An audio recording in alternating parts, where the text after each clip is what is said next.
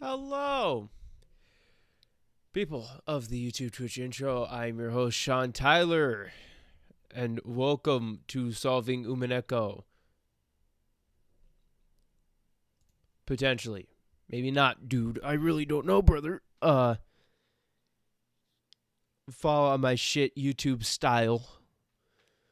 But a little update to the update video. The YouTube thing is not going to happen because apparently Twitch is way better at getting discovered than on YouTube. So I need to be discovered more on other shit because I don't know. Apparently. I don't know anything. So I'm going to be trying to solve Umineko, technically. Maybe. Just by, reading the fucking manga and taking notes and shit. Now, there's other things that I have. I'm just going to set them up here for now. But, video idea. I've over, 1,000 liked videos on my YouTube channel. So it becomes a thing where it's I don't know what is in that playlist anymore. So one idea that I have for a stream is I just go through and watch the videos playlist, and that could be a thing. Maybe. I don't know, but the special things that I have is Obsidian Flame box and the new one, the 151 box of 6 packs. So, here's my thought. One fell, so I just threw them both on the ground. Here's my thought. Anytime I get a good card on one of these things, in one of these packs, y'all sons of bitches tell me a hint. I might not open all of them. I might save them for the next time, because I doubt I'm going to solve this stream of 6 hours. I doubt that. I'm going to open them. Oh, also, the music selection for tonight, Umineko OST. Because I found a playlist on Spotify. Now, hopefully none of the songs have spoilers in them. And if they do, oh well.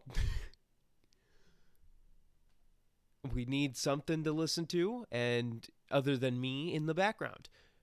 I doubt that there's English versions of these songs, and if there is, oh well. There's acoustic versions. I doubt they would have spoilers in the music. I'm not seeing anything that says English on it, so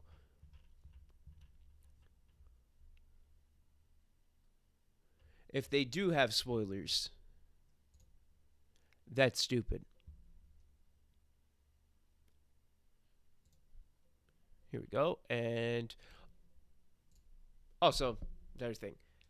Would it be better as a category if I didn't do just chatting? Who knows? That's what we're just going to do because I'm not playing a game, technically. Alright, I'm going to play the music now.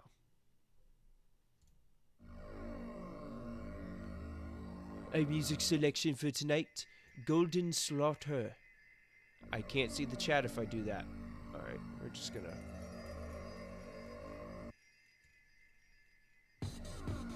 There's no real way of me seeing this music without not seeing the chat, unless I pop the chat out. But if I do that, then it's going to be a bitch to put back in. Alright, I'm going to open both of these before you get there, so I don't have to do it. That not even... How did knife not cut plastic? Tell me, how knife not cut?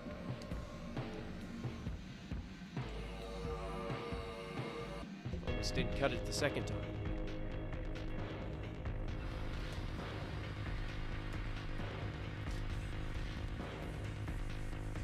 plastic that I'm going to throw in the trash to choke out a turtle.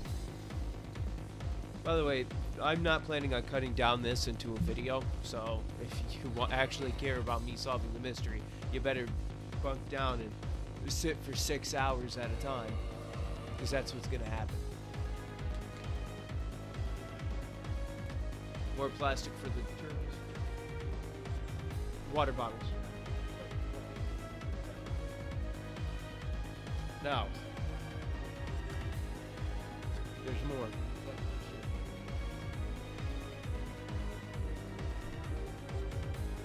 I don't know what I'm gonna do with these. Probably just have energies and shit in here.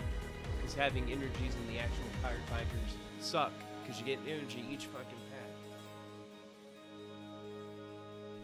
Alright.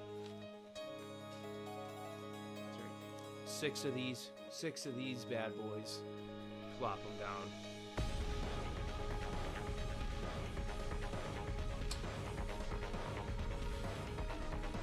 And 6 of these bad boys. We flop them down. And just to make sure. We're just gonna. Alright. Now the main question is, should I open? No, we're gonna go through what notes I have because I am reading it. I'm also reading it when I have free time at like my job and shit. So, like, don't. It's not just me being here. I've already read up to chapter 12 of the manga because I don't. Maybe I don't know. Alright.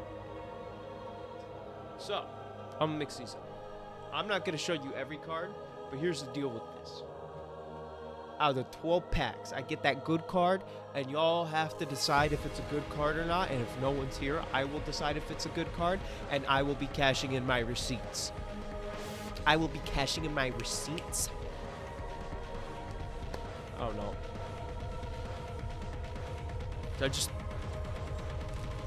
gonna do this. And then I'm just gonna go. Well, that's it. No, alright.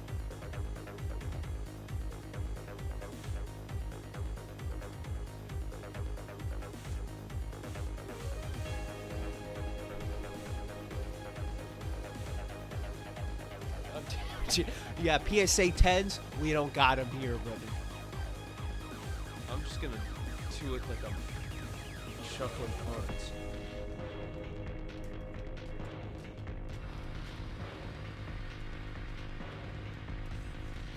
And with that card shuffling trick.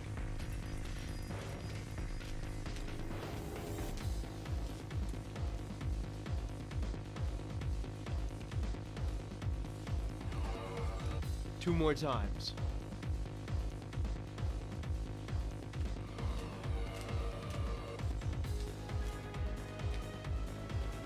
And then one more we should be set. I'm try and grab as much as I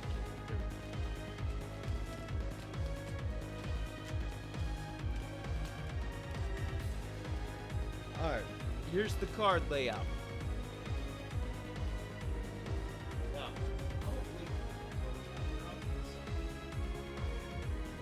Set them right here so you guys can see that I'm not fucking with them, because I want some element of cheating involved, because I am a cheater. I cheese the fuck out of things. Alright, so I'm gonna go to the live scene. I think I need to flip my camera though. I'm gonna constantly look at my phone all the time. So I like how the guy who's usually in here, Ozzy. Hey, don't worry, he's gonna be in here. All right. So the receipts will be cashed in this stream. All right. Transition.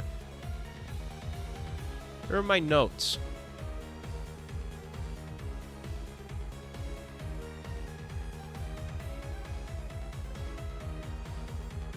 Okay, well, I gotta like make sure there's nothing special. I'm just gonna keep it up here. Alright, so I have written down who done it, why done it, and how done it. I'm gonna hide my camera because I don't want to see I don't want you guys to think I'm doing something weird when I have to fix my nutsack. Yeah, we're just gonna...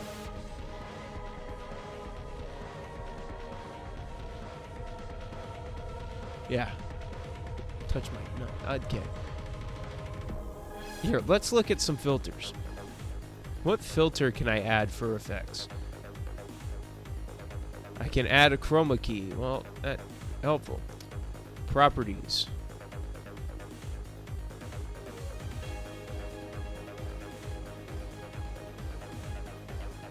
Flip vertically.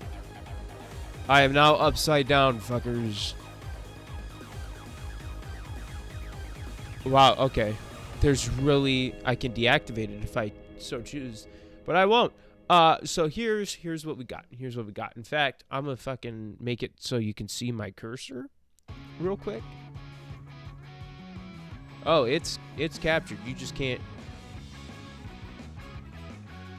really see. Oh, no, you can. I just couldn't see it. The song that we are listening to now is Night of Rose. Somehow I was so close to the mic that I literally had my chin onto the mic. I gotta lean back with it. Alright. Let's get started. So here's where we're at. We're at the who done it, the why done it, the how done it. That's the mystery that I need to solve, apparently. We have our suspects. Alright, we got the suspects. We got Badler. And these are all the notes I have specifically on them. He sensed someone watching him while walking by the Beatrice portrait, which is weird, in my opinion. So it's like his brain was already getting some stuff. First game, people supplanted the witch idea to his head early on. You know, simple shit. Kenzo, dead at beginning, so I'm really not worried about him right now. Delved into the cult, but it never worked. Had a Beatrice portrait painted a year before the events on the island, and claims gold came from selling his soul. We'll get into the selling his soul portion later that I have written down. Now, Joe, first game, first mystery, which is the letter, not the murder. One game, one M is the letter, essentially. He was playing chess with Kenzo, so he has no real fucking alibi because Kenzo didn't even exist. Kumasawa claims to know what happened to the gate that disappeared. Because that was something that happened. She was preparing guest rooms with other people, so she's good. Goda was preparing dinner alone. That's two people now who don't have an alibi for a letter. Genji went with Kraus to get Kenzo, so at least he's with somebody. Didn't mention the obvious blood on Natsu's door when there was blood on her door later on. He didn't mention it. He was standing there, and then Natsu mentioned it. He went, "Oh yeah, that's there. I was gonna tell you, but didn't seem like the right time." Sure. Shannon and Cannon were preparing guest rooms. Jessica stopped Kumasawa from telling others about the witch. Suspicious. And she was watching TV in the guest house, so she couldn't place a letter, supposedly, because they were all the cousins were watching TV together. Natsu doesn't like people making her a laughingstock for the Usho Miya family, but she was specifically by herself when Beatrice appeared in front of Maria. That is now 3 people with no alibi of the letter. Kraus allegedly stealing funds from his father while he fakes that he's still alive. Allegedly, even though we know that's true, he went to get Kenzo with Genji, as we have already discussed. As you can tell, there's 4 pages of notes, and there's going to be more. George tried to solve Inscription, but the hometown of Odawara wasn't the answer, apparently. Me solving the Inscription is like finding a needle in a haystack. He was watching TV. Eva, very vindictive against the main family, like Nazi and shit. Talking with siblings. Same with Hideyoshi, same with Rudolph. But somehow he knew he would die the first night. Very strange, in my opinion. Kairi talking with siblings. Ange, not there on island at all, not brought up until after the first murders. So she is more than likely not even remotely related to anything. Which I like how I wrote her down as a suspect. Just because. We got it. I'm including any person who's directly related to Ushiromiya's at this point in time, and that is Ange.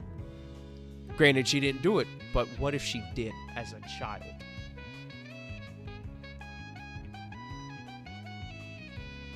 The fucking brain. Rosa literally beats the shit out of her child, has some remorse for it, and left the meeting with siblings at some point. Apparently. She was like lying down, if I remember right. Now, that's 4 people. 4 people unaccounted for. What song is this? I've heard this one before. I can't read Japanese. Don't even know why I looked. Maria has a good memory. Remembered exactly where the rose was. Someone made Maria think Beatrice gave her an umbrella. Maria is simply a 3-year-old child still, based off of what Badler said when he was like, yo, she got the mind of a 3-year-old. And she was watching TV with everybody. So that's 4 people. Red Truths, nothing. They have not introduced Red Truths yet. Additional notes. No, there's a few of them. First scene takes place a year before actual events.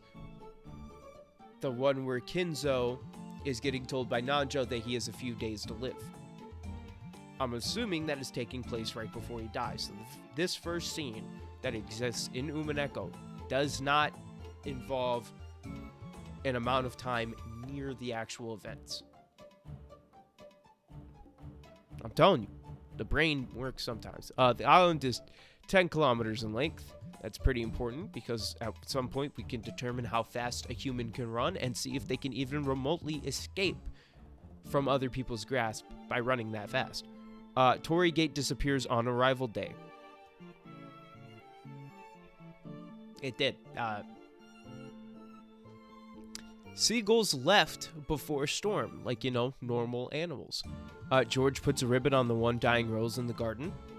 For some reason, Badler is the guest of honor. Badler knew about the witch when he was in the mansion as a kid, so he already knew about Beatrice. So his brain is just like, so that's probably why. If we go back up, here to sense someone watching him while walking by the Beatrice portrait. It was his brain going, yo, you recognize this bitch? You recognize her? She's gonna fucking kill you in 5 minutes. Let's see what else there is. No one believes the gold actually exists except for a small number of people. Very small, minute number of people. Someone knew about the charm and made it look like someone tried to enter Natsu's room and failed to do it.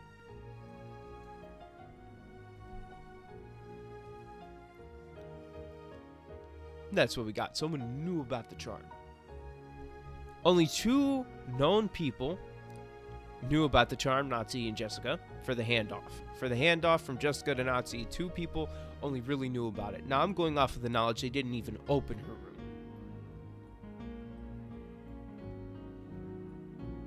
I'm going off of the fact that we're not specifically told that the room was ever opened. It probably was. But still, I like to think that Nazi is busy over here going, tape seal? Tape seal? All right, we're set. Let me write my signature on it. We're good. Jessica would have no idea if she actually placed it there, though. So if they didn't open the door, Jessica would have no idea if she did or not. It would have to be, you know, a thing, but they probably did open the door. It was already put into place that Natsu didn't really like the Ushiromiya family and also didn't like her own family. That was something I learned back in episode 5, based off of shit. But it was being discussed with her in her mind, with dead Kinzo, that exists. Maria is just plain creepy. I'm about to sneeze.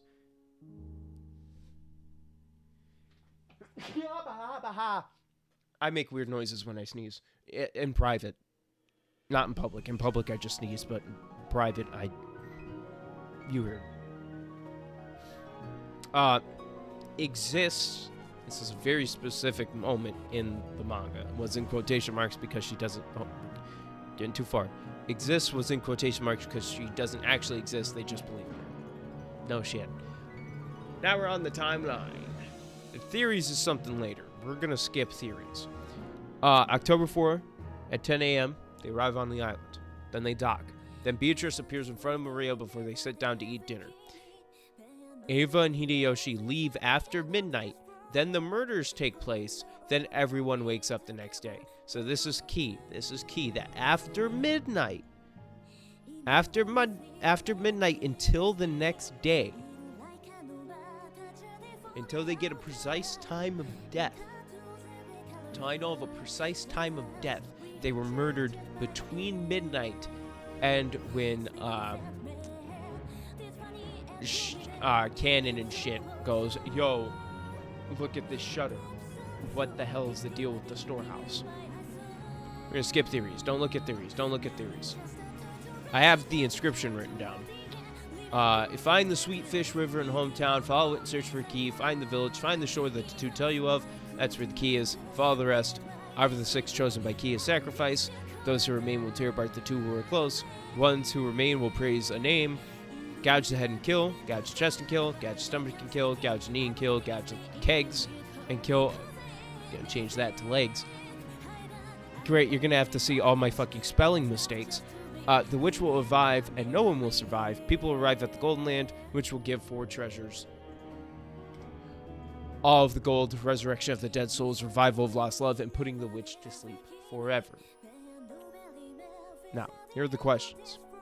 Now, these questions specifically may pertain to these bad boys right here. If I open this, I'm gonna ask you one of these questions. Now, some of these questions, I'm not sure on. Some of them, I'm like, you know what? I'll add that in because it is a question. What's the deal with the rose? Why was the rose important? Why was this rose important? Why the furniture thing? Why do servants call themselves furniture? Why was Badler needed for this family meeting? What does the inscription mean on the epitaph, the one written right down here? Why did Rudolph think he was going to die? Could anyone else know about the charm handoff? Could Maria be involved under the guise of helping Beatrice? Could she know what's happening? Who had access to Maria's journal? Because Maria's journal has all that occult shit in it. Don't they have a way to check if the wires to the phones have been cut or something? Because they're very, adamant that, oh, the phone lines are just out. Well, you're not going to check to see if somebody snipped them? Why did removing the faces matter? This is one of those ones where it's like, it probably mattered because then you can make it seem like somebody didn't really die. Are the servants that delusional, or did they actually get involved with the murders? Because they, really heavily believe in Beatrice, so I need to know if they're delusional. I ask if Maria is involved under the guise of helping Beatrice, because in the kitchen, during the kitchen scene in the first episode, when they're all looking around the same spot, there's 2 things. They either are delusional and they're involved. It's really 3 things. Delusional, all of them are involved, or they really just all want to fuck with Badler in the same exact way. Now we're on the theories. This is what I have written down. This is what this brain is cooked up. Torii Gate disappeared due to erosion. Granted, it's stated later that it disappeared due to lightning, but either way, it was not Beatrice's thing. It was literally just because it's old and it disappeared. Badler started seeing things because it got put into his head by Maria and Kumasawa that Beatrice existed. That's why he started sensing shit. He started being like, whoa, okay, hold up.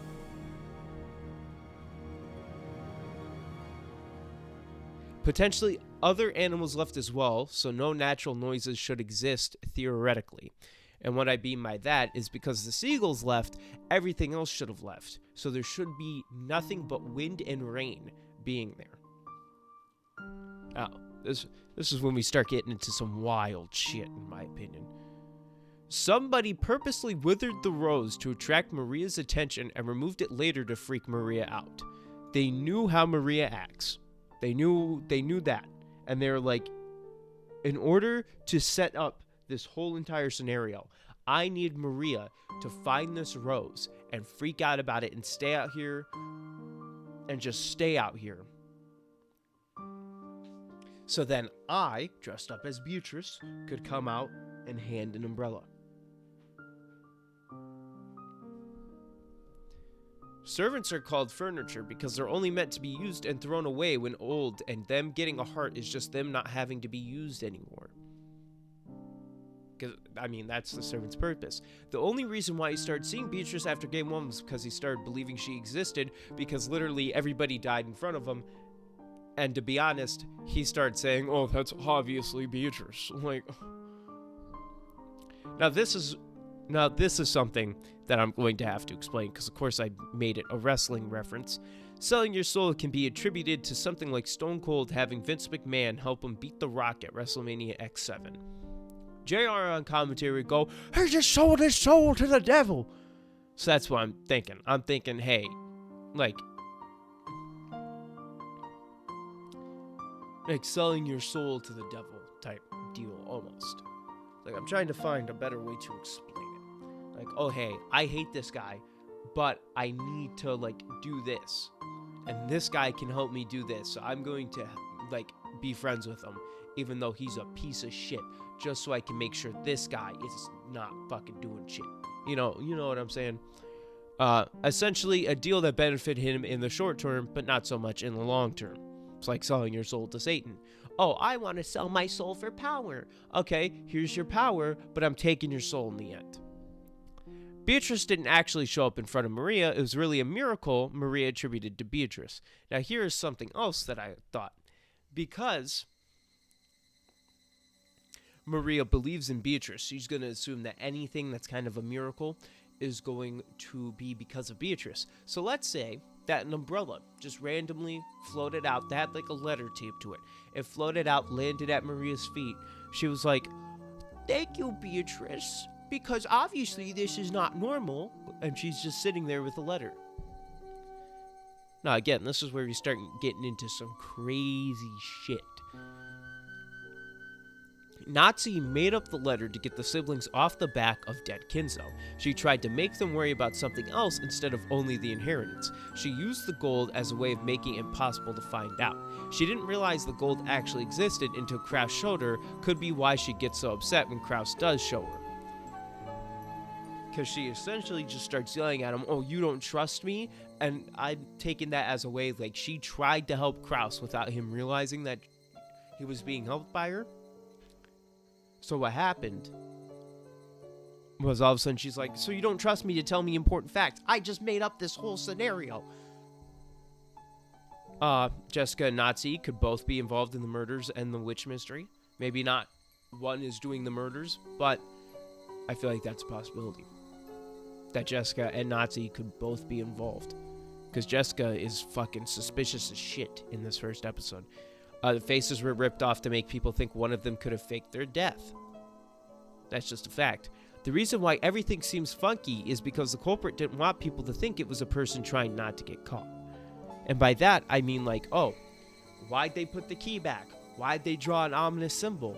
They want you to think it's Beatrice being like, hey, solve this because I'm killing you all. Instead of actually trying to figure out that it's one of them, because they're obviously not trying to get caught. But if they try that, then obviously it's going to be like, well, somebody just murdered these people. It's one of us. Badler brought up guys in goat masks, so that's why goat people started appearing later on. Because he was like, oh, goat mask people are probably going to show up. So, I mean, yeah. They never mentioned what ammunition could be shot from the gun. It could still be darts/stakes killing people from a distance. Also, there have been multiple guns in different episodes. Because Hideyoshi says that it fires live ammunition, or somebody did, and I don't think they ever specified what ammunition can be shot from the gun. Because I don't know about you, but blank rounds could be possibly... no, that's not really live ammunition, though. But I mean, Come on. Maria and the servants are 100% in on it, or they just fucked with Badler in the kitchen on the first episode. Those are my theories. So, could they all be wrong? Yes. Could they all be right? Also, yes. But the main thing is, I'm cashing in one of the chips. How many questions do I got? 1, 2, 3, 4, 5, 6, 7, 8, 9, 10, 11. Oh, I literally have almost exactly 12 questions. It's almost like I planned this, which I didn't. I literally bought these like a few days ago. First pack, 151. I'm gonna go to full can.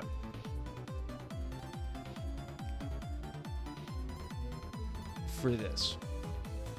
Not tampered with in any way, shape, or form. Why do I feel like it's not? Why do I feel like I need to? Hold on. I'm gonna mute this. Or just move it off to the side. Why do I feel like I don't know. I don't know. This thing doesn't autofocus. I don't think it does.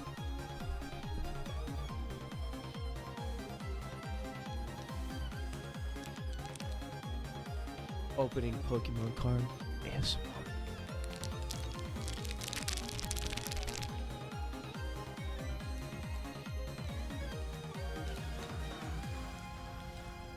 Wow, nice, smooth open.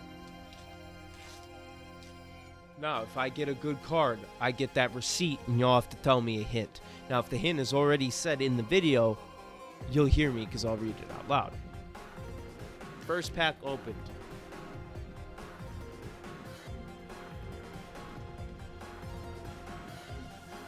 As you can see, first pack open.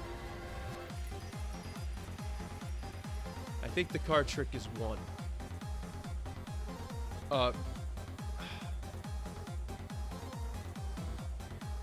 Here's the code for you fuckers.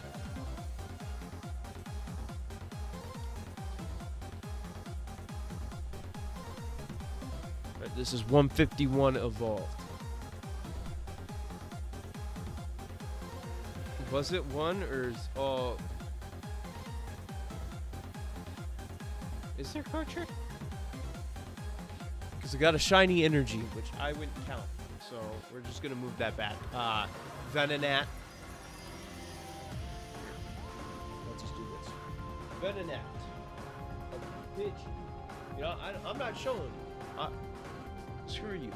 Metapod. Ponyta. Kingler. I think there's something on the back. Energy sticker. Rhydon. Magnemite reverse hollow. Here's what we got. Magnemite reverse hollow. Oh, there's something on the back. Machoke reverse hollow.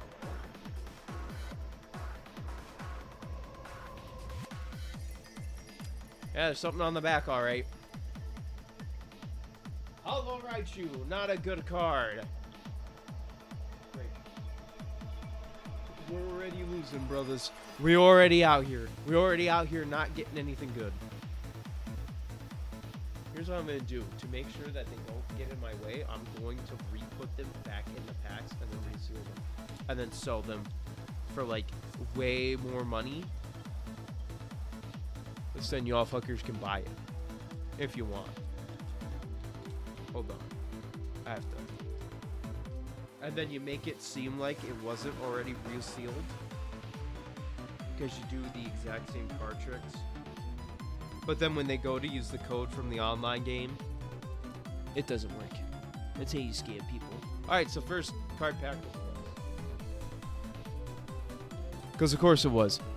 Alright, also, if there's anything you guys want me to look at today, just let me know. I have another tab open. So I can just be like, oh, you want me to look at this? Oh, it's true. It's some weird, wacky fucking video. All right, let's go back to the lives. All right, so here we're at. I'm on chapter 15. They just found the letter to. I can't zoom this in, so. Oh, This is going to be as best as you're going to get it. They just,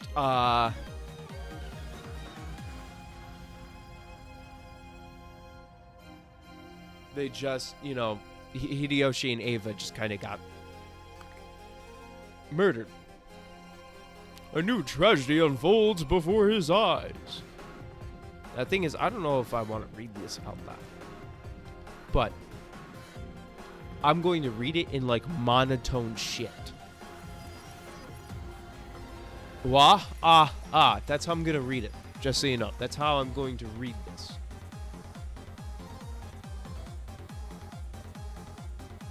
Hey, it's going to be a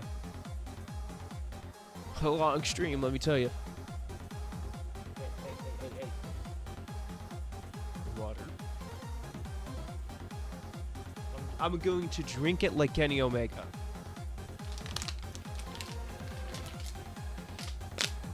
That's how he drinks it, which is weird. He does it for a bit, but he goes. He drinks it like that. Fucking stupid. The same scribbles yet again. What's this letter? What's inside? The culprit might have left his fingerprints on it. It'd be best to hand it over to the police without carelessly touching it. He left the letter here on purpose, so of course there wouldn't be any fingerprints on it. Nazi busts in with the gun. Shows her eyeball. Ava-san. Dead. This is going to be gore intensive.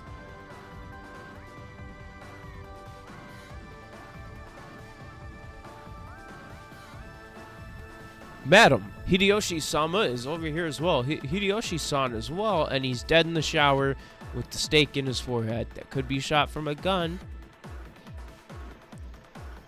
Second, Cannon, please turn off the shower. There's a limit to how much one should go through. Yes, Nacho-sensei. Postmortem lividity is showing rigor mortis has begun as well. Most likely it's been 1 hour since he was murdered, as you can tell by his face. But to have stuck a weapon with such a short shaft into one's skull, I cannot fathom how. Asmodeus, as some would say. When you look at that part without a blade, it seems to have the shape of a cone or a thick ice pick. Even so, it's an eerie and grotesque weapon. At any rate, we mustn't let the children see this room, especially not George-kun. Please, come close off the room as soon as possible. Father, mother, Natsu Oba-san, what's with all the commotion? George-kun, no, you mustn't enter. Crying because his mother is dead in front of him. Now, if you ever want me to change the music to Halloween music, I will. I call it Halloween music, but it's my music, and it's spooky. It's supposedly spooky and dark, according to Spotify, and I don't know what's going to play. Who did this? I'll kill him. I'll kill him. She's busy studying the door, the symbols. George-kun, cruel. This is too cruel. You bastard. Do you lack even the least bit of human compassion? Badler.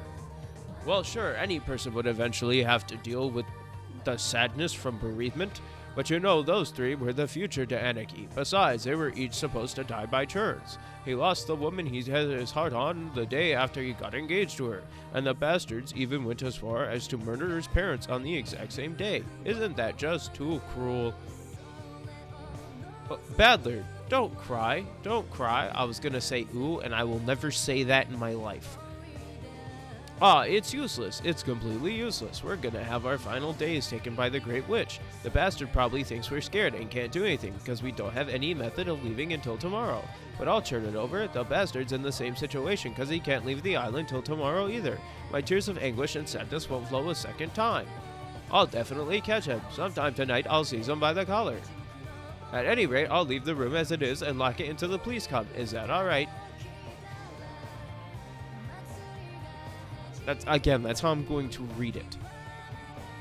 Before I picked up this letter, which the culprit apparently dropped, let us all examine its contents in the parlor. What's wrong, Maria? It smells, you know. Oh. The smell of burning flesh. So wait, my question is, okay. This is where we get a new question. This is question number 12. So, after Kinzo died, where did they put the body? Like, did they actually put it in the incinerator? Or, like, because that's the thing. I don't know how they would have gotten another body on this island to put in the incinerator. They would have had to do it before everybody showed up. Huh? Ah, Maria noticed it too. What the heck is this smell? Oh, yeah, it seriously stinks. It's a disgusting odor, like something strange being burnt. What the hell is this? Where's the smell coming from? I'll go check the kitchen. The stove should have properly turned off. Cannon, please go with Kumasawa, so that she won't be by herself. It's an unbearable smell that assaults the nose. Just what is it? Kumasawa, please turn on the ventilation fan. At any rate, we have to look for the source of the smell. George Aniki, do you mind if we talk? If it's to discuss how to find the culprit, then I don't mind. I'm putting my finger near my glasses, because it feels like I need to fix them, but I haven't done it yet. About Eva Obasan's guest room. The chain was in place, and judging from the layout we saw before, it's quite impossible to work from the outside. In other words, it was a closed room. Yes, out of all the methods to lock a room, using the chain would generally be the simplest way to create a closed room. And being bound by physical limits, it's impossible to enter the room from the outside. But Eva Obasan and Hideyoshi Oji-san were killed in that room. What does this mean? Then in other words, are you saying that the culprit didn't go in or out of the door? Heh, how interesting. We've been talking about nothing but doors since this morning.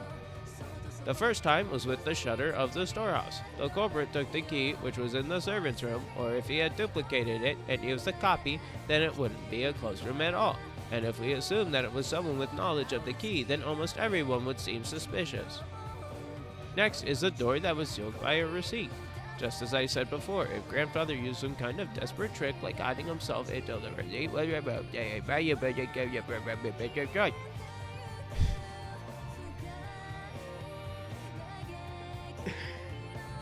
alright. Even if we suspect Nazi Obasan again. Hold on. Got some snot buildup, man, to swallow that fucker. If, like in Eva Obasan's explanation, Nazi Obasan had pushed grandfather out of the window and after locking it left the room, then you can't call it a closed room. Mom would do something like that. I believe Mom. Jessica-chan? As for the door this time, the guest room was sealed with the chain from the inside. The window was also locked from the inside, and the corpses were inside the room as well. It's a perfect closed room. Now, going off of no information of red truths, because I don't have any written down. The only ones I have written down are somewhere else, and I haven't been writing them down since that point.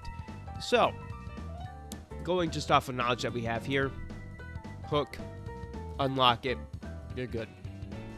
Hook, lock it, unlock it, do whatever the fuck you want, you're set. I can't suspect anyone anymore. The door chain prevents humans from entering the room. This time I'm not exaggerating when I say it's truly a closed room. It's impossible for humans to enter? Then did the culprit commit the crime without entering the room from outside of the room? Maybe with some method he could have. Yeah, since there's a chain, even if someone didn't go in, they could still open a small crack. If they had knocked and then attacked when the person inside was looking at their face through the crack. No, that's too naive. Eva Obasan's corpse was right near the door, then I think of that as well. But Eva Obasan was on top of the bed in the middle of the room. Furthermore, Hideyoshi Oji-san was in the bathroom. You can't see the bodies through the gap from the chain, and you can't stretch your arm that far either. It's just completely useless. Did everybody run up?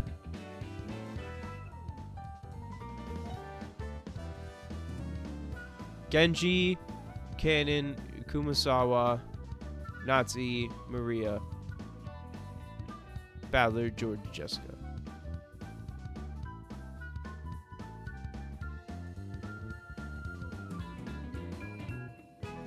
And then 2 just got murdered. There's someone missing.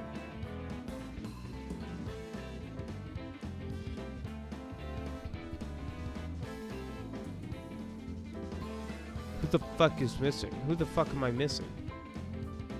Who is missing?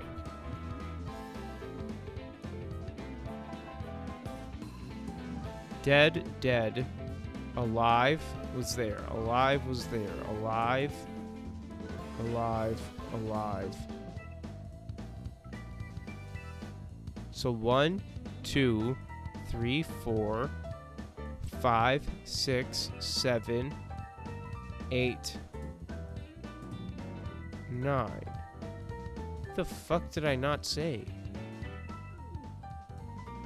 Did I say Genji, Cannon, Kumasawa, Nanjo, Maria, Badler, George, Jessica, Nazi, and then 2 are dead. Yeah, okay.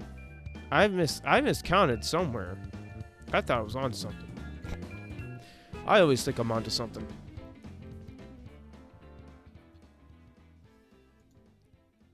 Satisfied. Badler, you didn't want to suspect any of your relatives, so you wish that the culprit was Beatrice, right? That's why Beatrice decided to grant your wish.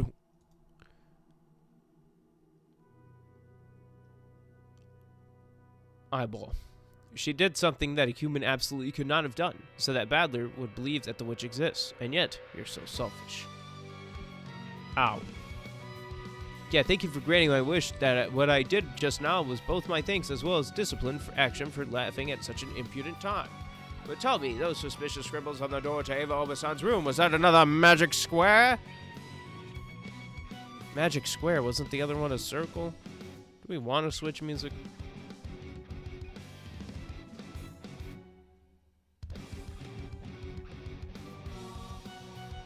Because, I mean, if you do, there's, like, I got a Halloween playlist, and it is October, so let's try it. Because there is a song called The Witch Hunt. Well, I don't know if you guys want to listen to Something Haunted by Goblin Cock. Yeah, that sentence left my mouth. God, there's actually a lot of songs on here. How many songs is it again? It's like 448 songs. If we so wish to listen to the Halloween playlist. Oh, it didn't work. But I can crack my fingers. Nope. That one's easy to remember because of its special shape, so you should at least have known that. Ow. I don't know, so I'll let you have all the credit. Stop complaining and start explaining. You brutal man. If you're this ill-tempered, then I won't tell you, you know? That's the first magic square of the moon. What are benefits in using that magic square? What's the meaning of it? The words written down is Psalms 107:16 from the Old Testament of the Bible. For he breaks down gates of bronze and cuts through bars of iron. There are 2 benefits to this magic square. First, it can open any door no matter what method was used to shut it. I say, in other words, this strengthens the theory that the Great Witch exists, since you need magic in order to get past that unopenable door, eh? The other benefit is in a situation where all doors are closed, you can choose an unopenable door and be able to open it. You can use it in a difficult situation and it'll grant you a solution. Veto's provoking you, you know? So either way, again, they knew about Maria's journal and they were like, yo, I can draw this and make my Beatrice case even stronger.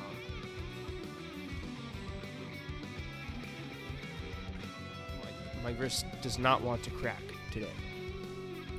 Does a human like Badler understand how to open this door? Ow. Alright, be quiet already. Good job. Excellent. I'll take on that witch's challenge. But how can you, to the 2 people inside the room, through a gap that's 10 centimeters at most? It's useless, useless, useless. It's not something you guys will understand. Kai, hi. Maria-chan, witches and devils don't exist in this world. I don't know if the person that killed my parents was someone we know of or someone we don't know of, but regardless of which, it's definitely a human. Ha? It's useless, it's completely useless. Kai, hi. Hurry up and recognize it. Maria's been saying this continuously since the beginning, you know? Kai, hi. Beatrice exists, you know? Kai, hi. Kai, hi. Kai,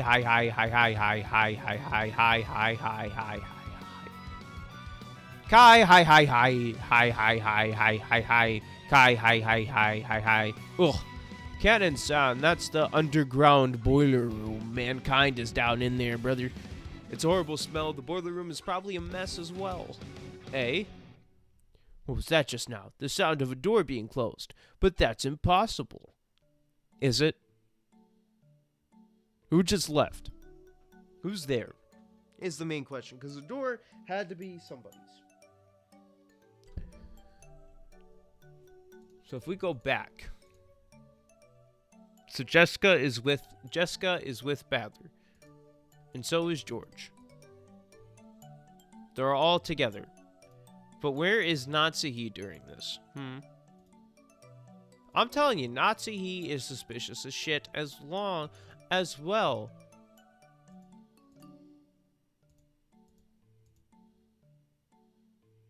Because she seems to be off in her own world. But how would she get to the fucking boiler room? Who is alive and who is not alive? Who is technically dead in this scenario? Because somebody has to be, in order for this other human to exist. That is not one of the normal humans. Just now, everyone was assembled in Ava-sama's guest room. So, right at this moment, there isn't any human that could be in the boiler room. Hi! Whatever, shut the doors inside the boiler room right now. There are 2 doors to the boiler room, one to the mansion and one to the courtyard. If he's able to escape through the courtyard, then we'll lose him completely. Cannon-san, you mustn't go ahead by yourself. You're over there, right? Can I use arrow keys? I can. I won't be deluded by your words anymore, Beatrice. The manifestation of the witch Beatrice. Alright, we're on chapter... Hi. You still can't believe in Beatrice Badler. Didn't Beatrice do something impossible for a human to grant you your wish? Ouch. Me just going, ow, is hilarious to me. This is a world of humans, Maria. Witches and magic, they don't exist. That's right, it can all be explained by humans and tricks. You're stubborn, Badler, even though Beatrice exists. Certainly after last night's perplexing letter arrived here, a succession of very baffling incidents occurred on this island. The unthinkable murder of 6 people by another conscious human's deed, grandfather's mysterious disappearance, the appearance of the magic circles, and how the murderer could have committed the crime even within a perfect closed room sealed by a door chain. Furthermore, it would be impossible for anyone to come in or out of Rokkenjima due to the typhoon. Looks like the 18 of us who gathered for the family conference aren't the only ones here.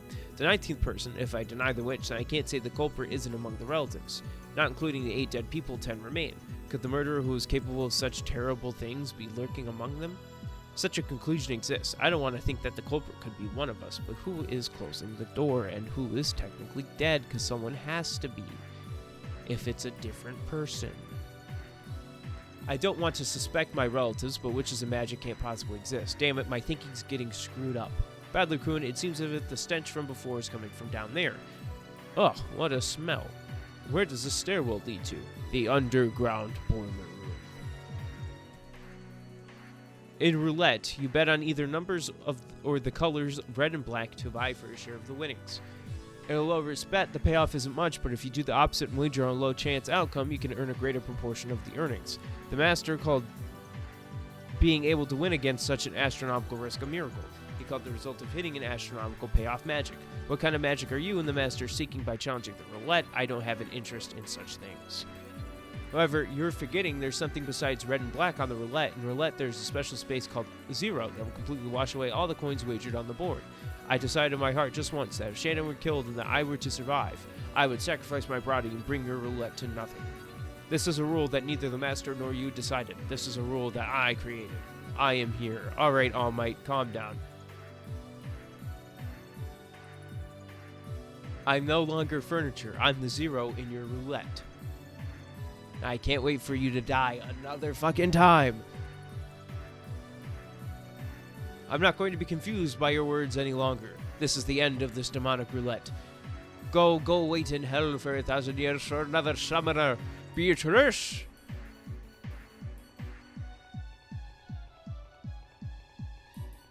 He's dead.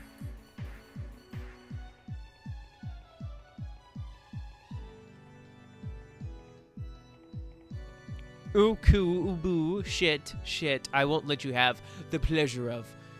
Hi, Cannon-san, hi, someone? I like reading it just shit, and I just punched my mic.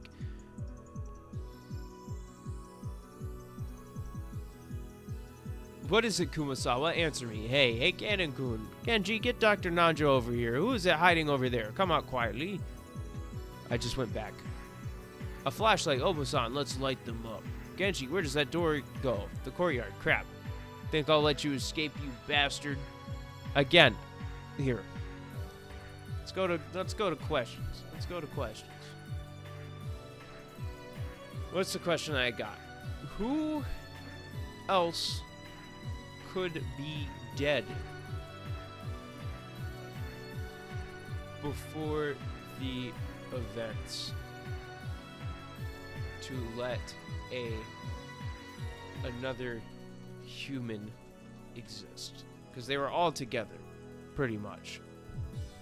So there you go. By the way, I already opened up a Pokemon pack and I didn't get fucking anything. So we're batting 0 for 12. We're batting 0 for 1 already. Genji, where's that door go to? The courtyard. Kanen-kun. Hang in there, Kanen-kun. Kanen-kun, damn it. Damn it. Eva, Obasan, Hideyoshi, Oji-san, and Kanen-kun. You killed 6 people. That wasn't enough, so you killed 3 more. Why did you kill them? Stop screwing around. Stop screwing around. Who are you? What's your goal? Damn it. And there's nobody. No doors are open. Okay, hopefully you get some more hints unlocked later if your luck is better. Maybe. Tick. Regardless of which door, they're all unlocked. That's how it is. The courtyard can't be entered from outside the mansion. There's no need for locks to protect against crime. Because of this, I don't know which door the culprit exited through. Badler-kun, running ahead by yourself was Badler-kun? So my question is this. I have another one. Unless those are stone paths that they're running on, wouldn't there be mud? So you can't just look where the doors go and see mud? They're probably stone paths, because he probably would have saw mud. You know, people, when they're killed, they can't come back to life again. Why did you kill them? Why would you kill them? Why? Ooh-wah, ooh-wah-ah. I feel like I'm about to sing Disturbed. Badler-kun, you are a kind child who understands the pain in people's hearts. It is alright. You, George-kun, Maria-chan, and Jessica, I'll definitely protect you all. As a mother and as the representative of the Ushiromiya family. When tomorrow arrives, the police will come. No matter how the culprit struggles, he cannot escape from this island. Genji, how's Kanen? Dr. Najo is treating him in the servants' room. Jessica, Ojo-sama, George-sama, and Kumasawa are attending to him. Is that so? He's hemorrhaging badly. Dr. Najo's treatment will probably be futile. That's the weapon that wounded Kanen-kun. I get the feeling... Satan! I get the feeling that there's something a little different about the demonic design of the handle, but it's the same as the things stuck in the middle of Eva, Obasan, and Hideyoshi Oji-san's foreheads.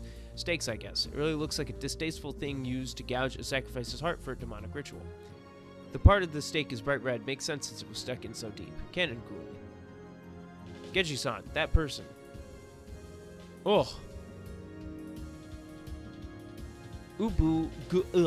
That stench from before seems to have come from this scorched body in the incinerator.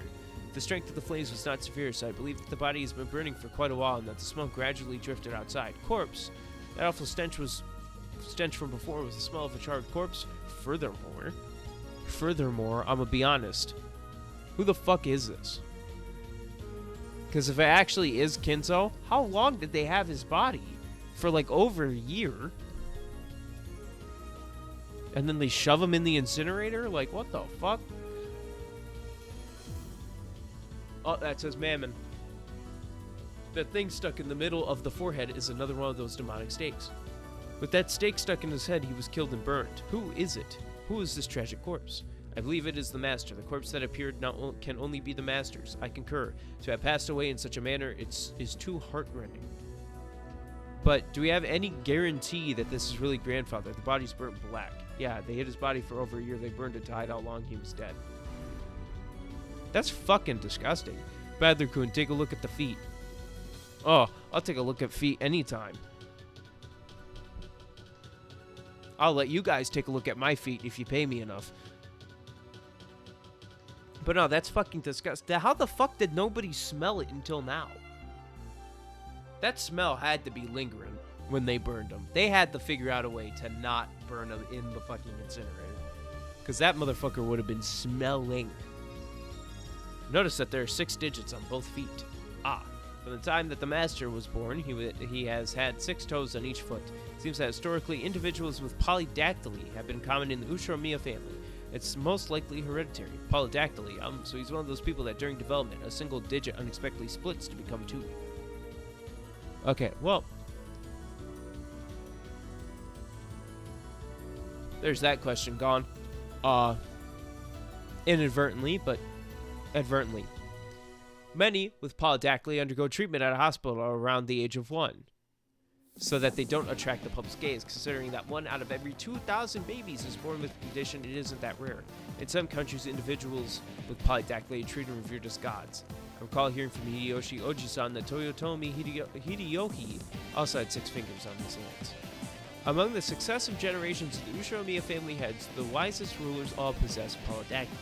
So that end, on the occasion of father's birth, he was heralded as the return of the wise rulers by his relatives.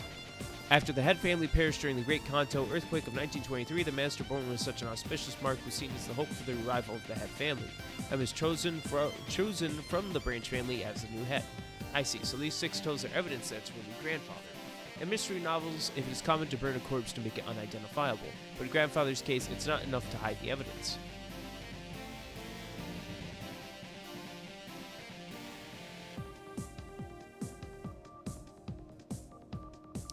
So Cannon is dead, but you are given these red truths about his death. All of the survivors have alibis. Let us include the dead as well. In short, no kind of human or dead person on the island could have killed Cannon. Cannon did not commit suicide. Well, we'll get there. We'll get to me reading that, more than likely. But in grandfather's case, it's not enough to hide the evidence. The ring of the head is missing from his finger.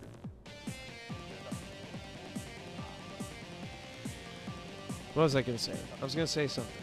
Shit.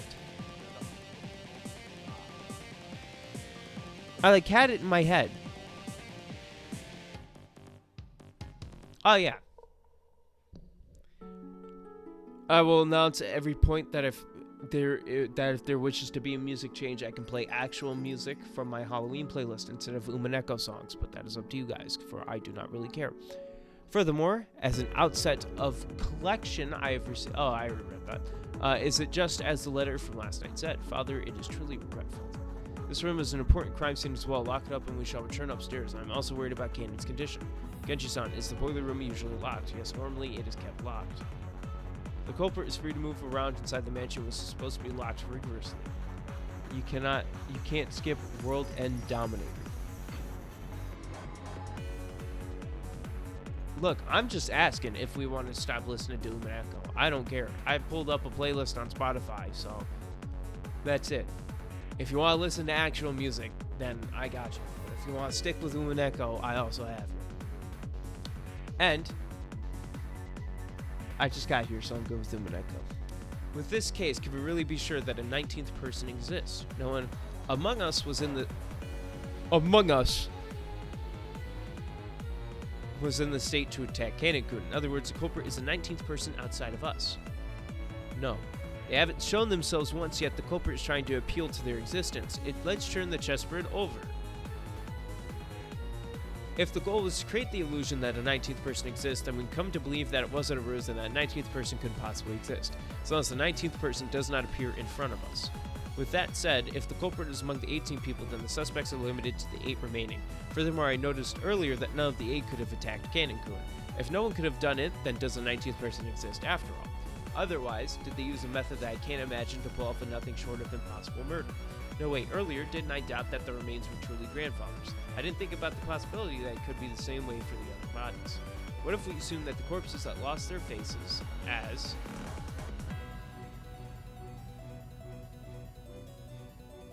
Okay, what if the culprit prepared a substitute body beforehand and faked their own death? What if they hid somewhere after committing the crime?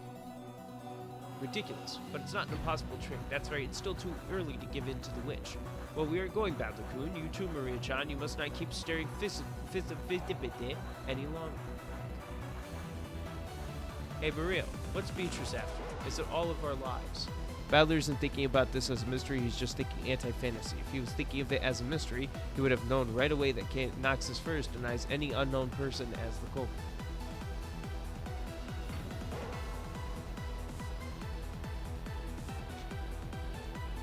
Yeah, Badler, a guy who, if we take this as face value, a person in real life is believing that a guy's laws for mystery novels, mind you, novels, books, fiction.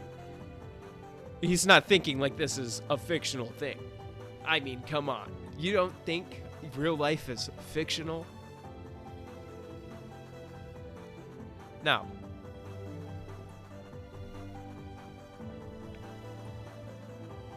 this is weird. She knows. She knows. She knows. She's not saying shit, but she knows what the fuck is up. Kai, hi. Beatrice will soon revive. At that time, none shall be left alive. How can you everybody dies? We bring that back. How can you laugh like that? Do you think you're the only one who's safe? Why aren't you scared? Why don't you feel like you're in danger? Beatrice promised me Maria will be taken to the Golden Land. You know, over there are no obligations. Everyone is together forever. It's a wondrous place where everyone acts kindly to one another for all eternity. Everybody dies? You know what? I can fucking play it right now, but I'm not going to. We're just going to continue. Maria adores Beatrice, but she has been together with us constantly, always has an alibi, and hasn't done anything suspicious. So there is no 19th person, supposedly. But they can't be related. The pure and obedient Maria that I know and the Maria in front of me aren't related. What the hell kind of person is Maria? I missed the Stone Cold bit. Well, you won't get it today. I like how I missed the Stone Cold bit. Okay. Yeah, that... I mean, I could just do a Stone Cold impression anytime that I want, Sean. That's really not something I can't do. What?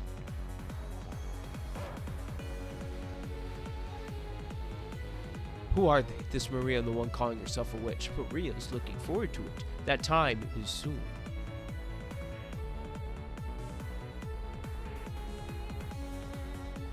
Look.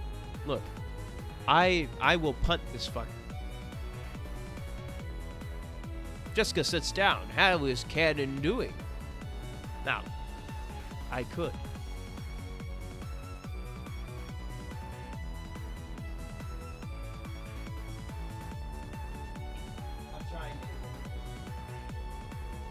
I'm trying it again.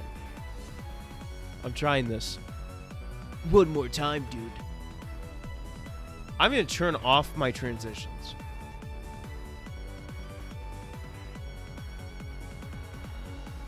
Just so it's easier. So, we're going to open an obsidian flame real quick. See if I can get a receipt for a hint, cuz I don't want to use it right away.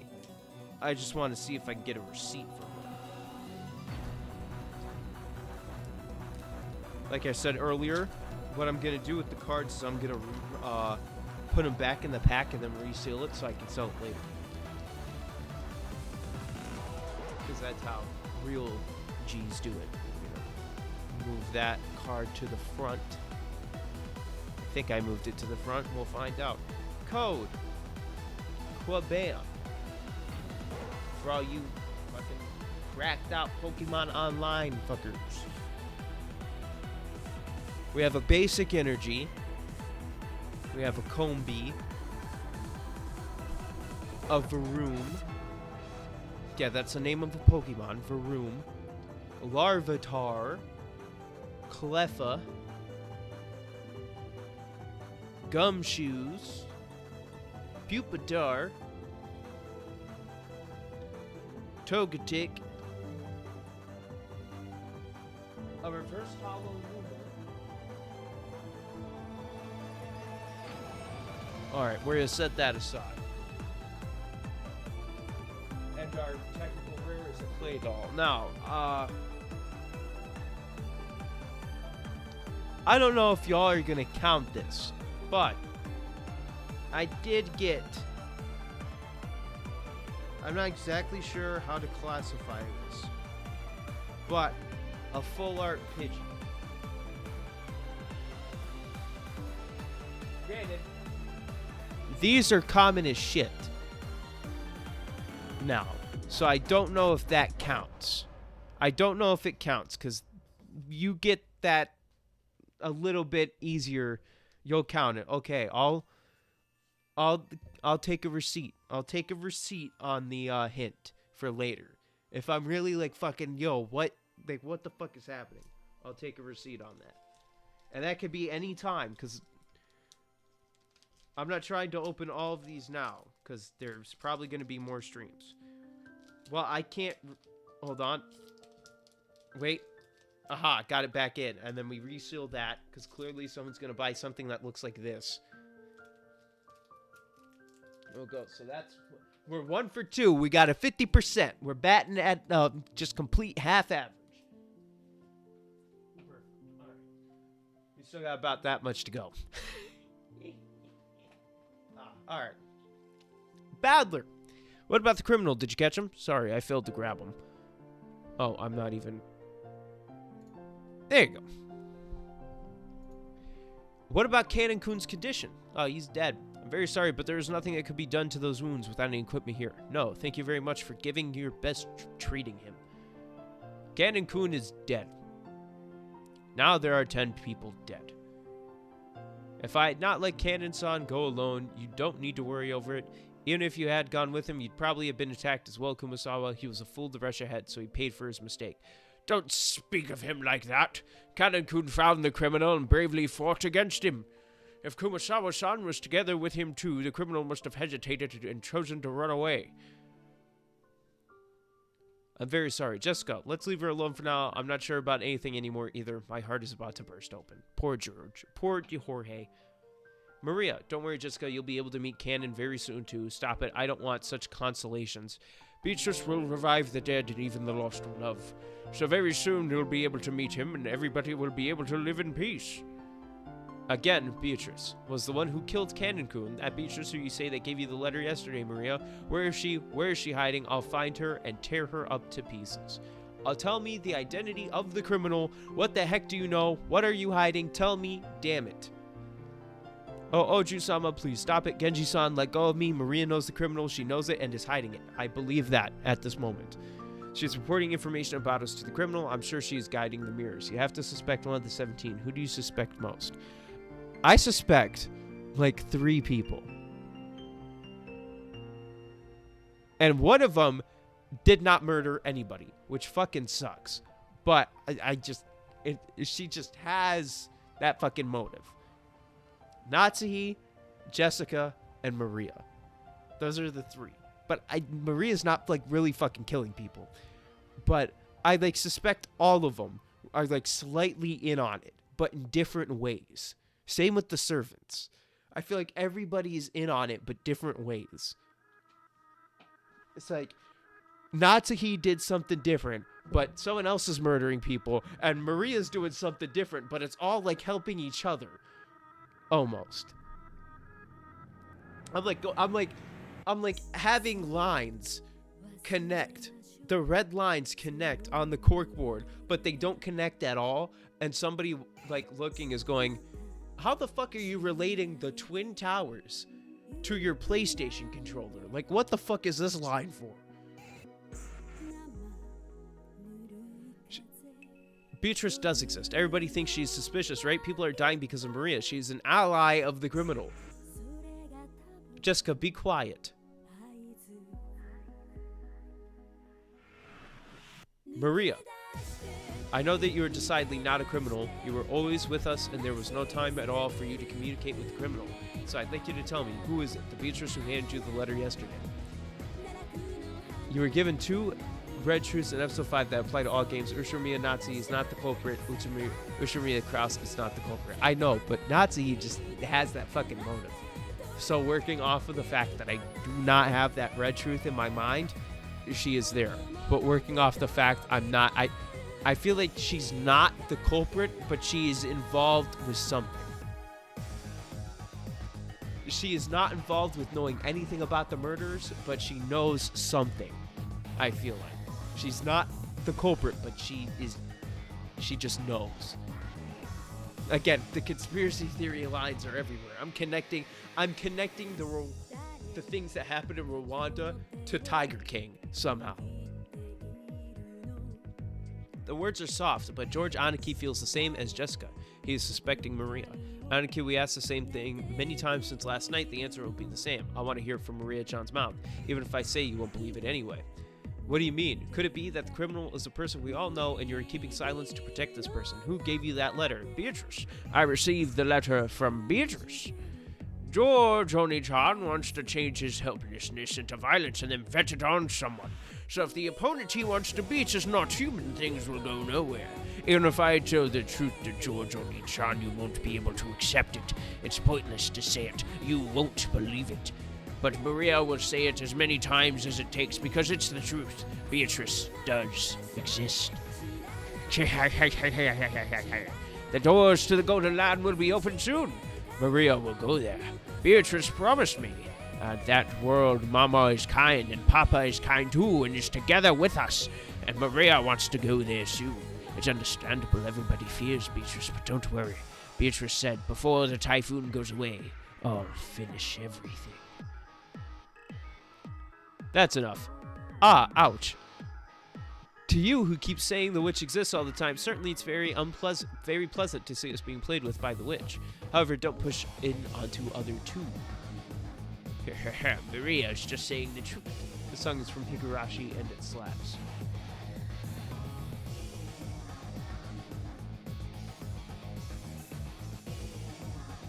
Well, I'm on an Umineko playlist, so you gotta blame, here, I'll tell you the exact person on Spotify who made this playlist. Adriano.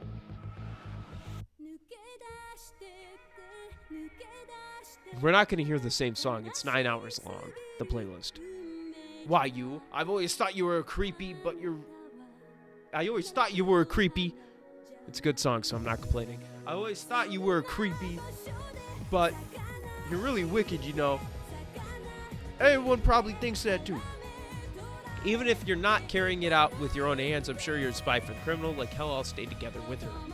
Maria-chan, know that there are times when we need to refrain ourselves from imprudent talks. If you insist on instigating chaos and disorder any further, Oba-san will get angry too. And then she looks like this. Because I'm telling you, she's like, yo, fucking stop. Fucking stop, because somebody ruined my plan of something. Nazi is a fucking schemer. Anyway, now is not the time to have Discord. Seeing that the murders went so far, we the ones who remain don't have any guarantee of safety anymore. Don't remind me of Discord. Holy shit, I remember when that letter came up and I was like, you motherfucker. The criminal is going in and out the mansion at his will. Until tomorrow, we'll have to concentrate on protecting ourselves. That's right, for tonight, we can take easy on the search for the criminal. Now we should better look for a place to confine ourselves. Confine? I agree with Badler-san. It's already over 8H. Everybody must be AL ready at their limits of both mind and body. We'd better move to a place where we can rest our bodies until tomorrow and have a minimum of relaxation. No, a minimum of relaxation. But, you know this place where we can have the minimum of relaxation. Where is it? It seems that the criminal is something like a master key. For the sake of the preservation of the scene of the crime, I did not check it out, but the keys of one of the servants might have been stolen. There are several master keys during service time. Each one of them should have been carried along. Assuming that the master keys were stolen, is there a place where even those keys cannot open Kinzo's study? I reckon the servants are in charge of keys to all the rooms, all of them in the mansion and in the guest house too. In other words, no matter where we barricade ourselves with locks of whatsoever, it's meaningless. Great, if you're coming, then come. I'll have you pay me back. Calm down, Jessica. However, there's only one place where not even with the servant's key you can enter. And where is that? Yes. It's the study of the master. Grandfather's study. In that study full of grandfather's strange black magic hobbies, I'm against it. I don't want to enter grandfather's creepy room. Genji-san, how many keys are there with which one can enter that room? It's not. I literally just moved my mic closer to my mouth. That's all I did. My mic is now closer. I'm going to show you where it was. It was all the way down there. That's how far it was. And then I went, well, actually, it was more like that. It was out of frame. You would not be able to see it. But now I went, let me move it up to my mouth and actually have it be normal. It's a lot better when it's closer, yeah, because I see YouTubers with it closer. Now, I don't know where the mic positioning was, but it's gonna just be here. I feel like an old man. I gotta, like, Alright. 2 keys. One of them is always with me. The other one was in possession of the master, but earlier I took this from his corpse in the boiler room. Originally, I should have left this key at the scene too, but I received orders from the master to be sure to protect the study in his absence, so I've been entrusted with these. So the only 2 keys are with us. I see, so it means Kinzo-san's study is a safety zone. That place has bed, sofa, blankets, water in the sink, and a refrigerator too, and I guess we can't complain about the space there. So it means that we who used to sneer at grandfather for confining himself in the study will now barricade ourselves there. I don't want that. We should just wait for the witch to appear in the parlor. If we get our revenge there, no, you won't. There's no need to face danger to expose the criminal. Tomorrow the police will come. I think we should move to Father's study. Now that place is probably the safest one. Even though it should be safe there, the criminal took grandfather who was confining himself in the study out of there and killed him. We can't say for sure it is safe there. Badler, that is false. I have my doubts. If we think that grandfather left the room for himself after letting the receipt go past, as in your theory, Badler-kun, maybe it is worth trying holding us confinement there. I see. That might turn out interesting. To attack us secluded in the study, the criminal will have to make use again of the same trick as in the time he took grandfather out of the study. This is a chance to make him show it to us right in front of our eyes. What do you mean, Badler-kun? Thinking by turning the chessboard around, it's obvious that the criminal is behaving in order to make us think that she is a witch. If she's really a witch, she will just need to show some colorful magic right in front of our eyes. However, not doing that would be because she can't use magic. That's right, the criminal is a fake witch who pretends to be a witch, and for that reason, the fake witch who broke the closed room before with the non-magic method won't be able to open the door of the study again before our eyes. If she's really a witch, Sama, she'll have to show us how she'll open the door with magic. I gotta itch my eye.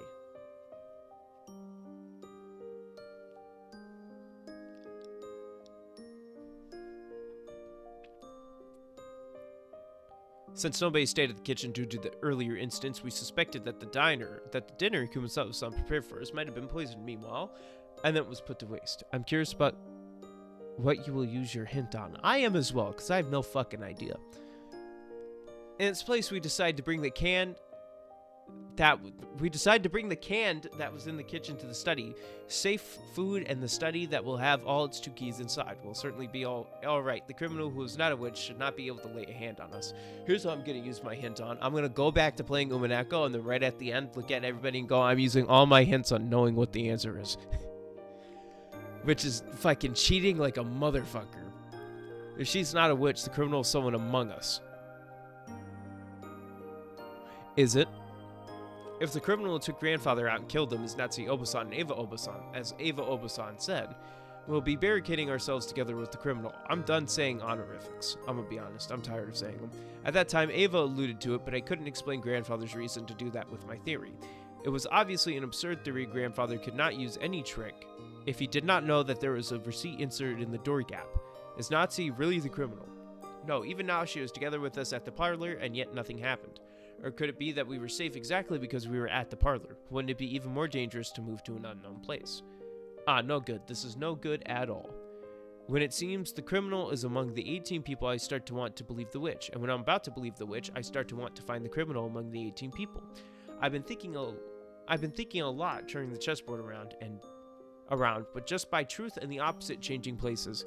My ideas are not advancing even a single step, are they? Kairi. If Kairi were here with me, Kairi's checkboard thinking is amazing. Dad relies on you a lot. With a co-worker like this, Dad's company will go smoothly. You're so exaggerated, Badler. I want to try it too. It's so fun. It looks like we can read any move the opponent might make. But you know we can't blindly believe it, Badler. The foundation of the theory of games, which is the basis for the chessboard thinking, is mathematics. There are limits for reading the behavior of people using mathematics. I forgot how much chess talk there was. Holy shit. Badler is literally running in circles for all the questions arcs, and he never solves anything. Lol, pretty much. He straight up, this sums it up right here. When it seems the criminal is among the 18 people, I start to want to believe the witch. And when I'm about to believe the witch, I start to want to find the criminal among the 18 people. This literally here is just him the entire fucking game. Like, just straight up. It just actually just is him. In the game we call chess, we assume that both sides seek the victory under the same rules and advance in the game using their best moves so we can read inside each other's moves.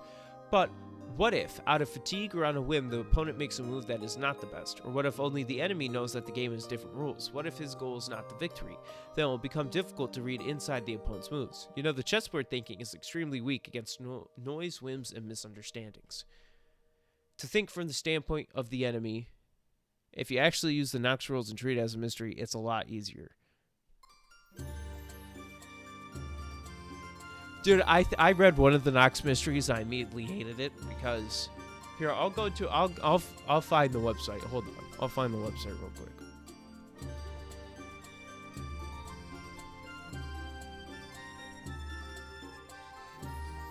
Because I fucking hated it. I literally looked at it and it says this number 3 on writingclasses.com because I didn't want to click on anything with Umineko on it. This is literally what it says. Not more than one secret room or passage is allowable. And it's like, okay, nice. And I hate it. I hate it from that because then it implies that a secret passage can be used. But it doesn't imply anything else. And that's from this website. That's a translation error, probably. I have no idea. It's like a secret passage can be used if it's foreshadowed. Because the other thing is talking about specifically poison. And I'm like, well, that's the scientific, thing. The poison is the scientific thing. Hold on, I forgot. I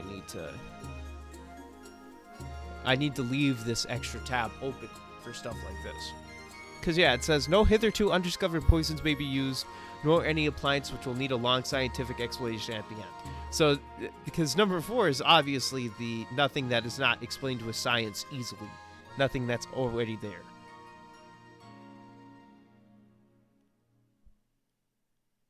But then there's number 9. These ones fucking suck. The ones on this website fucking suck. Because number 9 is the stupid friend of the detective, the Watson, must not conceal any thoughts which pass through his mind. His intelligence must be slightly, but very slightly below that of the average reader. And it's like, what the fuck did I just read? But out of all of them, number 5 is the only one that's still there, which is just no Chinaman. Because, of course, that one has to stay the same. That one can't be translated differently. There's one I looked at and it started doing like modern versions, and I was like, why? Why are you doing modern versions? So yeah, it just becomes a thing where I'm like, okay, you know what? I'm not gonna worry about trying to decipher that for right now.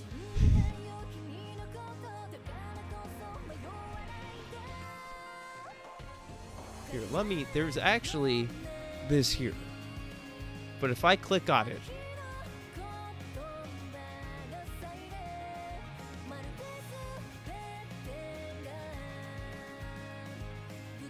wait.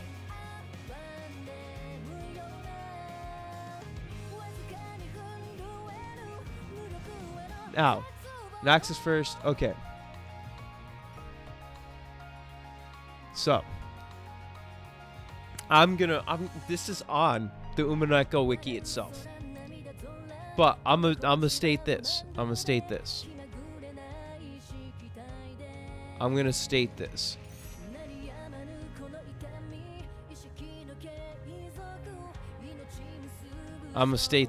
From the wiki itself.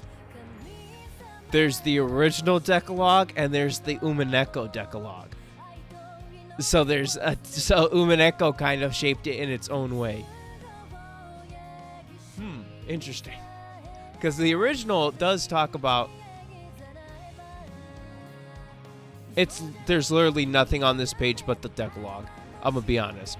Like, it literally does not say anything but the Decalogue. If I read even an iota of a spoiler, I would have left immediately.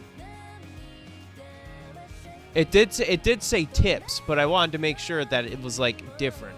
But it did say tips on there, but I didn't read any.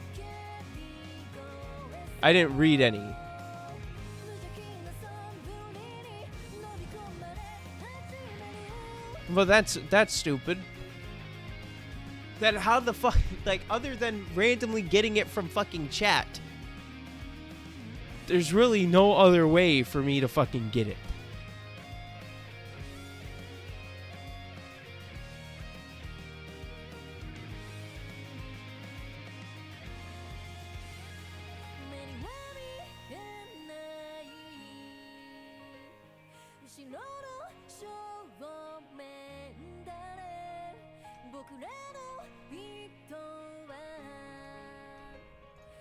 Alright, let me, hold on.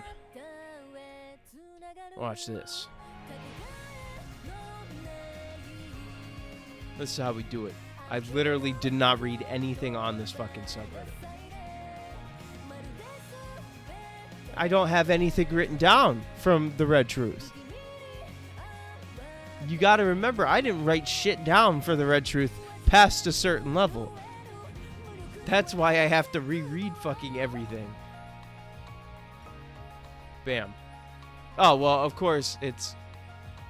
Oh, well, there's just a random picture that I didn't want included. So we're just gonna fucking delete that, I guess. We're just gonna get rid of it all. Because I'm not even gonna fucking try at that point. Just fucking delete it. That didn't work. I did not see what was on that picture, so... Don't worry. I'm set. I'll just fucking copy and paste the shit that's in here. Wow, that could have been disastrous if that was a fucking spoiler. Thank God I did not see what was on that picture. I'm gonna be honest. Holy shit. I was so close to cheating. There you go. We're just gonna fucking do that.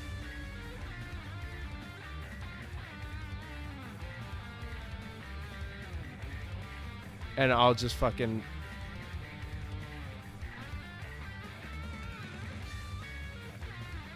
I'll fucking go through that and fix it later.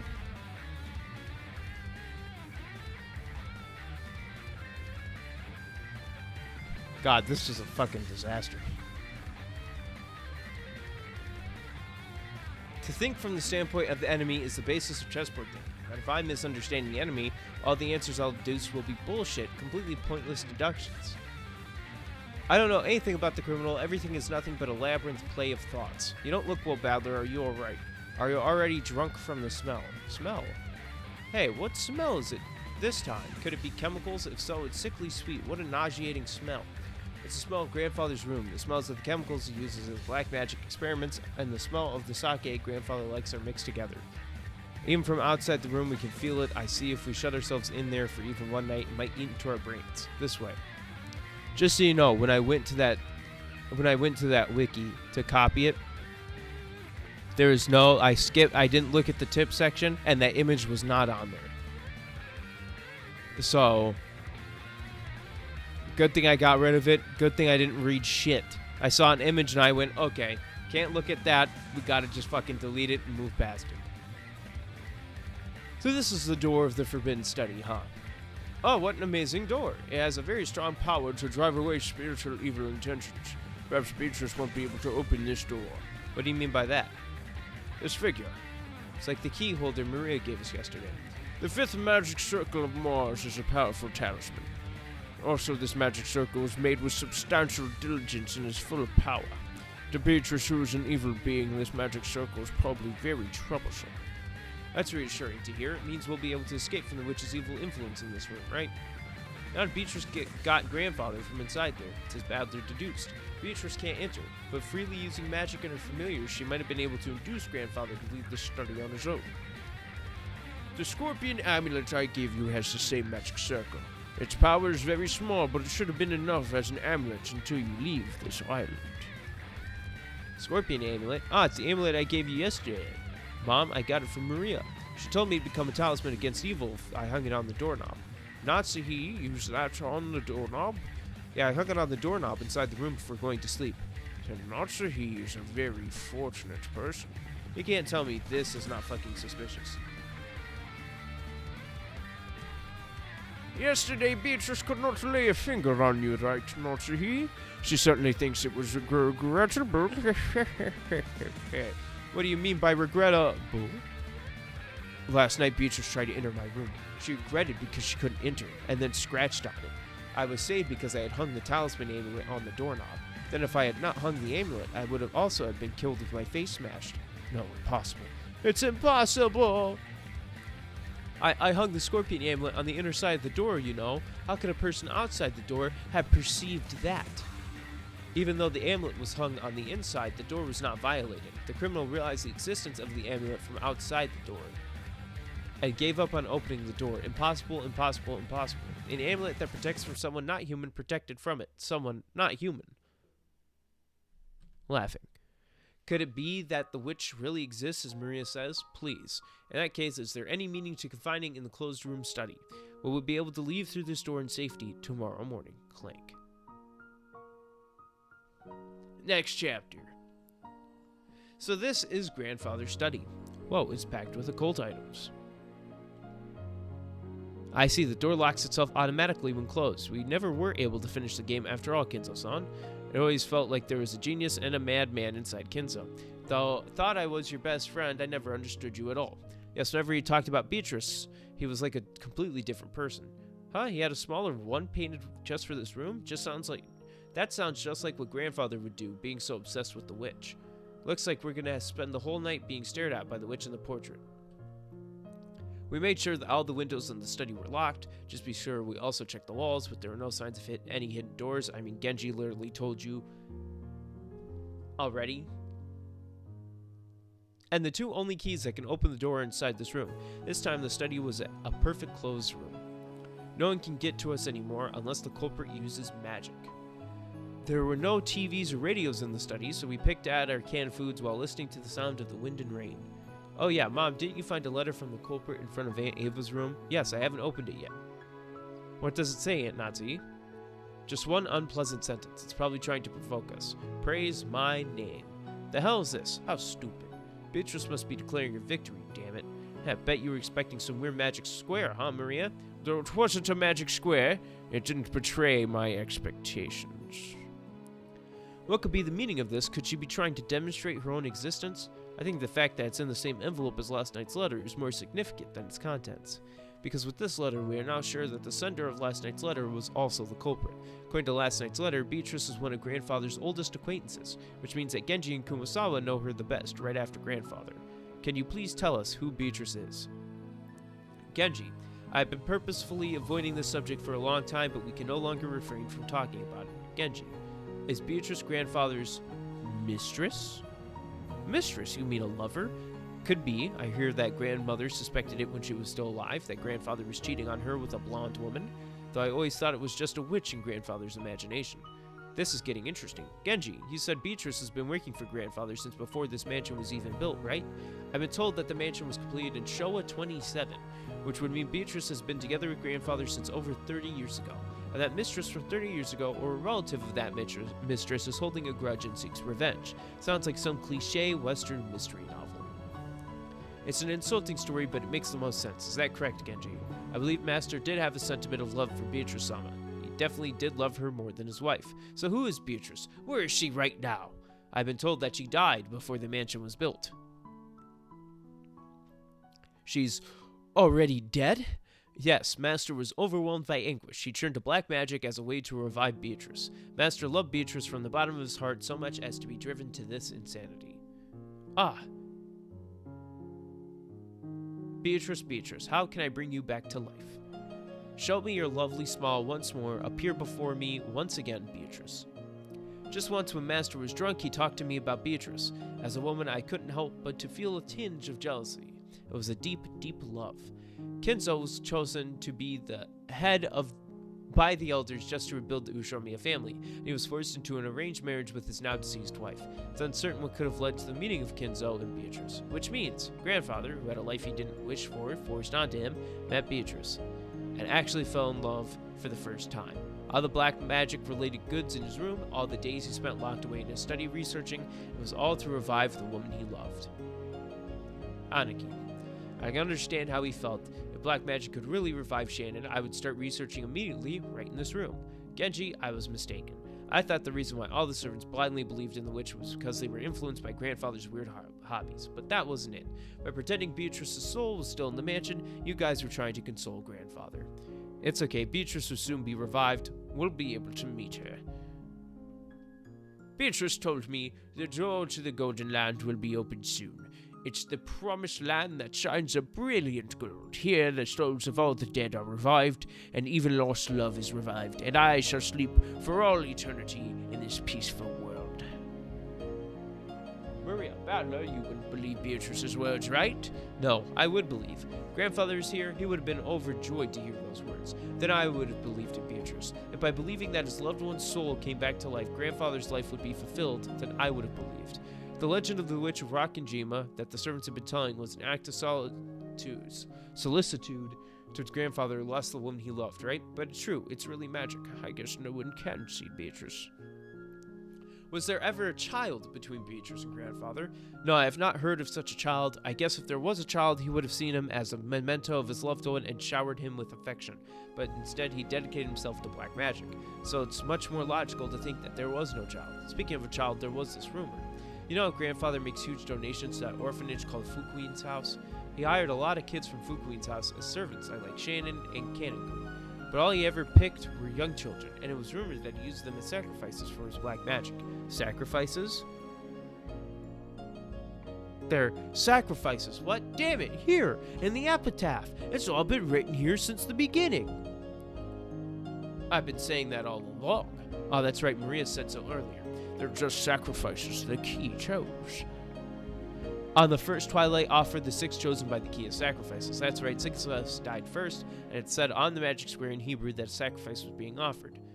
Badler, that's what it means. All the murders so far have been done according to the epitaph. On the second twilight, those who remain shall tear apart the 2 who are close, and Ava and Uncle Hideyoshi moved away from the crowd and stayed close. By being killed, they were torn apart.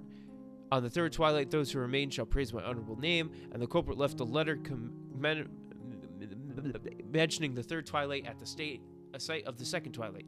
On the fourth twilight, gouged the head and killed. The fourth twilight must have been Grandfather. He had his head gouged in. On the fifth twilight, gouged chest and killed. Kaneko was killed because he accidentally stumbled upon the culprit. The culprit was planning to lure someone in and pierce them through the chest when they're alone. But if the culprit is acting according to the epitaph, that means 3 more people will have to die. That's probably what they want, and on the ninth twilight, the witch comes back to life. These aren't instructions for finding the hidden gold. They're steps for some black magic ritual to revive someone that requires a large amount of sacrifices. And not see how many people are there usually on this island. Currently, we have 5 servants staying here because of the family conference, but we usually have 2 or 3. And with us family, that makes 6 to 7 people, which means there's usually not enough sacrifices. To gain more sacrifices, he hired more servants, and on top of that, today and yesterday, a lot of relatives have gathered here on this island. The family reunion is the perfect chance to carry out the ritual.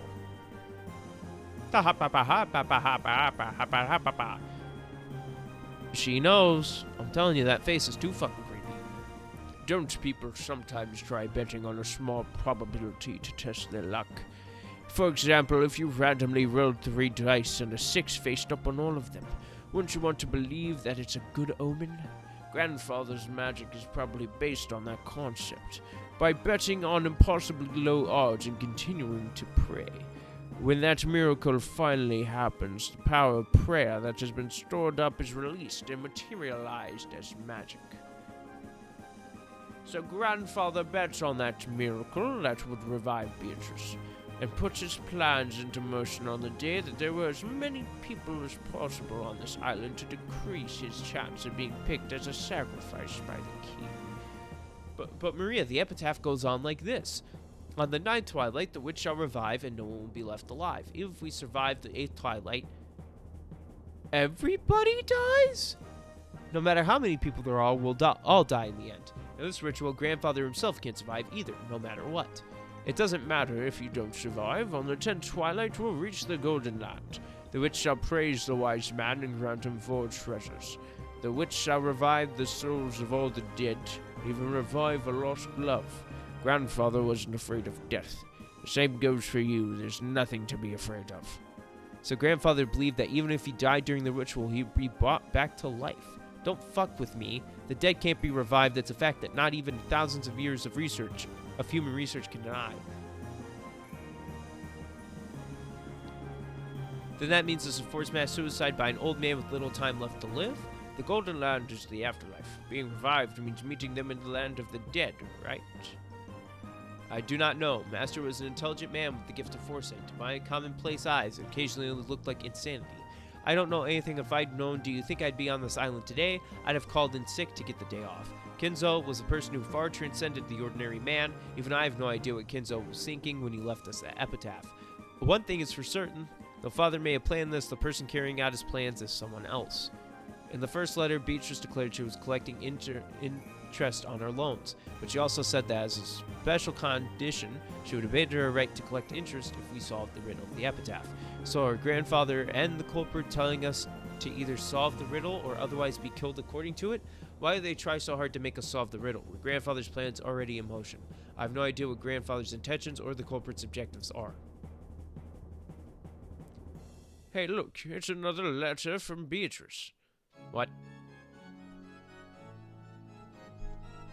A new letter? Oh, this is where they kick everybody out. And then the Discord letter.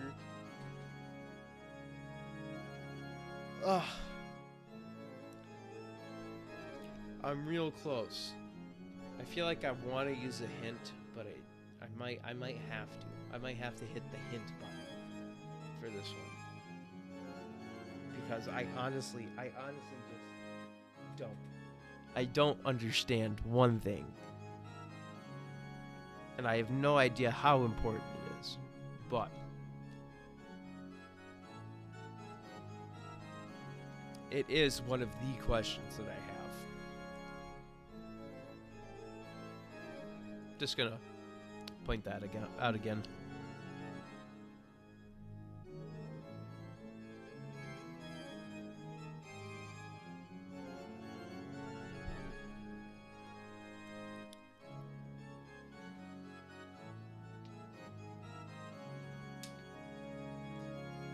I'm obviously gonna use a hint on this question right here, which is false. I'm not. Don't fucking do that. Don't fucking make me use my hint on that, damn it. Do I use this?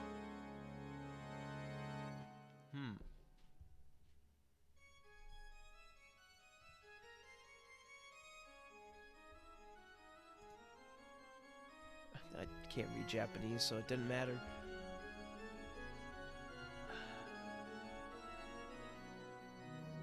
Open another pack and see if you get a second hint. Well, I already have one hint. So, I'm fine with using it up. Now, that right there. That's what I'm feeling the hint on. Because I don't understand where to even start with the epitaph. I feel like it's important to solve, but I also don't think it is at the same time. So it's kind of like, should I even be looking into it? Should I even care about this epitaph? Or is it just there? Is the thing.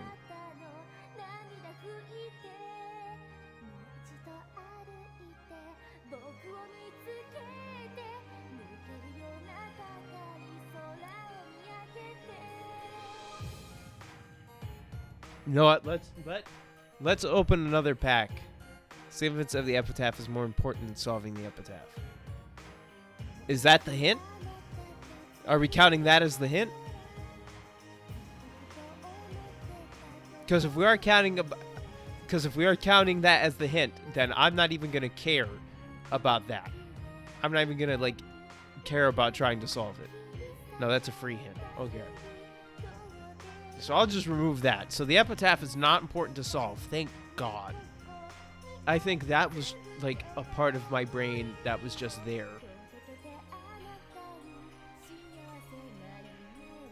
Do I have any other ones that I want to give a hint on? Not really.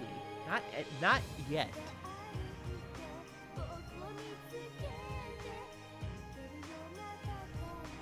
No, I'm not concerned about one of them yet. There is one that I would like to use a hint on, but it's about another hour a hit for 10. So I say, let's just fucking see. Don't worry about solving the epitaph. Why the epitaph was put there in the first place is the more important question. Yeah. So I'm going to go to full cam. I'm going to open another one because we're almost at 10. I'm going to open 6 today, and then the next stream that I do of this, if I do another, if obviously I'll do another stream and I'll have more red than what I really. But we got another one of these. 151. This is the pack that gave me nothing to start off with. There could be nothing in each box.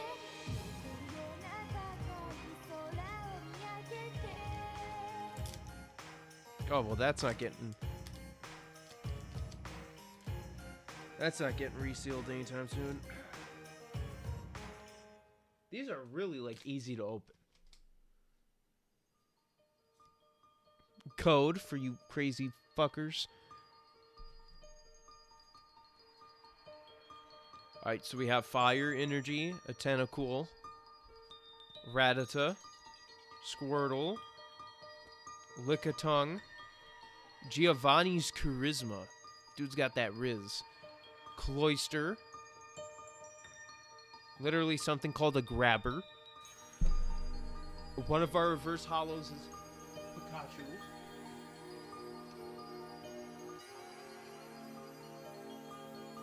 Then our other reverse hollow is a Nidoking. And, haha, just a normal holographic Moltres. We didn't get shit.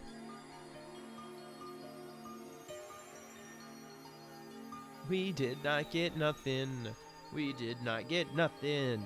We still are at 1 hit. 0 for 3. 1 for 3, my bad. 1 for 3. Put that back in the pack so I can resell it to you fucking idiots. Make some extra money. I'm only putting them here because I don't want to set them on the ground and then they start sliding, slipping everywhere. Alright.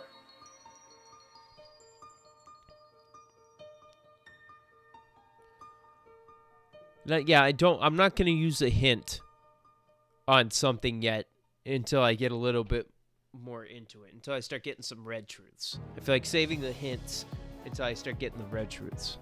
So what do you think is most important question to ask then?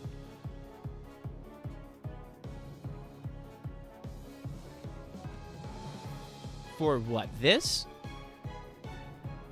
For this in general? Because the most important question for me, I don't have it written down, but what the fuck did I click? Oh, I somehow accidentally went back. I don't have it written down, but because at this point, I don't think I'll ever know, but I'm going to write it down. I think the most important question to figure out entirely at this point in time is what is Badler's sin? To me, that is one of the most important questions to get at this point in time. Because if I can figure out the sin, I can figure out who it relates to. Because again, his sin is making everybody die.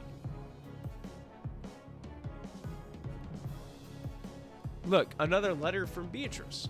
Maria, that one might be the letter of the third Twilight. Nazi read it a while ago. Want to use your hint on the sin then?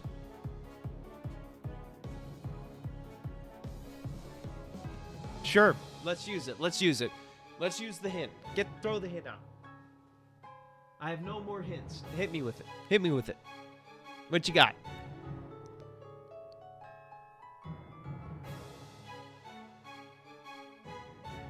Hit the struggling detective with your sin, or with your hint. I'll continue reading. What is that, Maria? Where did that envelope come from? When I looked just now, it was left here. You must be kidding. There's no one here but the 8 of us, you know. There's no way a 9th person could have sneaked in here. And this study is a closed room. How could a letter appear here all of a sudden? Everybody step back. Step back to the wall. Not the wall, dude. Madam, Nazi, what on earth are you? Badler, open the envelope and read its contents. They're even sealing wax on this. This was not unopened yet. I wonder if you're having fun with Kinzo's epitaph riddle. I think you're already aware, but all of you don't have much time left. Please abandon that naive idea that you'll be able to run away when the storm goes away. The only possible outcome of this game is the victory of one of us, all of you or me. The time running out means my victory. There won't be any tie. I humbly ask of you to not misunderstand that. This is what is written. Right before going to the portrait, I checked that there wasn't any letter like this on the desk. At that time, Jessica, George, and Badler were already in front of the portrait, and they didn't leave that place until the letter showed up. Furthermore, as you said, there's no one in this room besides us. And that can only mean one thing. It was someone among the four of you while we were with our attention turned to the picture, you left the letter there. Maria, Genji, Kumasawa, and Dr. Nanjo, there's a person among you that placed the letter here. Beatrice is here. It's too much, madam. Beatrice is not Maria. Beatrice, because Beatrice does exist. Shut up. I don't know who or how many of you are suspicious. However, I'm sure the criminal is among you. That's right. Even Cannon's murder can be explained with Kumasawa. Kumasawa killed Cannon in the boiler room, and then she lied that when she arrived there later, he was already collapsed. You're misunderstanding. Why would I do something like that? Now that you mention that, when our parents were killed too, the servants didn't have an alibi. If you say that there's no alibi in all of the cases, but can we really assume it so simplistically? But if it was not the Invisible Witch's doing, the only human beings who could have placed that letter on our blind spot are the four of them.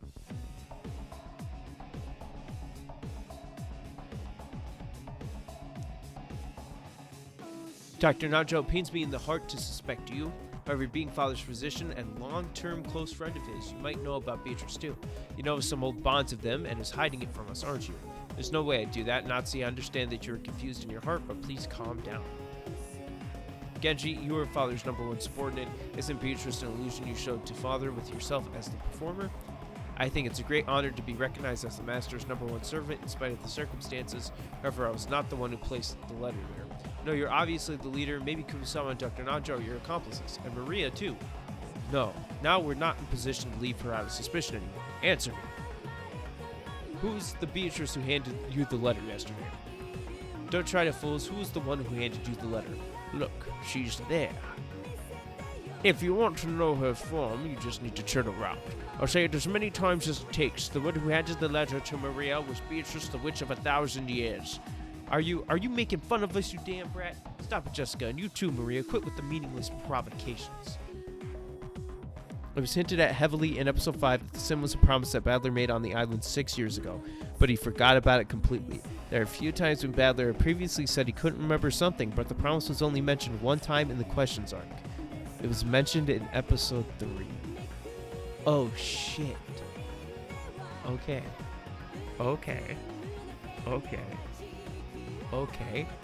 Fuck. Man, why can't I remember shit?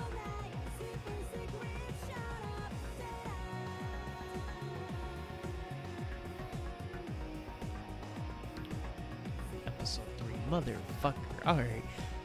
Episode 3, everything. Oh. Everything's coming up aces. Okay. I'll write that down.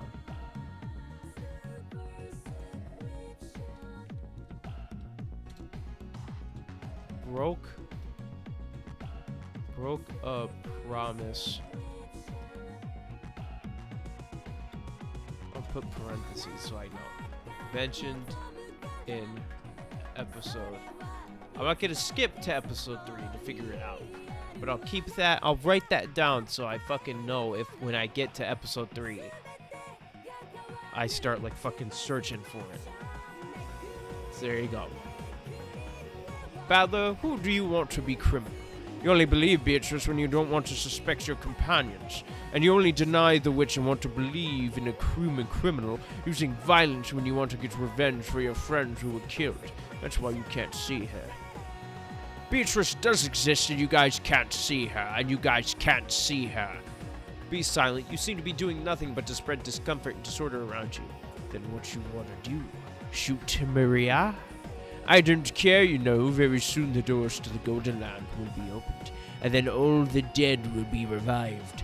We don't need to fear death anymore. Nazi, calm down. There's no reason to shoot Maria. I think there is. The letter is meant to provoke us, but even the criminal must be afraid of tomorrow. Tomorrow the typhoon will go away and the police will come. Things will go back to normal. So don't shoot. Why the heck is this? How can you be so calm, George? Even though the criminal who killed your own parents might be among these 4 people, how can you stay so calm? I also feel like killing the criminal, but I'll leave the judgment of the crimes to the authorities, so you must not pull the trigger. I'm the same as George. Nazi, let us calm down a bit. At any rate, shooting is no good at all. I'll make things clear for once. This is Rakijima. It's the head house mansion of the Ushiromiya family.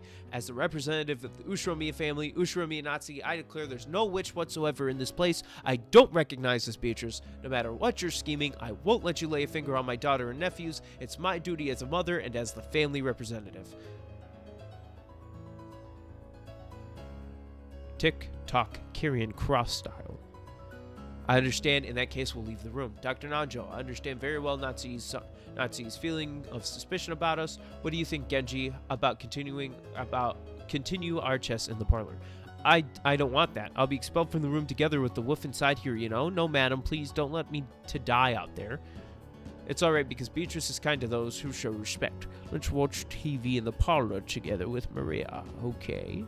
I'll leave into your custody the 2 keys of this room, as well as the keys of the rooms inside the mansion I carry with me. Genji, when father died, I intended to allow your retirement after so many years of service, and yet I have to give you such treatment. I feel ashamed from the bottom of my heart. My days up to today were only meant to repay the favors I received from the master. Please do not feel worried about it. I think I'm being extremely rude to innocent people, but at least for tonight, please try to comprehend me. Tomorrow when the police comes, I'll be sure to apologize to everyone for this lack of gratitude. I guess there's no other way after all. They say that a bear with children is the most dreadful. Maria will forgive. Then we'll take our leave for tonight. Have a good night. If possible, stay at a safe place. Everyone, let us meet again tomorrow. Ah, Maria, wait a minute. Here, the amulet. Keep it with you. Badler, I guess you told me you dropped and lost it. At that time, I was just bragging about because I was kind of annoyed. I'd never lose your precious amulet. Now we're safe. Now, definitely, I wonder if this really was for the best. To protect your daughter, Nazi sees all suspicious people as her enemies. Even though we stop and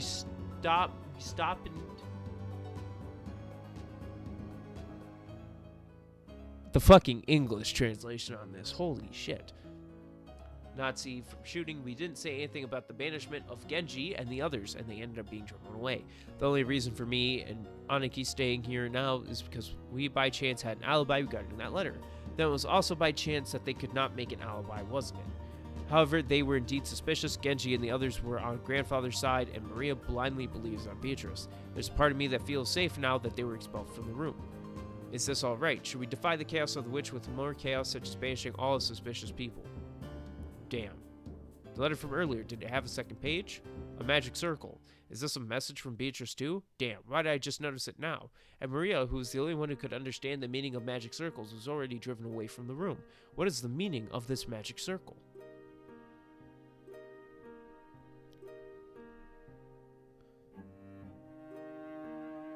After the expulsion of Maria and the others, the study fell under the reign of a suffocating silence. The arrival of just one letter was enough for us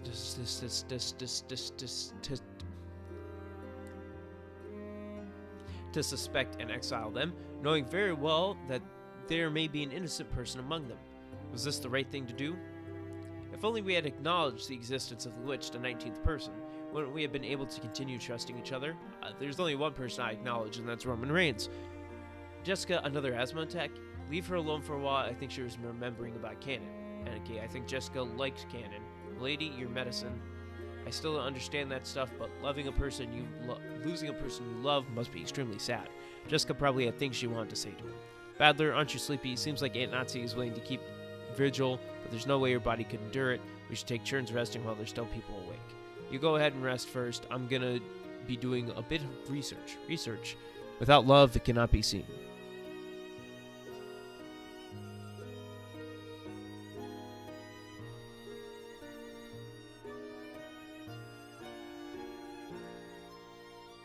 This song kind of fits right now.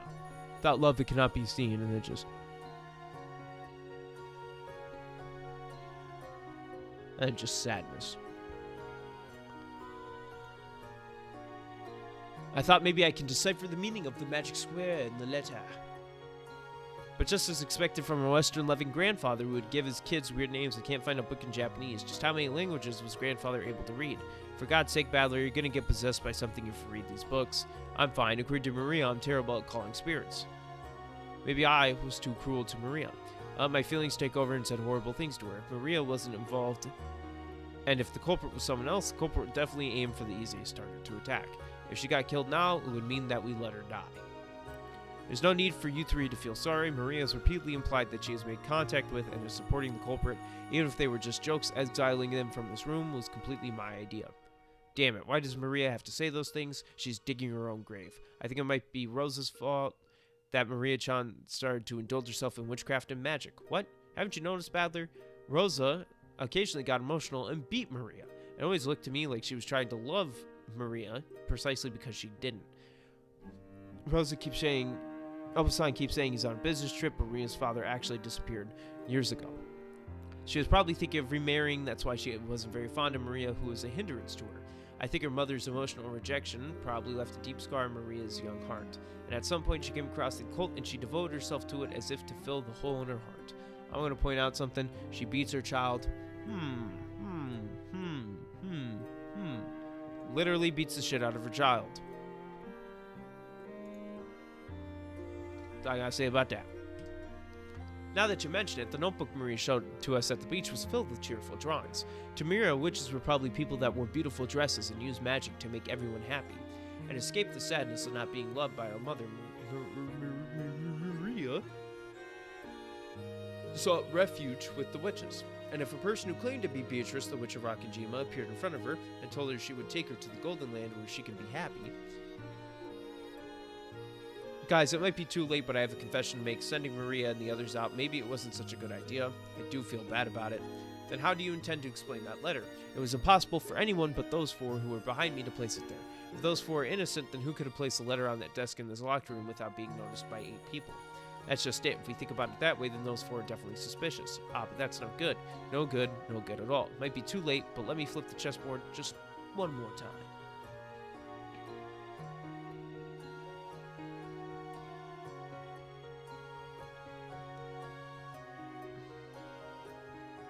Alright, hold on.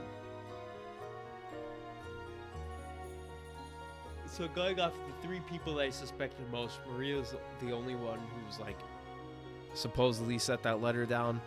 But I mean, Badler was there first, so Natsuhi or Jessica. Natsuhi could be lying out of her ass right now for some fucking reason, for some unknown reason, even though she has nothing to do with the murders. If those 4 really were the culprits, it doesn't make sense. Placing a letter on the table at that point, it's like saying, hey, we're suspicious. Yeah, that's weird. They could have stuck it in the door to make it look like it was inserted from the outside. They knew they would be suspected if they didn't make it seem as if the culprit was outside the room. That's why those 4 can't be guilty, leaving the trick behind placing the letter aside. If the culprit was indeed outside this room, this letter is given a whole new purpose. Purpose? Stop this, Badler. It is a trifling matter at this point. That's right, I already explained this when Grandfather disappeared from the study. Maria also said it when she saw the scorpion's magic square on the doorknob of the study. The culprit outside the room can't do anything if we just stayed in the locked room. So the culprit had set something up to make us walk out of the room by ourselves.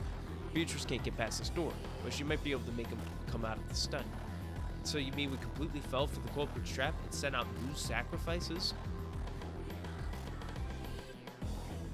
Well, what should we do now? Genji and the others aren't fools. They're probably hiding themselves somewhere safe. Mom, hey Nazi, if Jessica had been behind you at that time, would you have sent her out too? As a mother, you want to protect your daughter, and exiled them knowing very well that you would be condemned, right? I don't blame you for that. I'm really grateful for you staying calm and leading us throughout the day, and I'm glad Jessica is such a good mom. That's why I also wish you could have been Maria's mother. Please, Mom, let us all just stay together.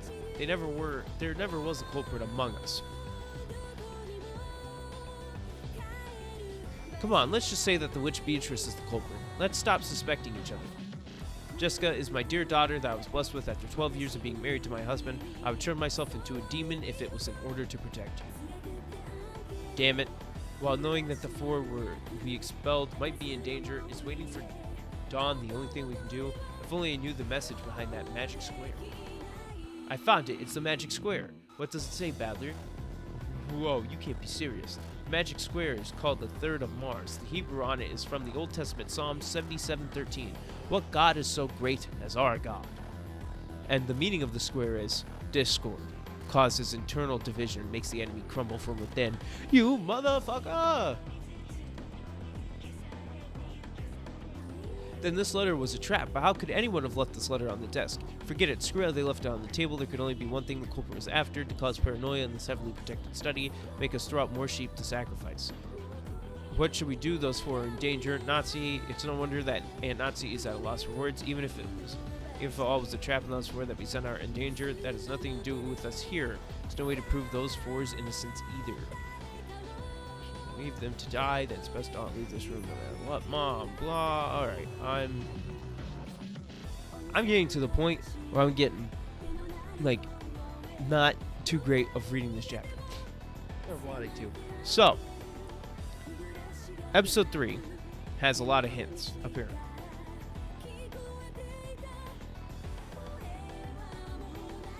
Now, I already know what happens. They get the phone call, and it's Maria essentially singing. They go to the room, everyone's dead but Maria, and she's staring at a corner. That's essentially what happens. Ha! I forgot how short the JoJo's thing was.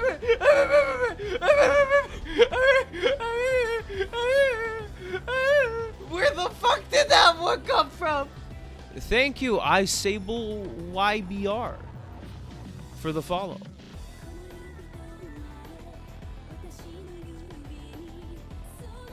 And like I always say, all my alerts are from social media clips of my other videos. So if you like what you saw, head on over to fucking YouTube channel and shit, bro. Hit that fucking like, subscribe, and the fucking bell notification, dude.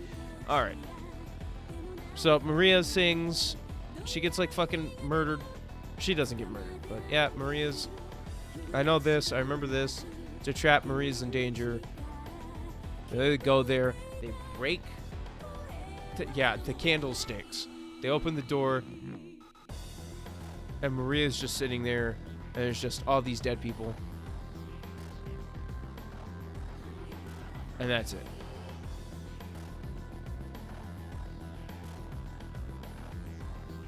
So,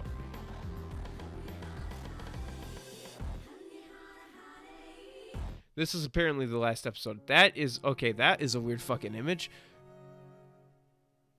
I'm gonna be honest, that one's kind of strange. So,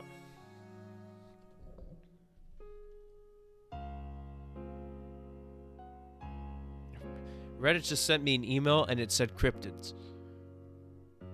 The fuck am I? What the fuck is Reddit trying to get me in? I'm looking at messages real quick. I want to check. I want to check something.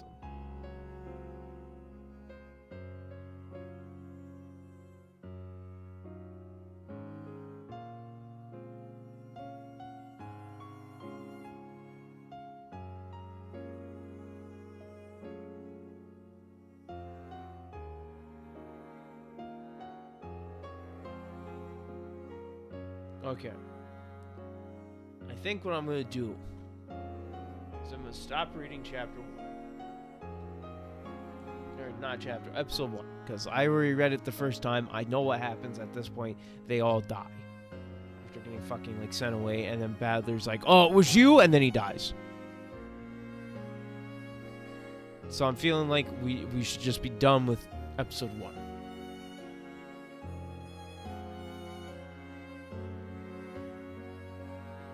Because, to be honest, I don't want to read fucking 60 chapters. 60 pages of this. I feel like if I want to go back, I can go back and read it. On my free time. I was told episode 3 multiple times. So I'm going to go find episode 3 real quick. If you shall excuse me.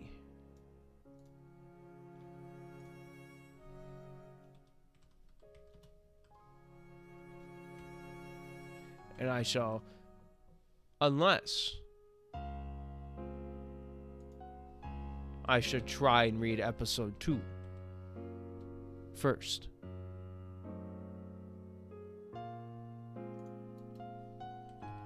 Or if I should just go straight to episode 3 and see if I can get that. You know, let's go straight to episode 3 and see if I can get that hint that was being brought up.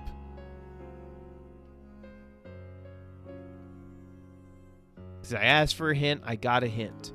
So let's go to episode 3. Oh god, I just remembered what was in episode 3. Alright, so I found episode 3.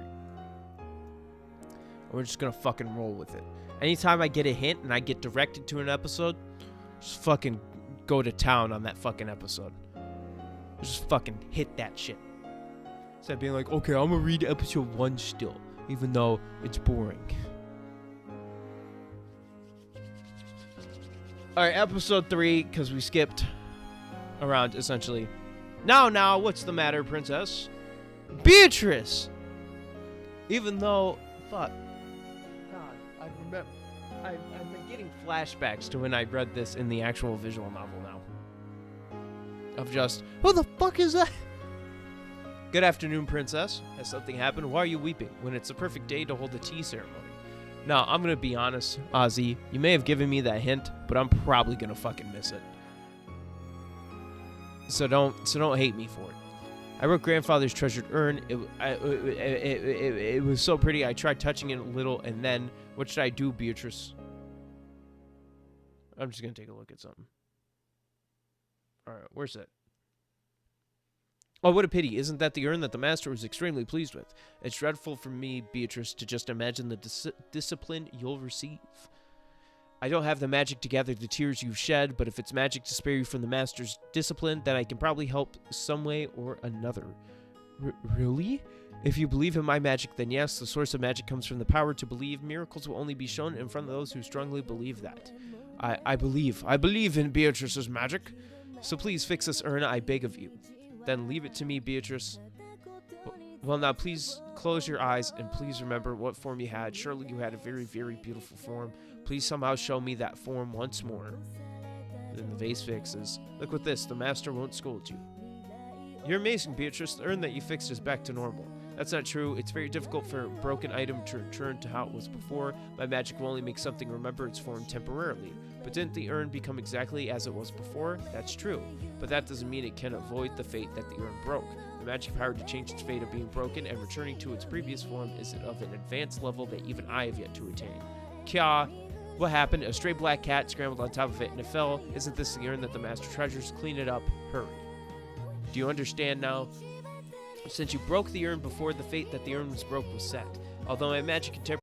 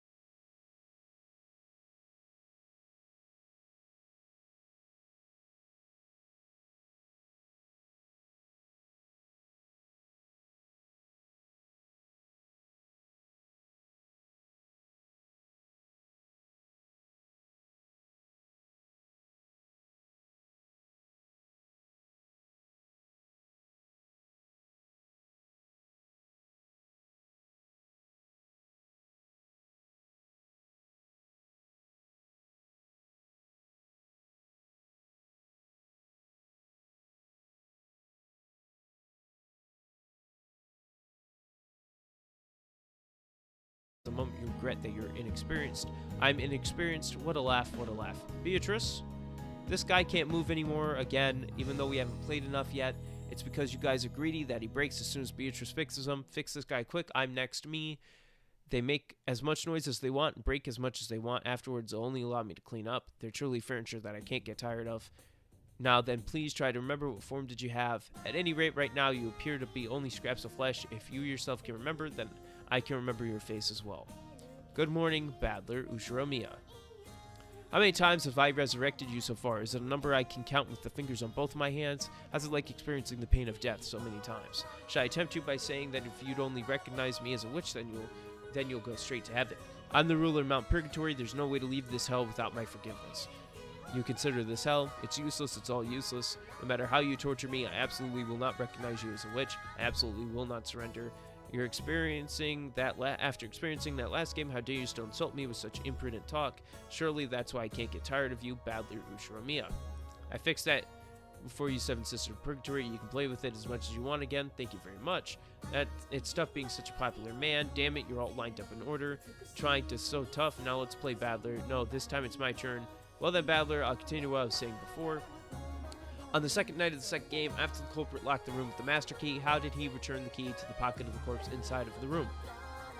Well, for example, he could have used a fishing line or something from the crack of the door to return the key. You fail. How unfortunate. All of the doors that exist in Rakujima do not have cracks through which a key could go through.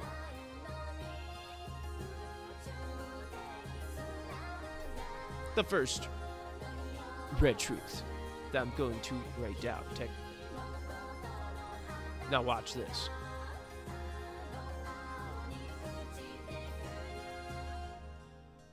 All of the doors, I make it red. All the doors that exist in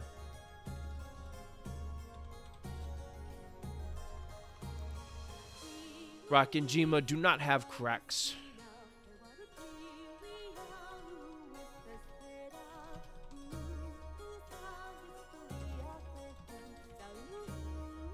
Do not have cracks through which a key could go through.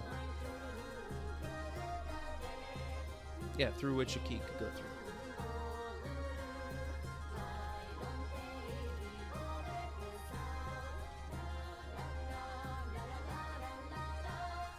All the doors that exist in Rakujima do not have cracks. They didn't mention windows.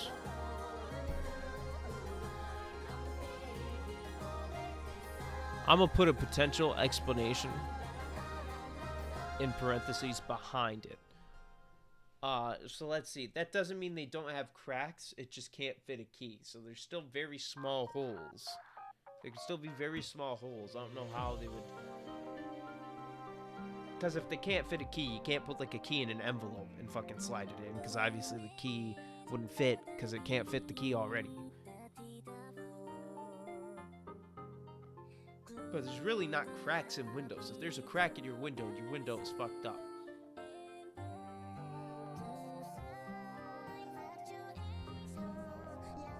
I'll put a potential thing of there is cracks in the door, but they are too small for key-shaped objects to fit through. That's essentially what I'm interpreting that as. There are cracks in the door. There are cracks in the doors, but they are too small for key-shaped objects to fit through. That's why I'm interpreting that as.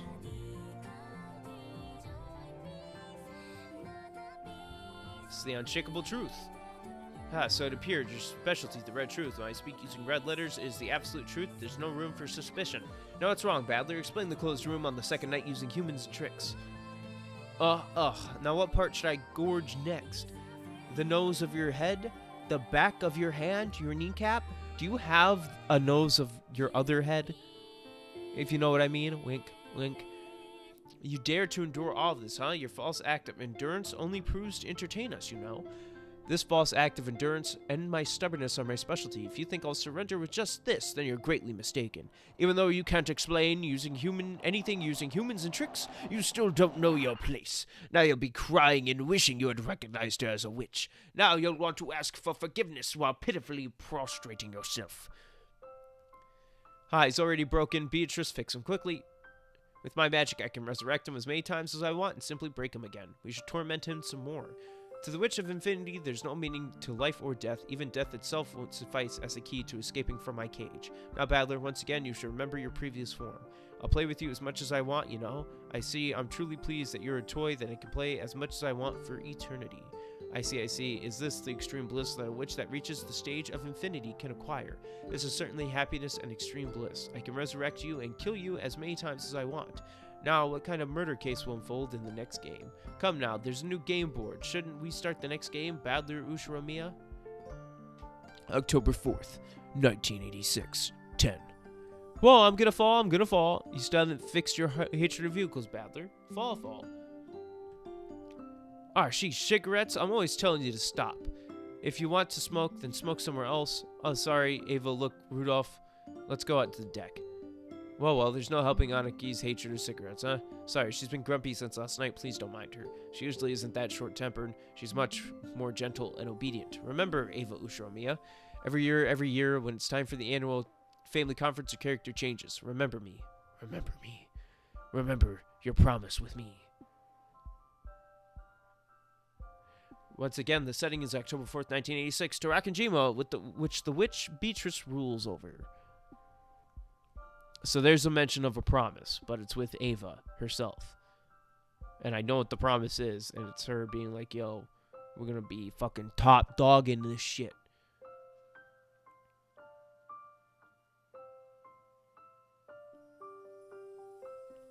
The family conference is such a bother. I'm pretty sure that Kraus is using the old man's assets. If we push that issue, then we can blackmail Kraus for money. How unpleasant.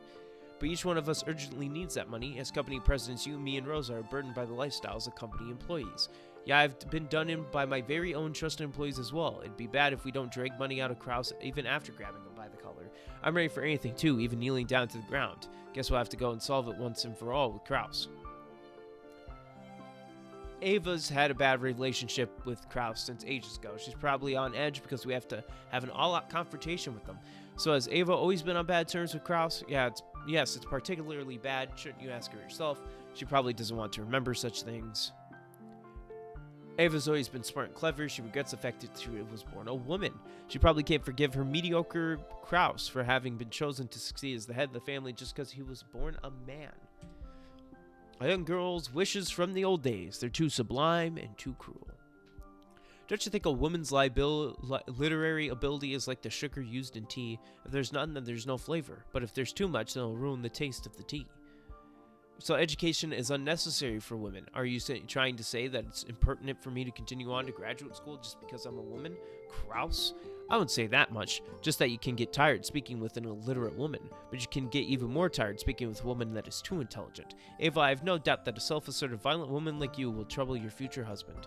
Are you trying to say that women should get married and hide in their husband's shadow? That's none of your business. I want to assist father as his right-hand man. What's so strange about wanting to go to graduate school for that very purpose? I can respect your feelings for wanting to helpful as father's daughter.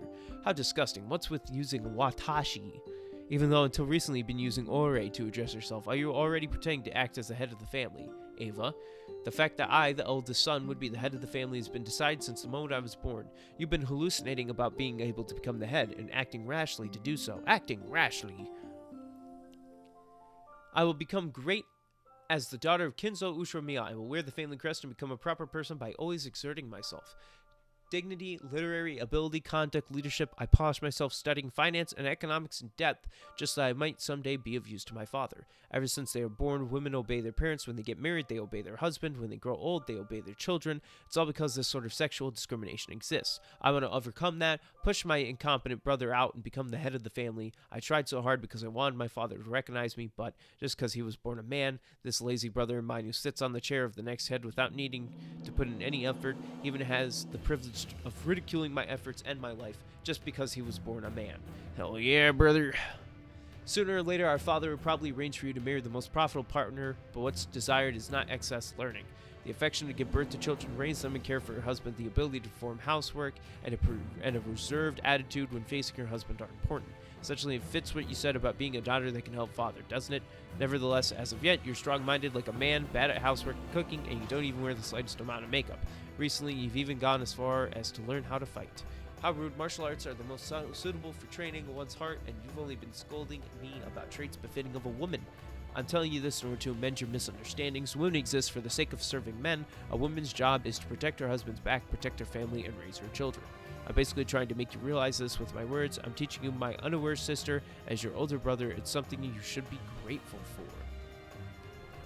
This isn't an insult to all women. No, I've never thought of myself as a woman. I've not once been spoiled for being a woman. How am I inferior to you in any way? I surpass you in just about everything. As someone whose only good point is being a male, what part of me can you even look down on? What is so unsatisfactory about that? For argument's sake, let's say you were born a man. You still would not be the one to succeed as the head. Just what is so unsatisfactory that you feel the need to lynch at me? You're asking what's so unsatisfactory? You're always looking down on me because you'll be the successor, just because I have no power to do anything, even though I'd be a much more appropriate successor just because of that. What is it? How noisy? Gods aren't the only ones that value silence. Father. Fucking just dumbs as shit. Kraus, fighting with your siblings again? Why do you not have any dignity as the oldest son? You're immature in just about everything. It's 100 years too early for you to be acting like an adult. I can't grieve anymore over what a bad son you are. Yes, in order to become a proper head of the family, I will put in more effort. Father, tell me, just what about me is inferior? In order to become someone that won't bring your name to shame, I've been studying and exerting myself a lot up until today. What more should I learn so that I can be recognized by you? Ava. You're still saying that? I don't expect anything from you. Women should learn cooking and sewing like a proper lady. I can't feel a woman's preparedness from you. Your desire to learn is just you pretending to be a man. What purpose do you have as a woman? Do you understand your own role? As a member of the Ushiromiya family, I will try to become someone that won't bring your... With that statement, you're already mistaken. To me, your role is to marry a profitable man and give birth to a child. Can you even please a man? Do you have any tea etiquette? Do you have any talent in cooking? Can you even make his...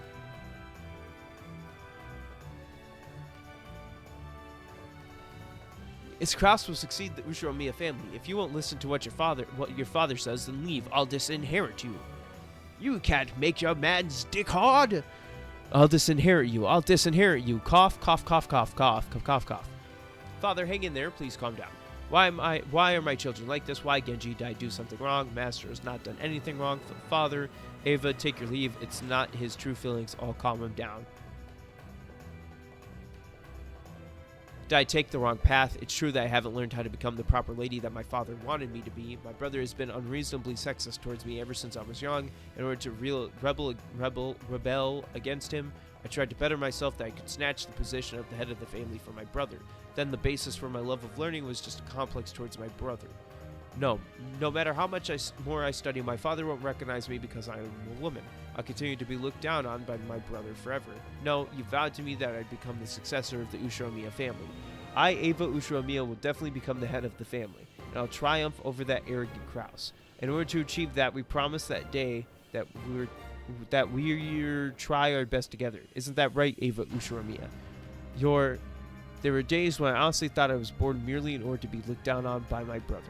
And when I finally couldn't understand the meaning of living, she came out from within me. She was my one and only friend. With effort, my anger dissipated and I improved myself. If I became a person suitable to be head of the family and was recognized by my father, that I could triumph over my brother. Was taught that the wounds that my brother inflicted on my heart could be healed. We vowed that we'd try our best until that day came. But are you going to break that promise? Worthless, you've got no guts. Why don't you just give up and die? Even though it's my own self saying it to myself, I'm offended. You have no right to go that far. Then let's devote that anger towards studying. I have the magic to replace anger with power. Using this power, I've saved you many times and helped you accomplish what you should be able to do. Due to this magic, you don't have anything that you can't do, so let's study more and more and chase down Kraus. It's useless. Since I'm a woman, father won't allow me to become the head of the family. No matter how much more effort I put in, I can't triumph over my father nor my brother. Father and Kraus are the worst kinds of advocates of male supremacy. They should just go die quickly. I wonder if I should just aim at becoming the lady that father wants me to be. If I do that, then father might get a better opinion of me. My brother is my brother, and I am myself. We might be able to find our own ways of living. And I'm a woman, so I can give birth. My brother is not yet engaged, so if I give birth to one before he does, then the next head of the family after my brother would be my child. Isn't that the same as stealing the position of the head from my brother? Are you throwing your dream away? But that's the most realistic method. I become an adult. The time for us to separate has come.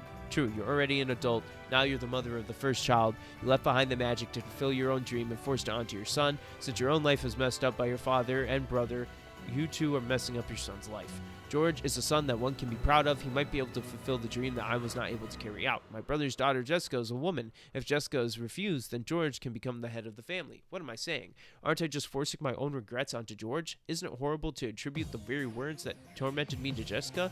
We will become the head of the Ushiromiya family. Don't forget that dream. After all, the rule that says that women can succeed as the head was one coined by father. Once father changes his mind, then it can easily be broken, and that day will come for sure. How? How can you say for sure? Because that is my magic. If I use that magic, then I'll probably pass my days without ever doubting that day when I could become head would come. What if the day that a miracle occurs will really? My magic could definitely fulfill any wish no matter what. The source of my magic comes from merely your power to believe, so believe that my magic could definitely fulfill your wishes. I believe so. Using that magic, having a miracle occur, then listen carefully to the words of my magic. If you continue to believe in this magic, then we can become the head of the Ushiromiya family. So clear your eyes and listen carefully. The river of sweet fish that runs through my dear hometown. Those searching for the golden land, go down this river and search for the key. Ava Nason, we've arrived at the island. Sorry, I was half asleep.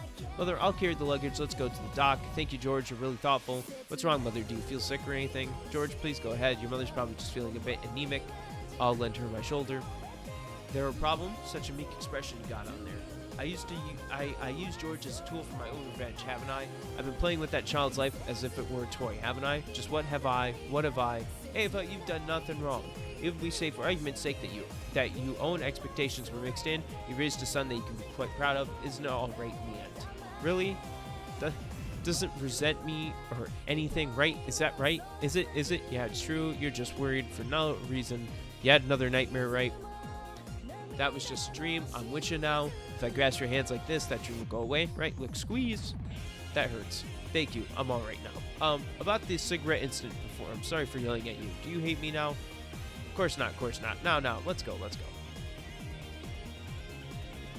How unusual. There aren't any seagulls. Probably because of the typhoon coming. They went on back to their nest or something. Welcome to Rakajima. Please enjoy your visit. Ava-sama, your hand, please. Thank you, Goto-san. Welcome home. It's a promise. Our dream will definitely come true. If not, then the wounds on your heart will never be healed. There a problem? No, nothing's wrong. What purpose am I living for? What must I do to be released from these deeply rooted delusions? A cruel fate awaits Ava once more.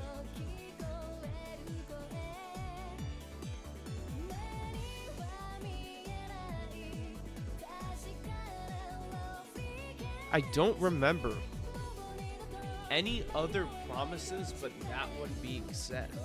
So I'm going to write it down, but I'll keep an eye out for any other promises. But that'd be pretty weird if it was for Ava and herself. But that could just be Beatrice, I guess, trying to get Badler to remember a fucking random ass promise that she has nothing to do with. I'm just gonna put it in here. Badler's promise could be him becoming the head of the Ushiromiya family. Could be. It could not be, but it could be. It's been 6 years since I've stood on this shore. The adults may have ruined the air in the mansion, but this is a nice breeze. Played in the water. Badler, you really have gotten taller. 6 years ago, I never could have imagined you'd grow up this way.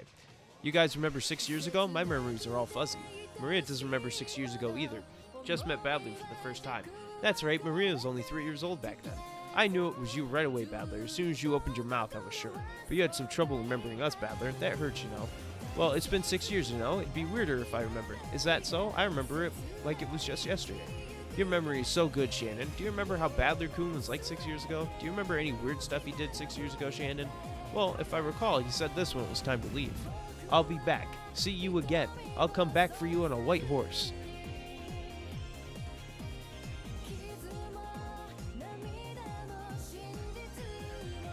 Who, like, what the fuck is this outfit style? That's a fucked outfit style. Yeah. Ha, I bet he did. Yeah, I remember Badler's full of those stupid lines 6 years ago. No, yes, I'm sure he did say that. Badler's embarrassed? Yeah, totally embarrassed. Maria, when you get to middle school, you might want to say that embarrassing stuff too. At those times, write it down, reread it 3 times, and think about whether you should really say it. See you again. No! Hey, Shannon, do you remember any other embarrassing stuff? Well, I do, but the person in question wants to forget, so I'll refrain. Then, Shannon, you'll have to tell me later when Badler-kun isn't around. Understood? No! But that habit of saying stuff without thinking about it first, I should fix it. Whoa, George and Shannon, huh? Shh. Since it's love with the servant and all, it seems like they're dating in secret for now. They especially don't want Ava to know, but I wonder if they can keep it up for another year. I see, I also was a little attracted to Shannon in the past, but she and George go well together. Goodbye, my first love. What about you, Badler? You got a girlfriend? Nope. I don't have an only one. I think it's more fun to make a ruckus as a group than to be alone with anyone. Guess I'm still a kid. Yeah, that sounds like you. But be careful about your relationship with girls, okay? There might be something crying or fighting without you knowing about it. A girl in my class said that to me last week. What about you, Jessica? You got a boyfriend? Huh? Who, me? Well, pretty easy to tell from the response. You have a guy you like, but you haven't confessed yet, right? Well, you see, I did confess once, but I was totally shot down. I haven't thought about it since then. Well, your style of speech is really mannish. If you start trying to use really proper speech, maybe that'll get us heart thumping. You think so? I see. Okay. So you still haven't given up, huh? Who's the guy? Don't tell me you're with the servant, too. No. That's not. So, Jessica, the guy you're after. See, within a 1 kilometer radius of where we are right now. I wonder. The guy Jessica likes is probably canon. Come to think of it, she covered for his poor speech in the Rose Garden. I don't think Aunt Ava and Aunt Nazi would take love with the servant sitting down. Those two romances sure to have lots of obstacles ahead. Well, everyone's got their own romances, and no one needs to approve them but the two involved. If you worry about parents or family, it's your loss. Don't measure love by loss and profit fall at your heart. And that's all I've got to say. See you again. Have a nice day. George, Badler said something stupid again. Oh, no! See you again. Don't say things that's philosophical when you've never been in love. Have a nice day. No! That's what I say every time I fucking read something of Umineko. Just no! It's fun to have the cousins together like this. I hope we cousins always get along together. A witch I know said this. Happiness won't be granted unless everyone believes in it. That's right. There's magic in the power of belief. If we all believe, I'm sure we'll find happiness. Okay, this is a bit embarrassing, but why don't we all swear to believe that? Yeah, we'll always get along and be happy. Let's all believe that together. It's a promise. Like I'd let you. Come, let's begin this tale of tragedy. Come forth, wind, rain, typhoon. Separate this island from the rest of the world. Throw Rokujima into the spirit world, the demon world, the world of illusions. Well, it's really pouring. Is this Mr. Typhoon's big interest? Maria's rose will get uprooted in this wind. Yeah, it was withering to begin with. Come to think of it, I haven't seen Maria in the guest house. What happened? She probably went back to the mansion with Rosa. Maria, without love, the truth cannot be seen.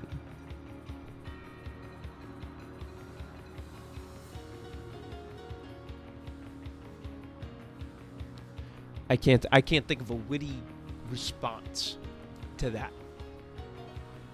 Did I miss the truth? Is that what I'm getting at? But hey, there has not been a mention of any promise other than Badler going, see you again, which is fucking weird. Which, that would be a pretty dumb fucking promise to break. Maria's rose isn't here. What are you searching for so desperately in this rain? Beatrice, you can't see, I can't find my rose. Rose that George marked. It was here, but I can't find it. I tried to search for it with magic like Beto, but I still couldn't find it. Too bad, Maria. Your rose was uprooted by the wind and rain. It is no longer of this world. No. Maria will revive it with magic. Beatrice, teach me how to resurrect it with magic. Oh, very well, my apprentice. I shall lend you a bit of my power. Really? In that case, Maria, Close your eyes and focus the power of your heart. Don't look, don't listen, and believe. Unleash the power of your soul that's trapped in a cage of flesh. Search for the soul of the wandering rose with the eyes of your heart. If your power is small, as one would expect from an apprentice, I shall support you. Come, Maria, let us chant together. Come, try to remember. Rose, what form did you have?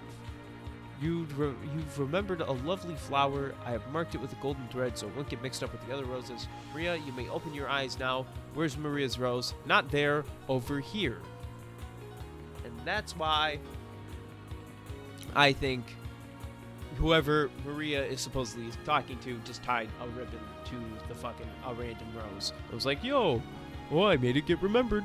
Awesome, awesome. Thanks, Beto. Maria wants to become a great witch like you soon. You will. I once innocently dreamed of the same thing and ended up where I am now. By the way, Maria, there's something I want to entrust you with. As the witch's messenger, I want you to read this letter to everyone after dinner. Will you do that? Well then, I came to play your game once more. My preparations are complete. You have prepared enough coins to wager in tonight's game, haven't you, Kinzo? Of course. I am prepared both physically and mentally. Come, let us make the ante, Beatrice. Take this. It was by you that I was blessed, so I must return everything to you in the end. I don't feel like losing. You belong to me for eternity. Oh, Renove, is it? It's been a long time since we've been in contact, milady. To think you remembered me, you truly are a deeply loyal man, Pukuku. I've never once forgotten that I, Renove, served milady. Rather, I was fearful that my forgetful lady would not remember me. Cuckoo, your speech is impudent as always. Manner of speech is not covered in my contract. Shall I fix it? It doesn't bore me, so it's fine.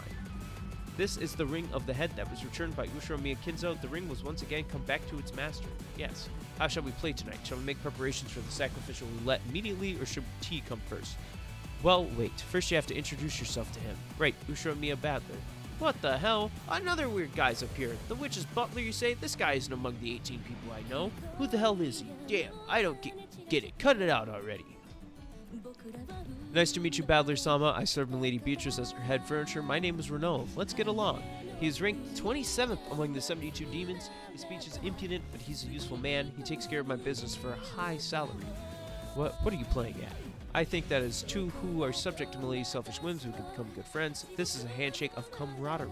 Sorry, but I'm in the middle of a big fight with your master. The only time I shake hands with an opponent is after we've beaten each other up on a rainy schoolyard, like a situation you'd see in some adolescent drama. Remember that. I see. So in order to shake hands with Badler-sama, I must create the right atmosphere, use sweet words, and we must communicate with body language. I also just love those kinds of situations. Poo-poo-poo-poo-poo. What? You're really creepy, I see. You're the perfect butler for me. I will take that as a compliment. It is an honor. Teasing me like that. As expected of two of the same gender, you're already friendly. I'm jealous. Oh dear, I apologize for making you jealous, milady. By the way, Badler, have you noticed your meeting with him is a true devil's proof? What? Cuckoo. It is impossible to prove that demons don't exist. After all, you cannot deny the possibility that you simply have not found one yet. Then what about proof that they do exist? Isn't it simple? Can't you just bring one directly just like this? Come on, witches and demons exist, right? Admit that I'm a witch. Aren't you starting to feel unsure? Wait. Why hasn't that demon butler appeared until now? Does this mean something? You won't accept it, but I am a fully fledged witch. I'm familiar with many non-humans from the demon world. But when Kinzo trapped me alone on this island, I could not regain my power for a long time. So weird guys keep appearing because you're gradually recovering your power. Indeed, my family would keep appearing, and that's also thanks to you, Badler. Your heart is still wavering because you couldn't deny witches at the very end. Your surrendering heart is gradually letting me revive. After all, you suffered such a humiliating defeat last game, you just barely made it, Badler. The closer your heart comes to surrendering, the more advantageous the game becomes for me. I thought that as long as I denied witches, I could get by with willpower. But then I'm only on the defensive. One day she'll overcome my resistance and I'll lose. Trying to inflict endless torture on endless witch is just ridiculous. I will open the door to the Golden Land and build a new castle on Rock and Jima. And then I'll invite all of my furniture and friends to drink and dance for 3 days and 3 nights. Of course, I'll invite Kinzo's family as well, and you too if you wish. On the game board, the declaration of the game's start is being read aloud. Things will get interesting from here on out.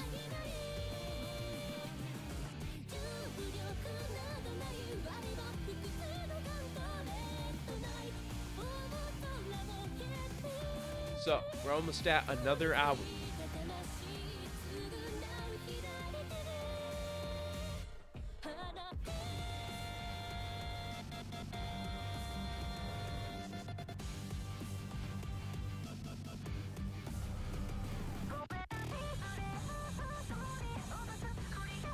Something I mean.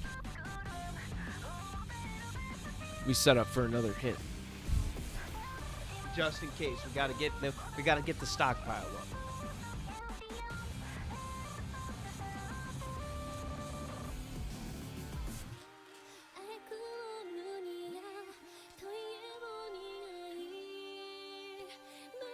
Code.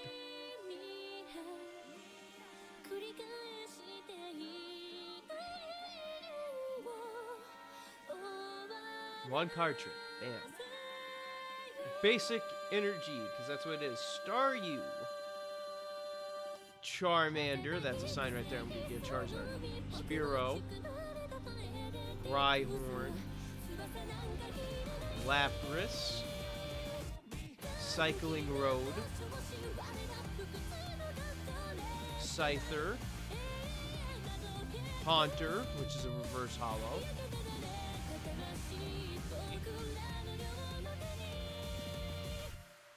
Duo, reverse hollow,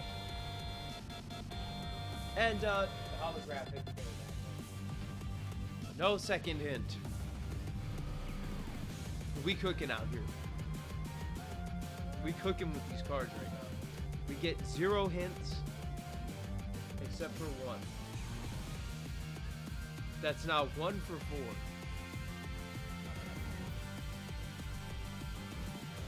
I'm gonna have to sort these later. Good thing I now have my Pokemon card binders in Pokédex numbers, so they become easier to sort. Alright, we got, what, 6 more cards left? No, we got 8 more.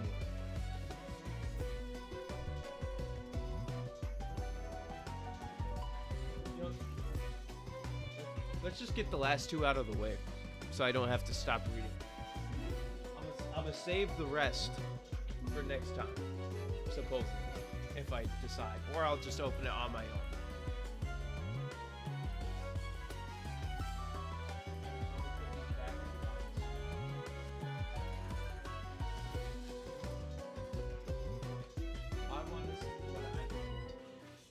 I'm tired of stopping just to fucking open Pokemon cards. Let's just open them now. Get the last 2, get some Obsidian Flames out the way, and see what the fuck I can get.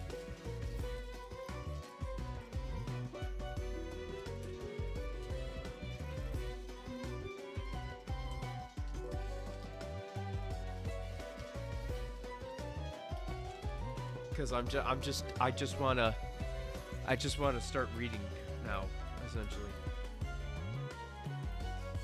Because I got a hint, and I used it wisely, in my opinion.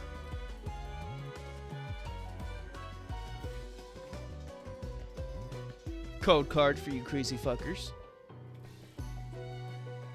Alright, here we go. We got Electric Energy, a Surskit, a Numel. In fact, I'm going to show the cards. Numel. That's a fucking dog. If I could, like, I can't focus the camera easier. So, Greavard, Tynamo. If it was autofocus, I'd be set. Dartrix, Frogadier, Stunfisk, Carvana, reverse hollow, Toadscruel, reverse, and just a normal Togekiss. Wow, the luck is off the fucking charts tonight, brothers. Off the fucking charts, my dog.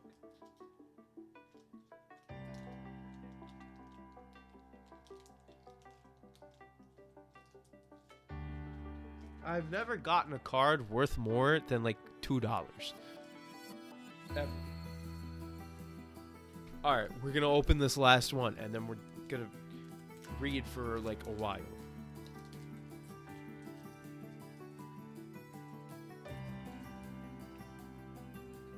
Or at least until I'm fully tired of reading. And then we can do a little extra bit that I thought of at the beginning. But I am enjoying just reading this manga out loud and just sitting here. And then if you guys want to talk about anything, you just pop it somewhere.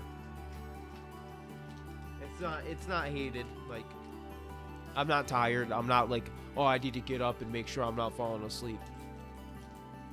Probably because I'm actually thinking. Maybe. I don't know.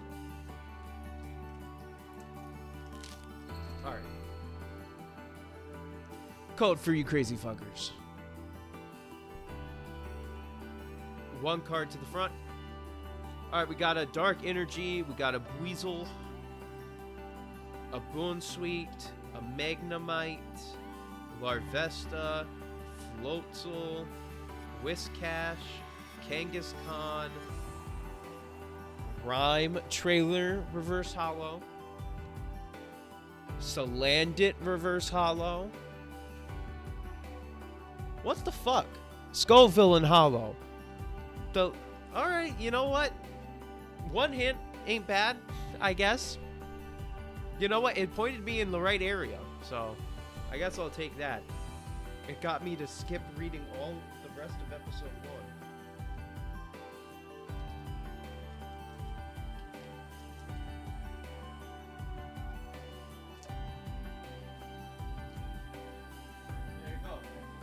Out of all these cards, I think this one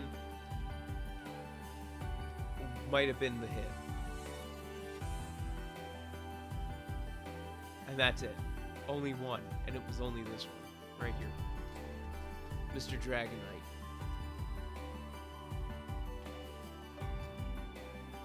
Which that means there probably won't be another hit on this one.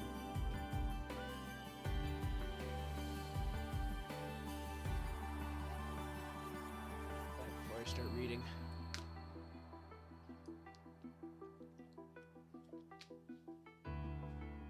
All right. Let's like fucking read for like maybe 3 more hours. Don't know. This isn't gonna get edited down into a video. This is just me reading.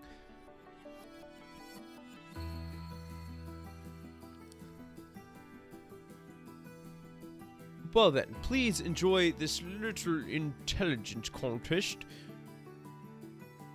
Oh, that was a... God, there's something right near my eye. With Kenzo-sama as much as possible tonight. I pray from the bottom of my heart for tonight to be an intelligently elegant night. Beatrice the Golden. How ridiculous. Father would never give up the ring of the head. Someone's trying to fluster us by using the name of a witch. It's obviously a prank.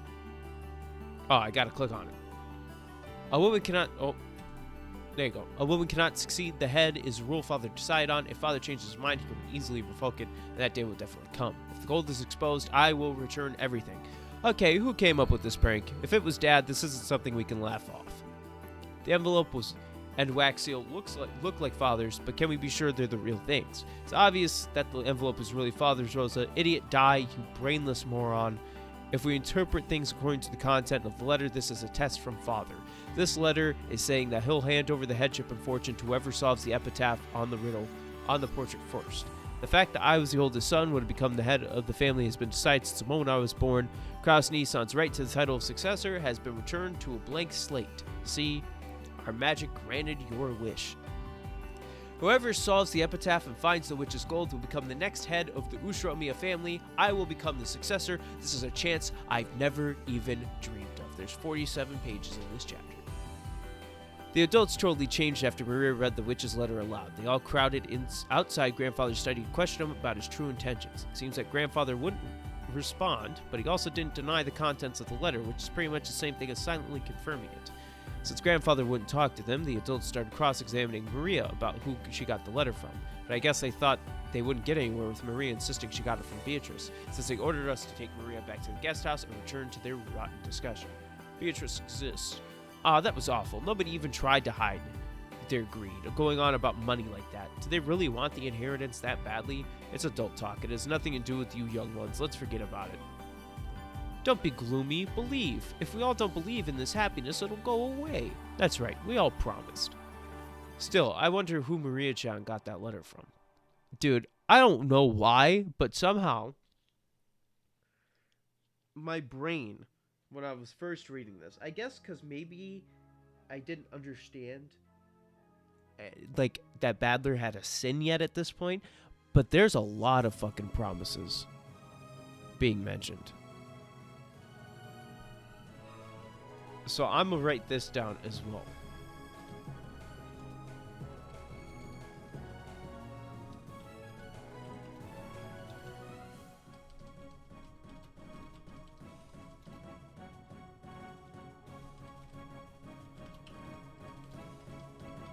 I'll write that down, though. It could also involve a promise of staying happy forever.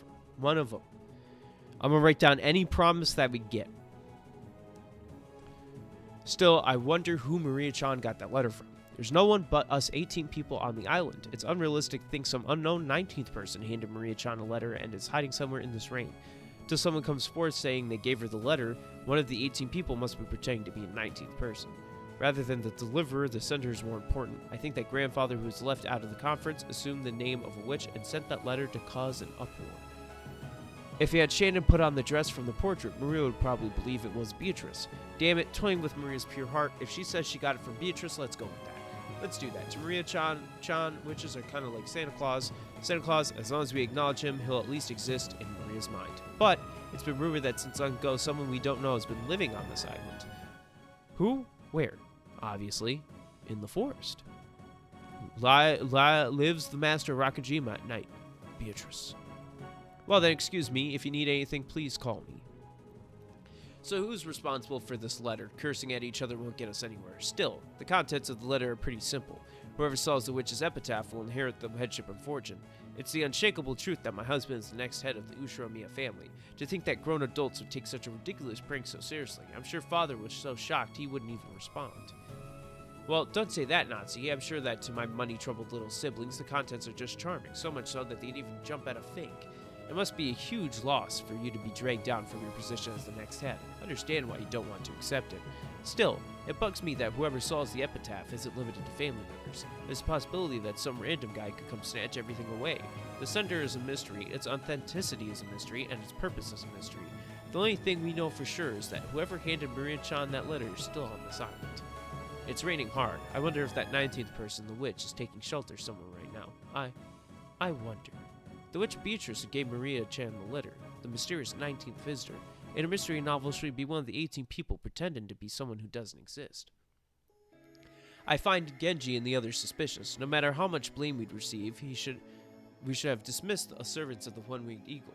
Don't say that. We owe them for their long service, even though it's hard to trust them because their father's underlings. So Nissan, even you agreed that the letter was delivered by one of the servants. Yes. After all, we were having a friendly chat up until dinner. All the siblings had an alibi. Only one of the servants could have delivered the letter. But all the servants were busy too. None of them had time to go find Maria in the flower garden. Hey, then what? Did the witch of the forest Beatrice really come and give Maria that letter? Rosa, you used to be terrified of her back when you believed in her. Don't tell me you still believe in her at this age. That witch of the forest. If she exists, I'd love for her to appear. But no matter how much I wish for it, she never appeared before me. She never saved me from my crisis. No way.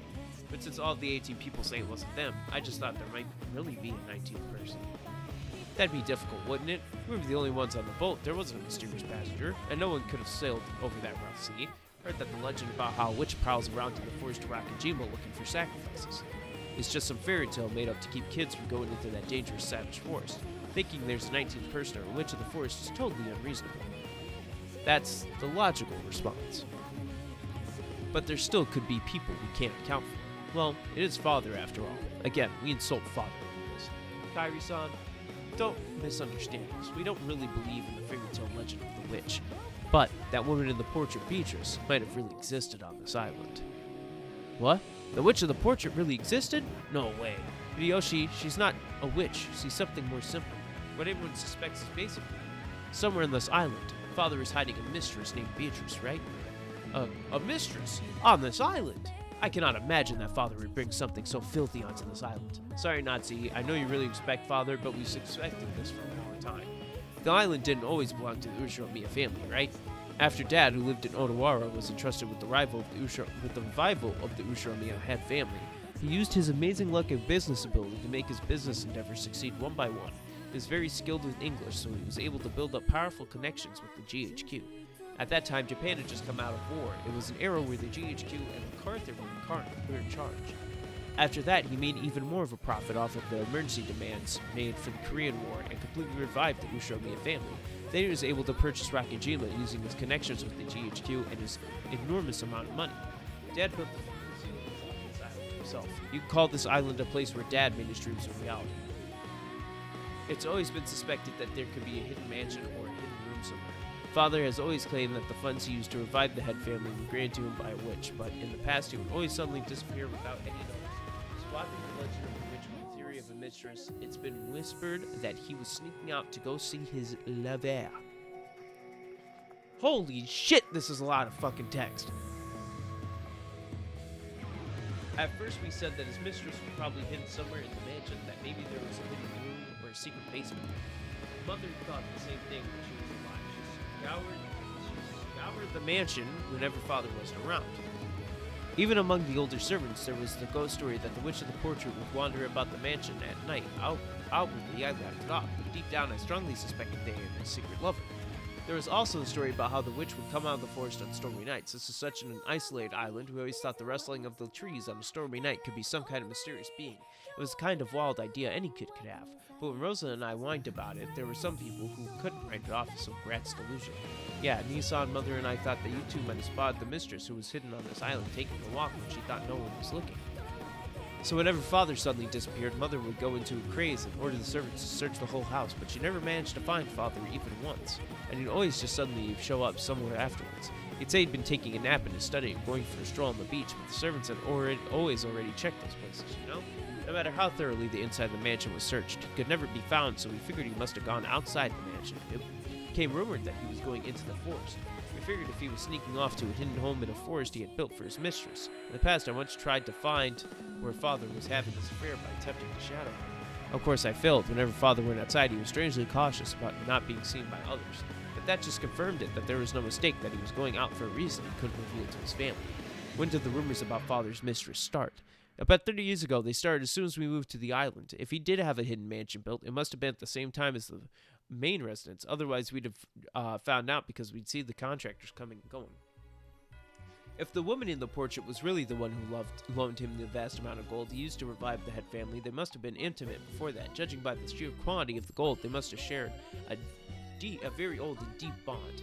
So Father had the person who granted him all that gold as benefactor and mistress live in a hidden mansion and always went off to see her. Is that how it was? Deep in the forest of a small isolated island, in a mansion no one knew about, a blonde woman quietly lived in secret. Sounds almost like a fairy tale. Seems like the type of situation Father would like. He could have realized any of his delusions with that money of his. But is that really feasible? Huh?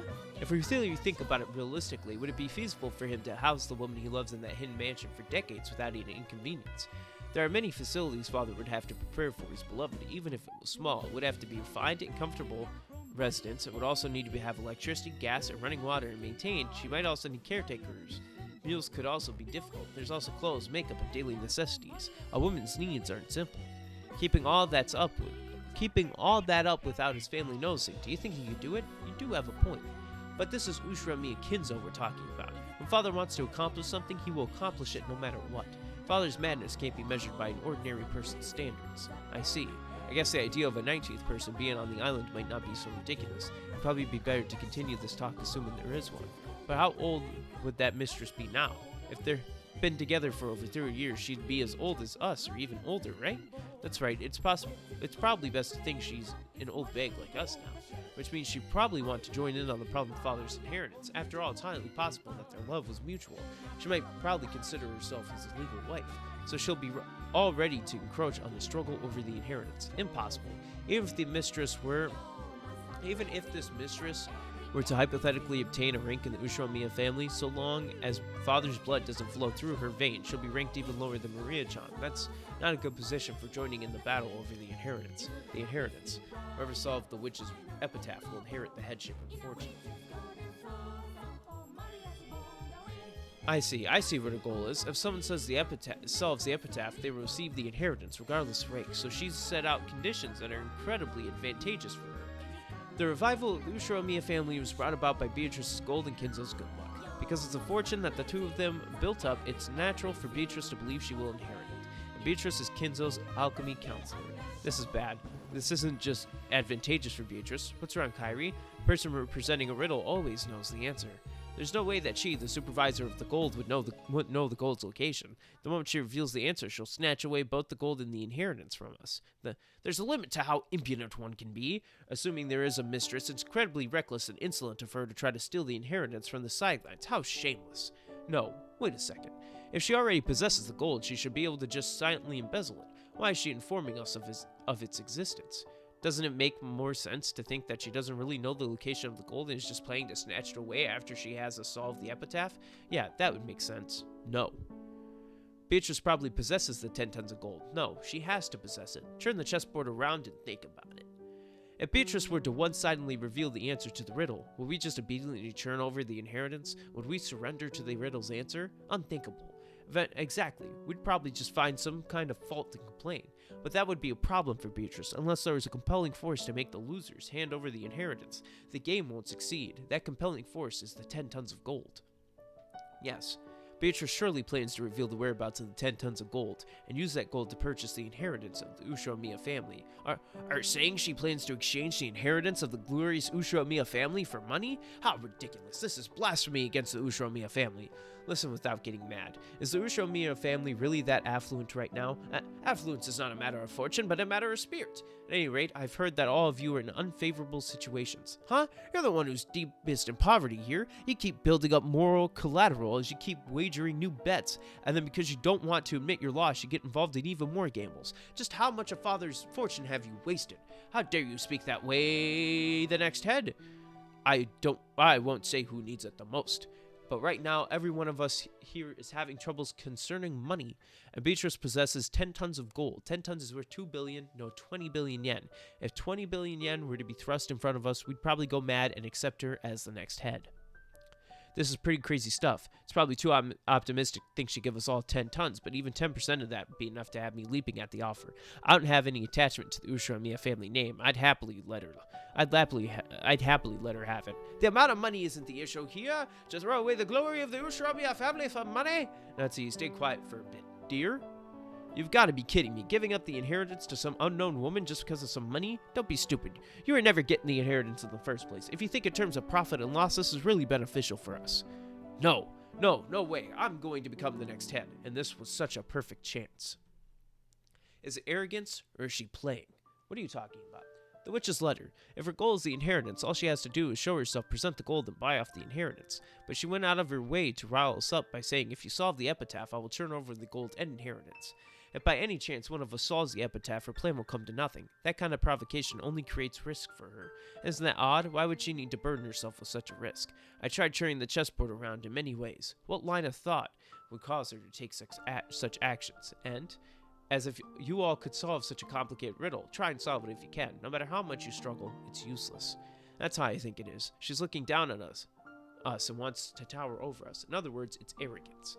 When people have an overwhelming advantage, they become arrogant. In order to show off their predominance to the losers, they purposely burden themselves with a tiny amount of risk. Moderate risk makes victory all the more sweeter. There's nothing more boring than victory without risk. I get it. I also am fond of things like that. Bring it on. You say I can't solve the witch's epitaph? If I do solve it, you'll make me the new head, won't you?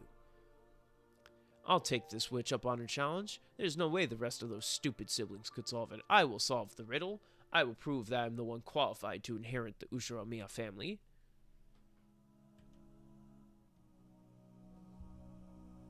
"47 pages. Whew. Alright, I need to be right back. I gotta check something. Non-camera. I'm back.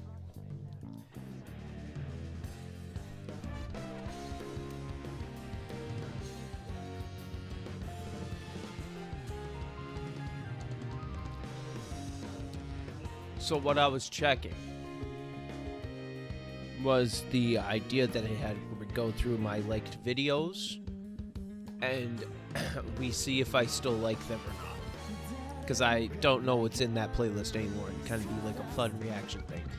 I wanted to see if there was a way where I didn't spoil myself, you didn't spoil yourself, and that would be in theater mode. So we got it. But we'll continue with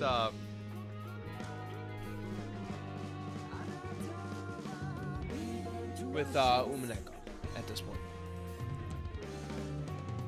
For now. Maybe for like the last hour or two. Somewhere on this island, Father was hiding a mistress named Beatrice, right? I just thought there might really be a 19th person. But this is Ushura Miyakinzo we're talking about. Father wants to accomplish something, he will accomplish it no matter what. I see. Grandfather had a mistress named Beatrice kept away in a hidden mansion, which makes her the 19th person. Did No. Anything get, like, turned down? That doesn't seem like it. Alright, we're good. Before, even though I denied witches, I brought myself to an impasse because I didn't want to suspect any one of the 18. Beto attacked that weak point and I lost miserably. If I were to simply suspect one of the 18, I could easily deny witches, but I absolutely refuse to do that. Those 18 are my precious relatives and the reliable servants. I won't suspect any of them. You're a fucking idiot. Burp. Excuse me. If a 19th person were to exist, then on top of destroying the reasoning that because it was impossible for all of the 18 the crime was committed with magic and the culprit is a witch, I'll also be able to create a human culprit theory with this 19th person as the culprit. That's right, the murders of Canon-kun and Aunt Nazi in the first game, and the mystery of those who gave Maria the letter and plenty other things. If a 19th person exists, they can all be explained with a handful of tricks without any need for confusion. The 19th person who exists in Rakajima grandfather's mistress, Beatrice. She's the culprit. The 19th person culprit theory, I think that is a splendid move. I like how unprepared you were up until now. You now have a compass bearing on how to fight. We could call that a dramatic leap forward. Battler-sama, would you like some black tea and cookies? Baking cookies is a hobby of mine. I can vouch for their taste. Renov, huh? I'm busy right now. I'll eat them when I feel like it. So leave them over there and get lost. What a pity, there's such wonderful cookies wasted on the legs of a human. If they get cold, you'll regret it. You're so annoying, but you're still better than Beto, who's always cackling in my ear. Truly, my lady's laugh is so undignified. It's completely unsuitable to be the master of such a noble demon as myself. Hey, you gossiping about her right after you've been summoned? By the way, Battler-sama, after this 19th person culprit theory, you mentioned have you met this 19th person? Can you provide evidence that a 19th person exists? How naive, I already read that move way ahead of time. I can deal with that with a devil's proof.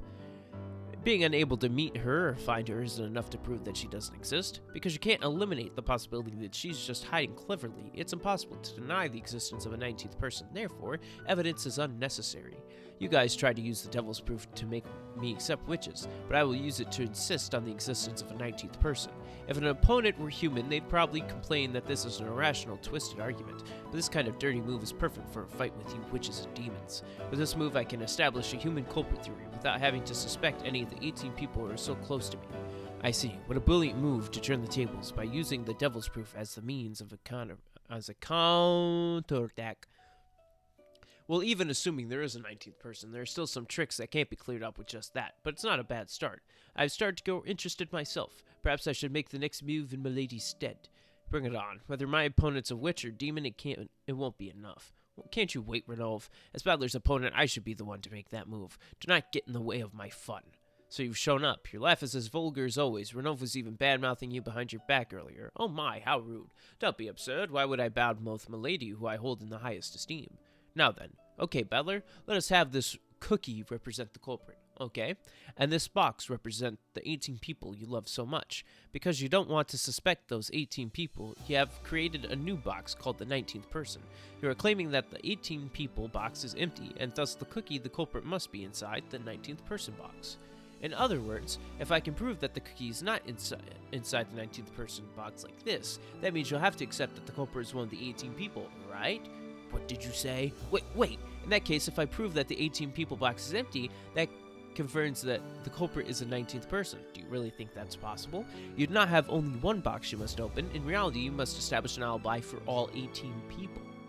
How do you intend to do that on the island that the police will never reach, where scientific crime detection and investigation can never be carried out? Are you going to tie them down with chairs and never let them out of your sight for even a second? All 18 people? Your 19th person culprit theory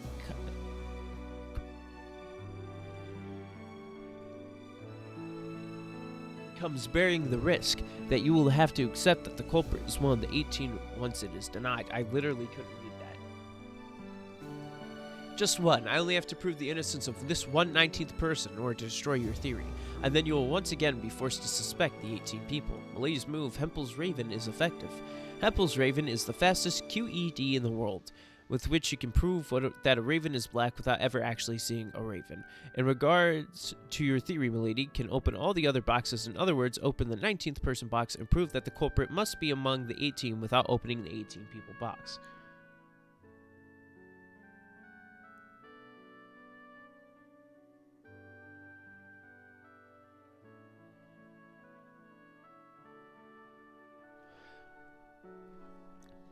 I just read what this description was of Hempel's Raven, and I think I finally understood what it is.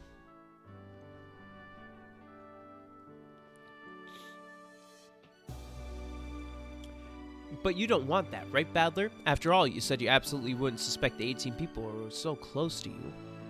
But that's fine, isn't it? All you have to do is give up on your human culprit theory and leave the cookie in this box. All you have to do is accept that a witch is the culprit. Beto returned my quibble with some ridiculous quibble of her own, and now I'm still trapped in the dilemma of the 18 people and the witch. No, don't be confused by your weird theories about whoever's raven. The 19th person's innocence still hasn't been proven. I should still be able to counterattack somehow. That's right. The only way I can respond to Beto's twisted logic— wait, I want to confirm something— is with even more twisted logic of my own. Earlier I mentioned a 19th person, but the possibility that there are even more people hiding on this island cannot be denied because of the devil's proof.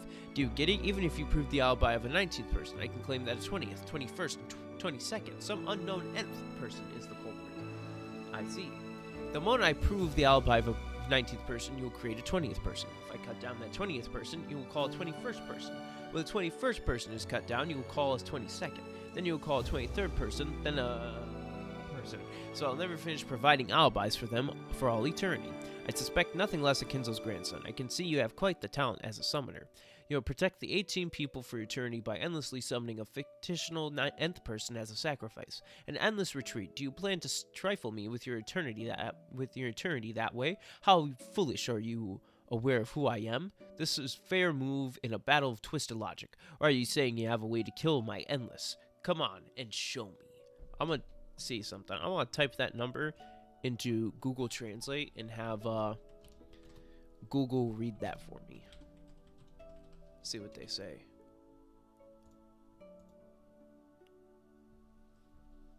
6, 4, 5, 8. Hold on. Oh shit.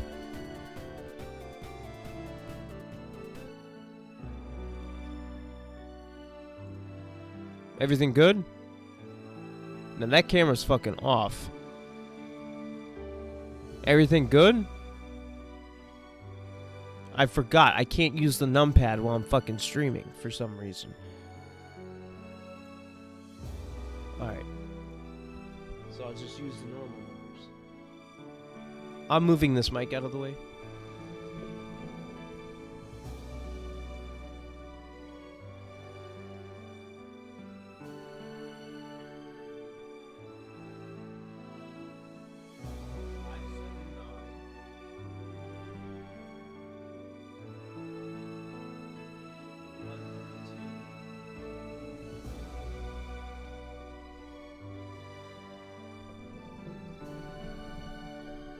This word does not exist in French. 6,458,357,913,204. There you go. That's how much it is. I have the power to speak the truth in red. If I say in red how many people there are on this island, you will no longer be able to claim there are any fictional humans exceeding that number. Let's see. What truth shall I speak in red to throw you into the depths of despair this time? Show me your usual frightened face, Badler. Heh. So you've taken it out again, your trump card, that treasured sword. I've been waiting for that. What's this? You suddenly look so composed. The red certainly is scary, but I finally noticed. It's a double-edged sword. If you use it carelessly, you run the risk of cutting yourself down. So what will you tell me with that double-edged sword this time, oh great witch? What did you say? If you say the culprit is one of the 18 people, then I'll definitely feel sad. But at that time, I'll be the same thing as you denying the witch culprit theory yourself. You'll self-destruct, and this game will end in my victory. I've been inexperienced up until now. Without knowing how to fight, I've cowered and feared the red, and have been forced to dance to her tune. But the red gives me more information about the truth. It can become the means of my counterattack. If Beto starts recklessly abusing the red, it'll increase my chances of a counterattack. Get her agitated. I'll corner Beto and make her speak in the truth in red. This is the greatest and worst battle of twisted logic in the world. This is starting to get interesting. Come on, it's your turn. In order to use your Hempel's Raven, first you have to confirm how many people there are outside the 18 in red. And if on top of that you declare in red that none of them are culprits, that'll become a fatal wound for me. Take it out, that trump card of yours. You can get me to completely surrender, right? Lady, I advise you to be cautious.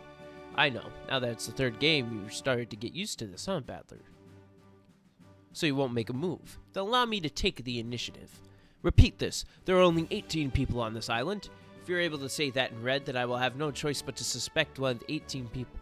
I'll be cornered on all sides, but I believe there's no way one of those 18 people could have committed such cruel murders. I refuse.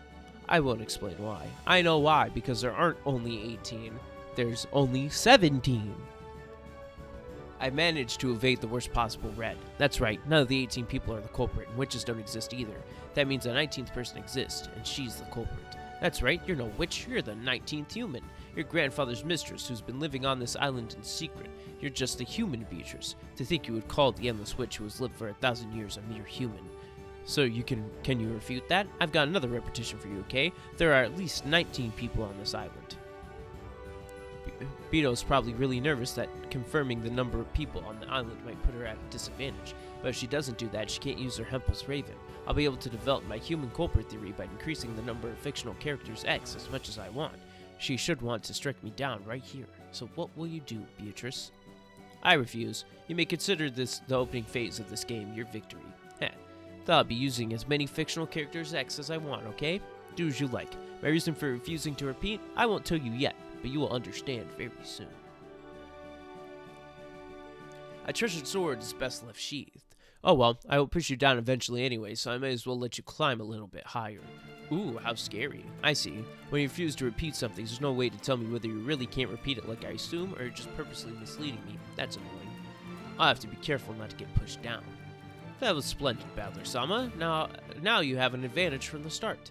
That's awfully shady, since it's you we're talking about. You probably think it's funny that I just walked into some kind of trap, right? Certainly not. My applause is completely genuine. Come, how would you two like a refill of tea? Very well, I will now let you know the reason why I refused to speak in red at the start. Well, that was fast. Did you change your mind? This is a piece that's too valuable to overlook after all. I won't use the red, but Rosa will now explain in my stead. Aunt Rosa will. Anyway, we have to join forces to protect the fortune. Yeah, as if we let Beatrice butt in. Dad's mistress must be getting old. She's got some nerve putting her craftiness to use like this. People who are crafty with money seem like they're healthier and live longer and all that. What's wrong, Rosa-san? Are you alright? You look pale for a while now. I bet it's been prepared in the guest room. I will guide you there. Can't be. Live. What? There's no way Beatrice could be alive. Huh? She sent us this letter. She's obviously alive. Beatrice is dead. I killed her! It wasn't my fault, I didn't do anything wrong, but I killed Beatrice, so this must be a letter from Beatrice's ghost. Calm down, Rosa-san, calm down. That was probably about 20 years ago when I was in middle school. Like the other siblings who were very successful, my grades weren't very good. Mother was always angry with me. That day, Mother had scolded me harshly. I was so miserable I couldn't stand it. For what reason I had been born, I just wanted to run away. That was what I thought. I wanted to disappear. Maybe I just wanted to disappear to make my parents worry.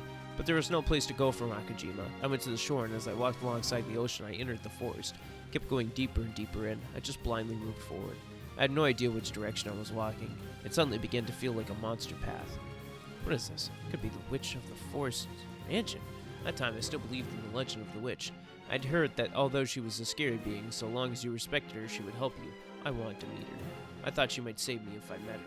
I didn't come to a garden as soon as I passed the fence. I walked through even more uncultivated forest, and then the forest suddenly opened up. It was a very elegant and lovely mansion. It was about twice as small as our mansion, but the flower garden was so lovingly arranged that the landscape looked fantastical. So pretty. It's like I'm in a fairy tale. This is like a dream. So the witch's mansion really existed. Who are you? I am Beatrice. This person is the real witch of the forest. Beatrice. Next chapter. Which is 51 fucking pages. I've lived in that mansion from the time I was born. A garden and that smell, lovely mansion enclosed by a fence that pierced the skies. That was my whole world. And I thought that was how it was meant to be. Who am I? No one has ever answered that question for me. Everyone just averts their eyes. But Kinzo, I think of you as both a friend and a father. So please tell me. You're the master of this mansion, Beatrice. What more could you want to know? What I wish to know is not my name. Who am I? How long have I been here? For how long should I continue to spend my days here? This is the world of 1967. This place is Kuwadorian, the hidden mansion that truly does exist on Rakajima. Here a conversation like this truly happened between Kinzo-sama and Beatrice-sama. Give me that red. Give me that color red, brother. Kinzo and Beatrice had a conversation about who Beatrice really was at the second mansion on Rakajima.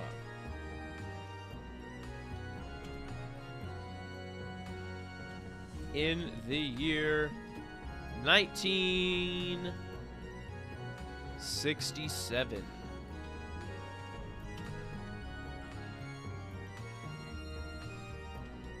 And what does that mean? That means Kinzo actually did have a woman named Beatrice living on Rakajima in a hidden mansion.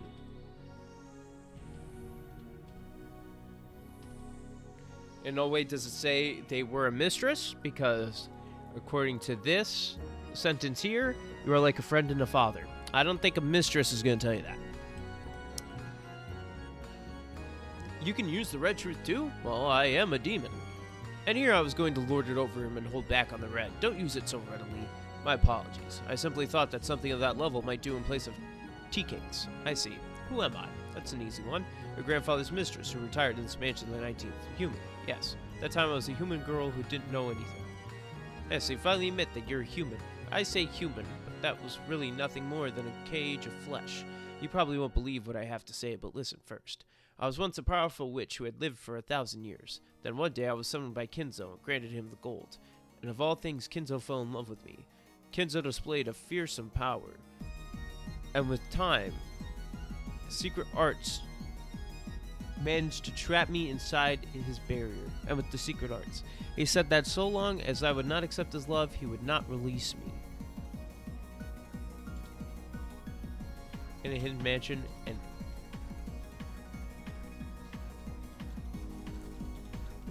like I ate my words immediately, but we're just gonna add that anyway then.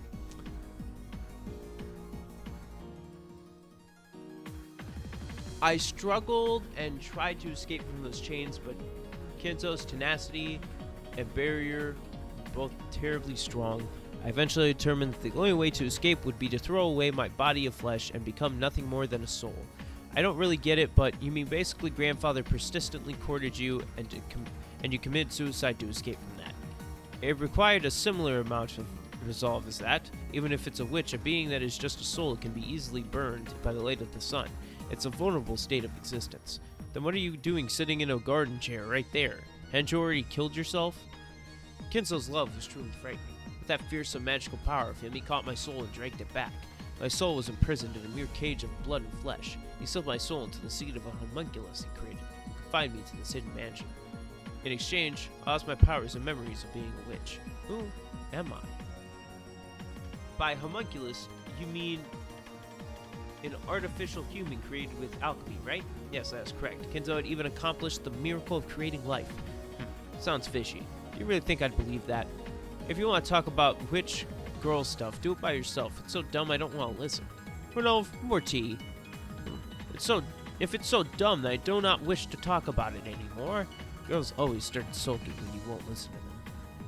Homunculus, huh? Renov, can you repeat in red that homunculi do exist? I cannot respond to that request because it would become a stalemate. Stalemate, what's that? It is a chess term that refers to a tie caused by deadlock of moves.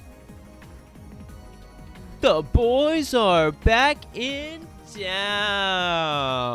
Welcome to the Deadlock Podcast, episode number 227.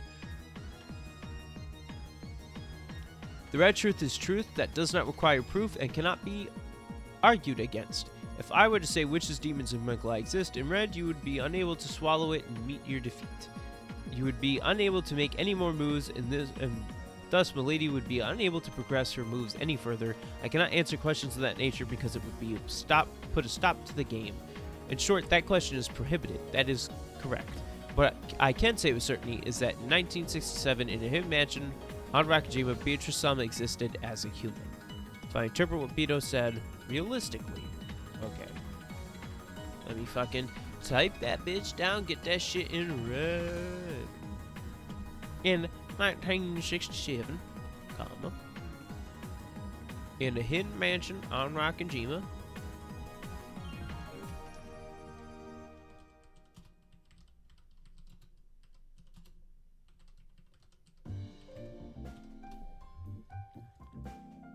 Beatrice existed as a human.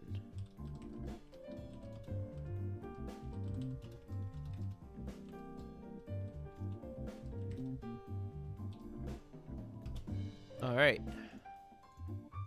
And what that means is, in the year 1967, Beatrice existed. Beatrice was alive, I would say.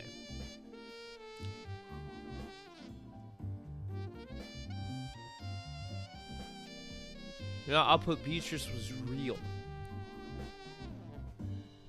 and living on the island. It's the best way I can put that, in my opinion. Beatrice, who committed suicide to escape grandfather's courting, had a daughter who was the spitting image of herself. Grandfather believed that daughter was Beatrice's reincarnation and raised her accordingly or something like that. Who am I? Honestly, I have to feel sorry for her living like a bird in a cage. And I guess Beto committed those atrocious crimes as revenge. The one who stumbled across the caged bird, that was Beatrice Sama one day, was the young Rosa Sama. Who are you? I am Beatrice. My name is Ushiro Miya Rosa. I'm sorry for trespassing. Ushiro Miya? Oh, so you're a member of Kinzo's family. Have a seat. Welcoming new visitors to this garden and speaking with them is my only pleasure. Come. Do you know my father? I mean Kinzo. Yes, I've known Kinzo for a long time. He comes here often. When he comes here, we drink tea and take walks together. I just happen to be alone today. Thank you. Enough about me. Tell me about yourself. How'd you manage to arrive at this place? Rosa? I ran through the forest and eventually ended up here. Through the forest? You didn't encounter any wolves? Forest is full of fearsome wolves, is it not? Did you give them a biscuit to get them to overlook you, or did you wear a magic cloak and erase your form?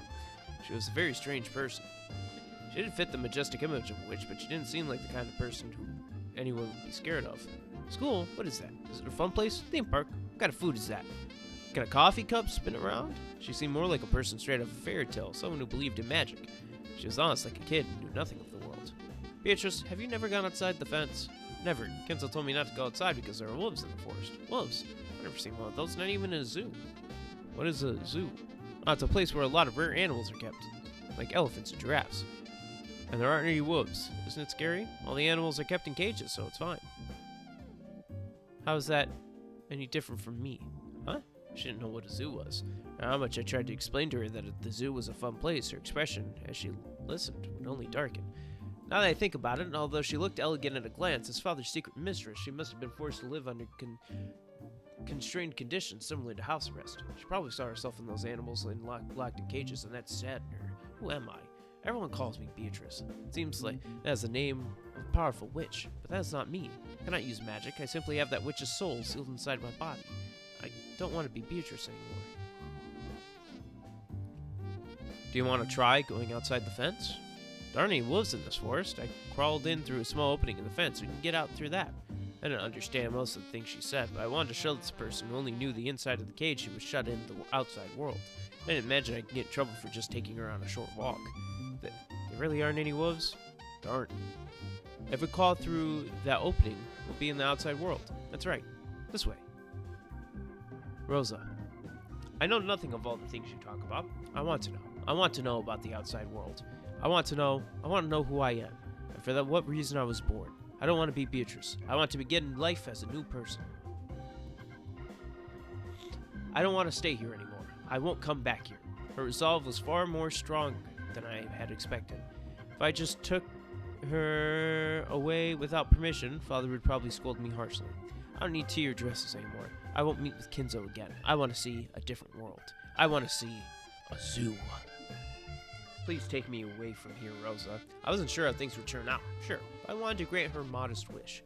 Rosa, what is that flower? And that leaf? They look lovely. What does that smell? What's that sound? Hopefully no wolves will show up. We do encounter one. Let's give them this biscuit and run away. What about that fruit? And that light? Yeah, Wolf is gonna fucking eat a biscuit. You throw a biscuit down, the wolf's gonna go, oh, well, yes, my favorite snack at tea time. Let me indulge on this fine biscuit you have dropped me. Thank you, madame. You shall be on your way. Tips fedora and shit. That's wonderful. The world outside the fence is overflowing with things I've never seen before. Beatrice, hold on a second. If we keep wandering blindly like this, I think we'll only get more and more lost. And if it gets dark like this, we'll be in a lot of trouble. I'm having fun being lost. It's very pleasant. Due to her sheltered upbringing, she had absolutely no sense of danger. I didn't have a map, a compass, or even a flashlight. By this point, I had lost my sense of direction and didn't even know where the path to get back to the mansion was on the island. But I was the one who had taken her away, so I had to take responsibility. The only thing I had to avoid above all else was being stuck inside that dark forest when night fell. At any rate, let's try to get to the sea. If we walk along the beach, we should eventually get to a place I recognize. Okay, whatever you say, Rosa. Huh, so this is the sea. It's so vast. Why don't we try climbing down this cliff? It should be much easier to walk on the open shore than through the forest.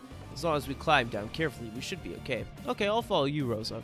Please be careful. We're pretty high up. I'll be careful. So is this one of those aquariums you talked about by the sea? Out by the sea? There is an aquarium on this island, but there are lots of fish. Oh, I can't wait to see them. Are there whales and dolphins and penguins as well? You have to go to an aquarium to see those. What? Beatrice, are you alright? Didn't I warn you to be careful?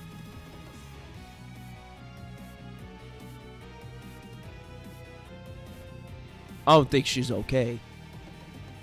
What the hell? No, Beatrice, say something, Beatrice. There's no way she died, even though she appears as the 19th person.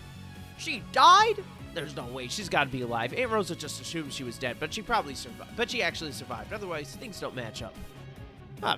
Does that really look alive to you? I missed my footing on the cliff, fell and died. Can you say that, Red? You can't, can you? Look, open your eyes and take a good look, Battler. She is definitely dead. Yo, it was in red. That means we gotta type in red. She is definitely dead. And you wanna know what that means? That means Beatrice died.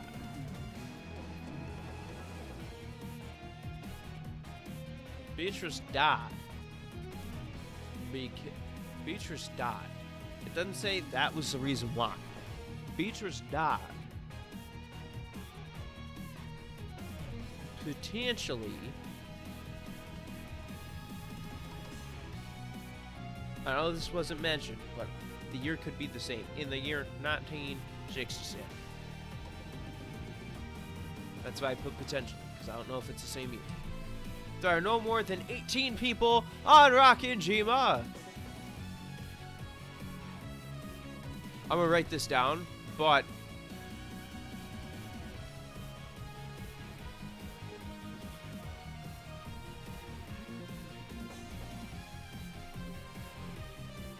I'm gonna put something in parentheses.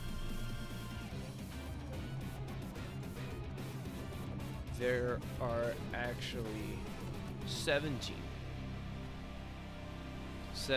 people. Just because that is another fact right there. Just so I know. And the 19th human, grandfather's mistress, Beatrice, is dead. Isn't she the culprit who plotted revenge against grandfather and committed these serial murders? Beatrice, the 19th human, calling herself a witch, is dead. Those could be the culprit. More importantly than that, according to what she said, there are no more than 18 people on this island to begin with. That 19th person, that 20th person, that 21st person, that 96,302nd person. Forget being the culprit, they don't even exist. You brilliantly struck down Battler Sama's theory about an unknown nth person outside the 18 people being the culprit, but you sure made that move more quickly than I expected, milady. I was sure you would let him flounder a bit longer before turning things around at the end. Then, who are you, the person standing before my eyes right now? If you're not a human, then don't you dare tell me you're a witch who was revived with magic. I said it before, did I not? If the me back in Kuadorian was no more than a cage of flesh imprisoning the soul of the me who was originally a witch. It's because I led her away, because I told her to climb down the cliff. It's all my fault. After Rosa left, due to the death of my flesh body, I was released from my cage of flesh and regained my memories of my time as a witch. But my form was a vulnerable one, easily burned by the light of the sun. I had no choice but to wait 1,000 days for my once-time immense magical power to return, or perhaps even longer. Accidentally hit my mic, I am sorry. I decided to conceal myself in the forest, waiting to recover my magical power, all the while contemplating how I would exact my revenge against Kinzo. But Kinzo-sama was quite persistent. He immediately took measures to ensure that Milady could not escape from the island. He had the small shrine of Eastern magic at the entrance of the island prepared and revived the barrier around the island. Milady, who specializes in Western magic, had a poor compatibility with it.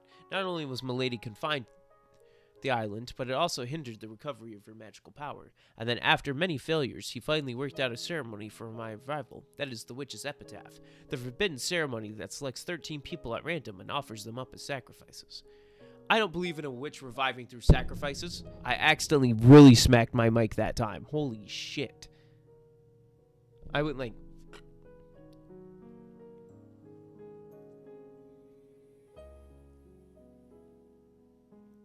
apparently I really like making people fucking deaf. I don't believe in a witch reviving through sacrifices. Witches don't exist. What the hell are you? Are you telling me you're one of the 18 people in disguise? If you don't want to suspect those beloved 18 people, then all you have to do is accept me. Why do you reject me so badly? Damn it. Have I been cornered at the very same dead end as last time? Milady, I believe it is time to take action on the game board. Unlike you, who could simply throw away appearances and make one of the 18 humans into the culprit, things will be difficult for me from here on out.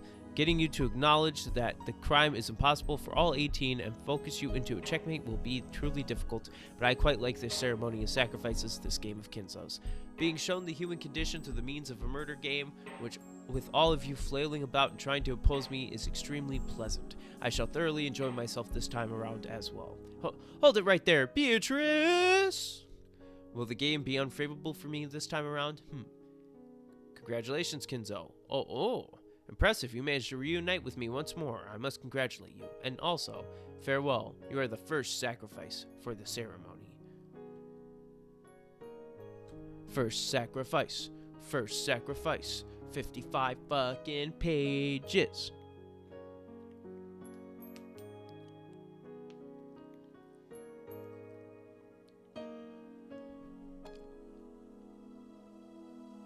Doing this on camera. Because I can. Make sure my volume's down.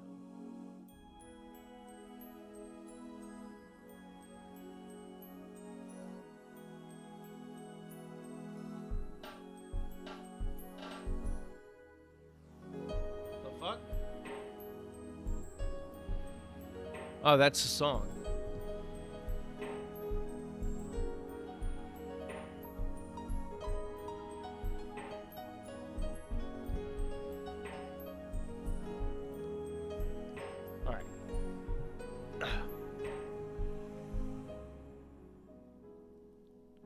I might go for one more hour.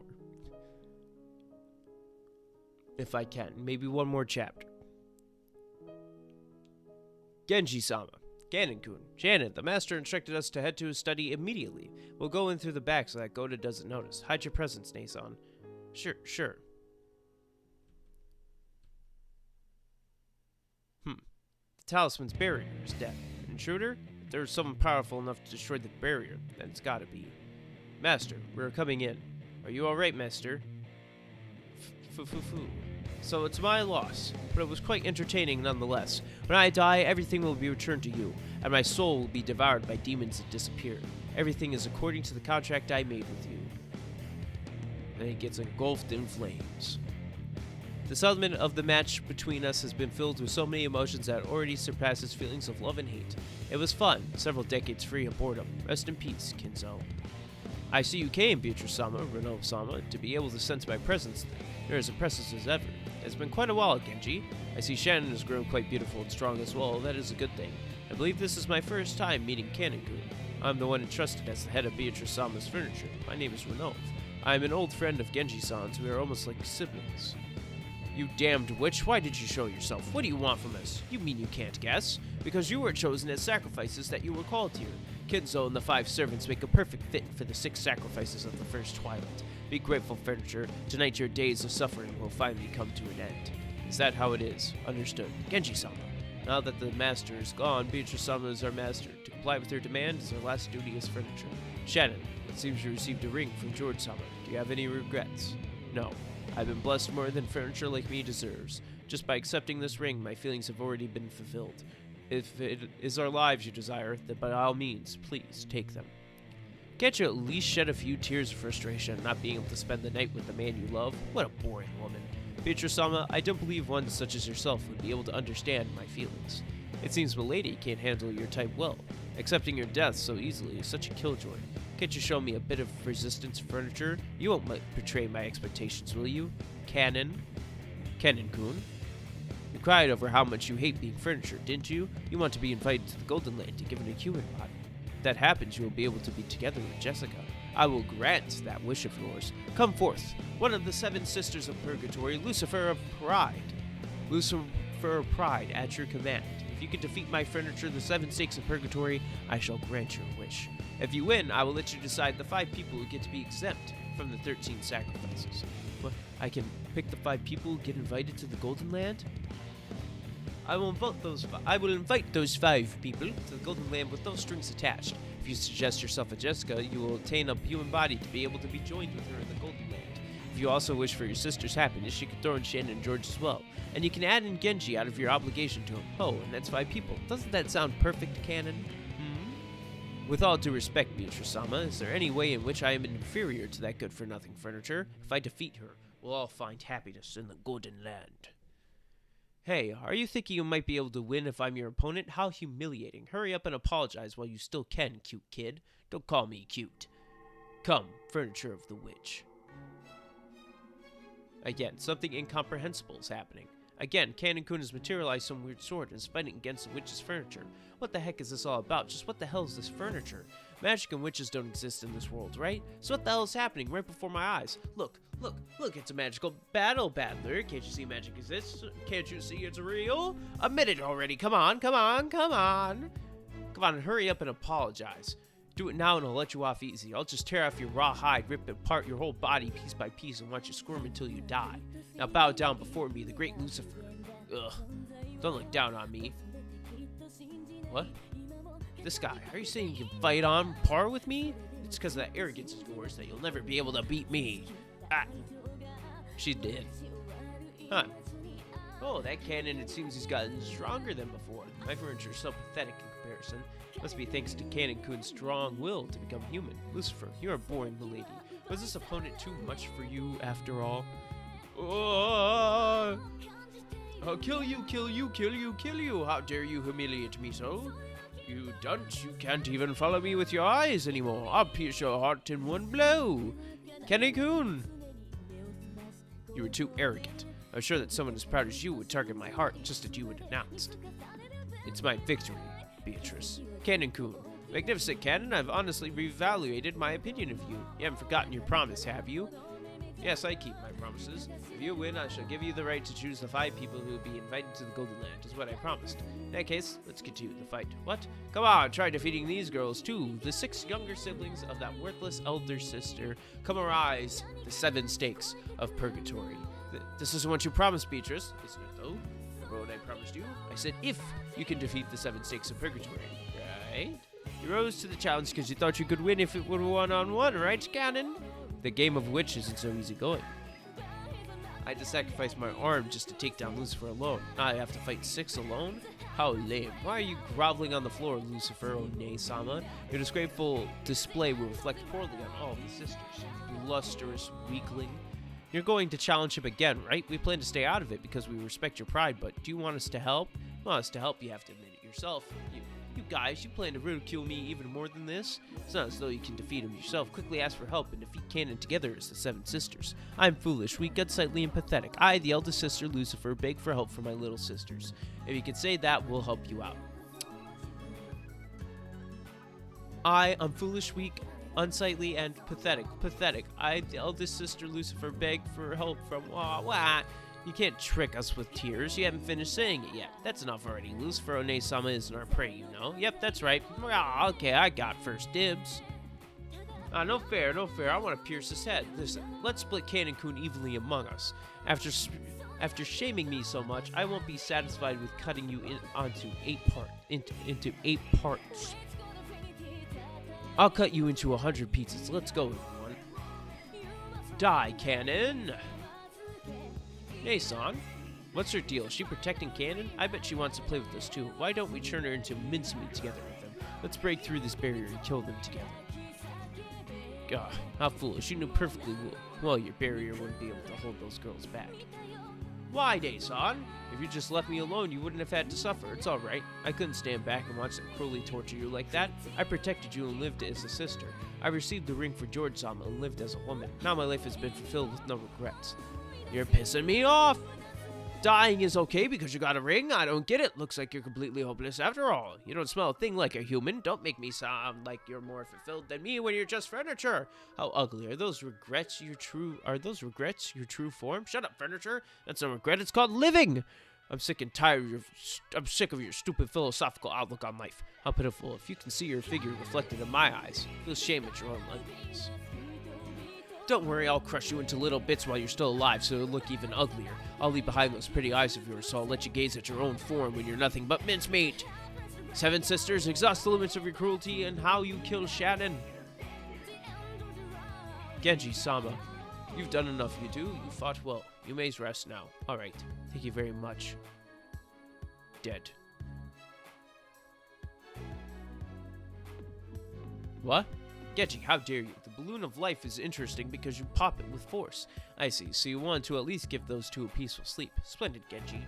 What exemplary furniture. Thank you very much. Now I have completed my final task. Excellent work. I will reward you for the hard work you have put forth until today with a peaceful rest. How boring. You're a powerful great witch, are you not, milady? It's not like you to get so stirred up over provocation from someone as insignificant as Shannon. Come now, 7 sisters. There are 2 sacrifices left for the first twilight. Carry them out swiftly. Right away, Renault-sama. Nothing looks strange. Good. Even when night falls, the witch of the portrait wanders the mansion, was it? Even if it's just a run-of-the-mill ghost story in a mansion with an atmosphere like this, it certainly does give me the creeps. And I've seen something reminiscent of this story before. Once in the kitchen, where no one had been around, I found something quite strange. No, it can't be. That must have been a prank someone pulled in poor taste. Ghosts couldn't possibly exist. Oops. If you mock the witch, you're sure to be cursed. Oh, great witch, I'm working very diligently, so please leave me in peace. From the kitchen? Is someone there? That's strange. I'm sure I heard something just now. Found her! She's the last one. It's a senile old granny of a servant. You girls are. Okay, now the first twilight will be complete. Let's finish her off together in one go. Everyone. Huh? Why is she able to hold us off? Are you all friends of that girl? I'm waiting for her. Could you please call her for me? That girl, who do you mean? Do you think we just bow our heads and obey you? There's no need. Beatrice-sama, Renault-sama. It has been a while, Renault, and Beatrice as well. Even I have materialized. I was sure it was only a matter of time before you would as well. I'm very sad that my slumber would once again be disturbed this way. So your powers have returned to this extent, have they? And you're using them to do evil. The further the encroachment of illusions proceeds along, the more my power returns to me, and the easier it becomes to call forth my family. But I haven't figured that it would also lead to the undoing of your seal. And if you just stayed asleep as always, I could have finished up the first twilight so easily. Oh well, I was just growing bored anyway, so I will give you a warm welcome. The former Lady Beatrice, my teacher.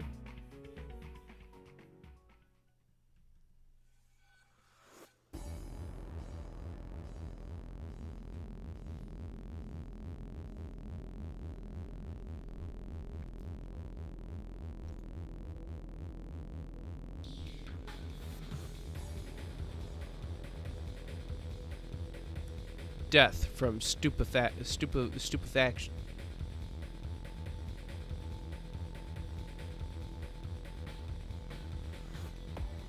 Ugh.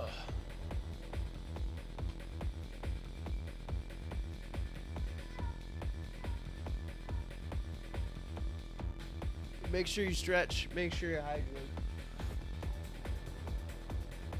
Very important things.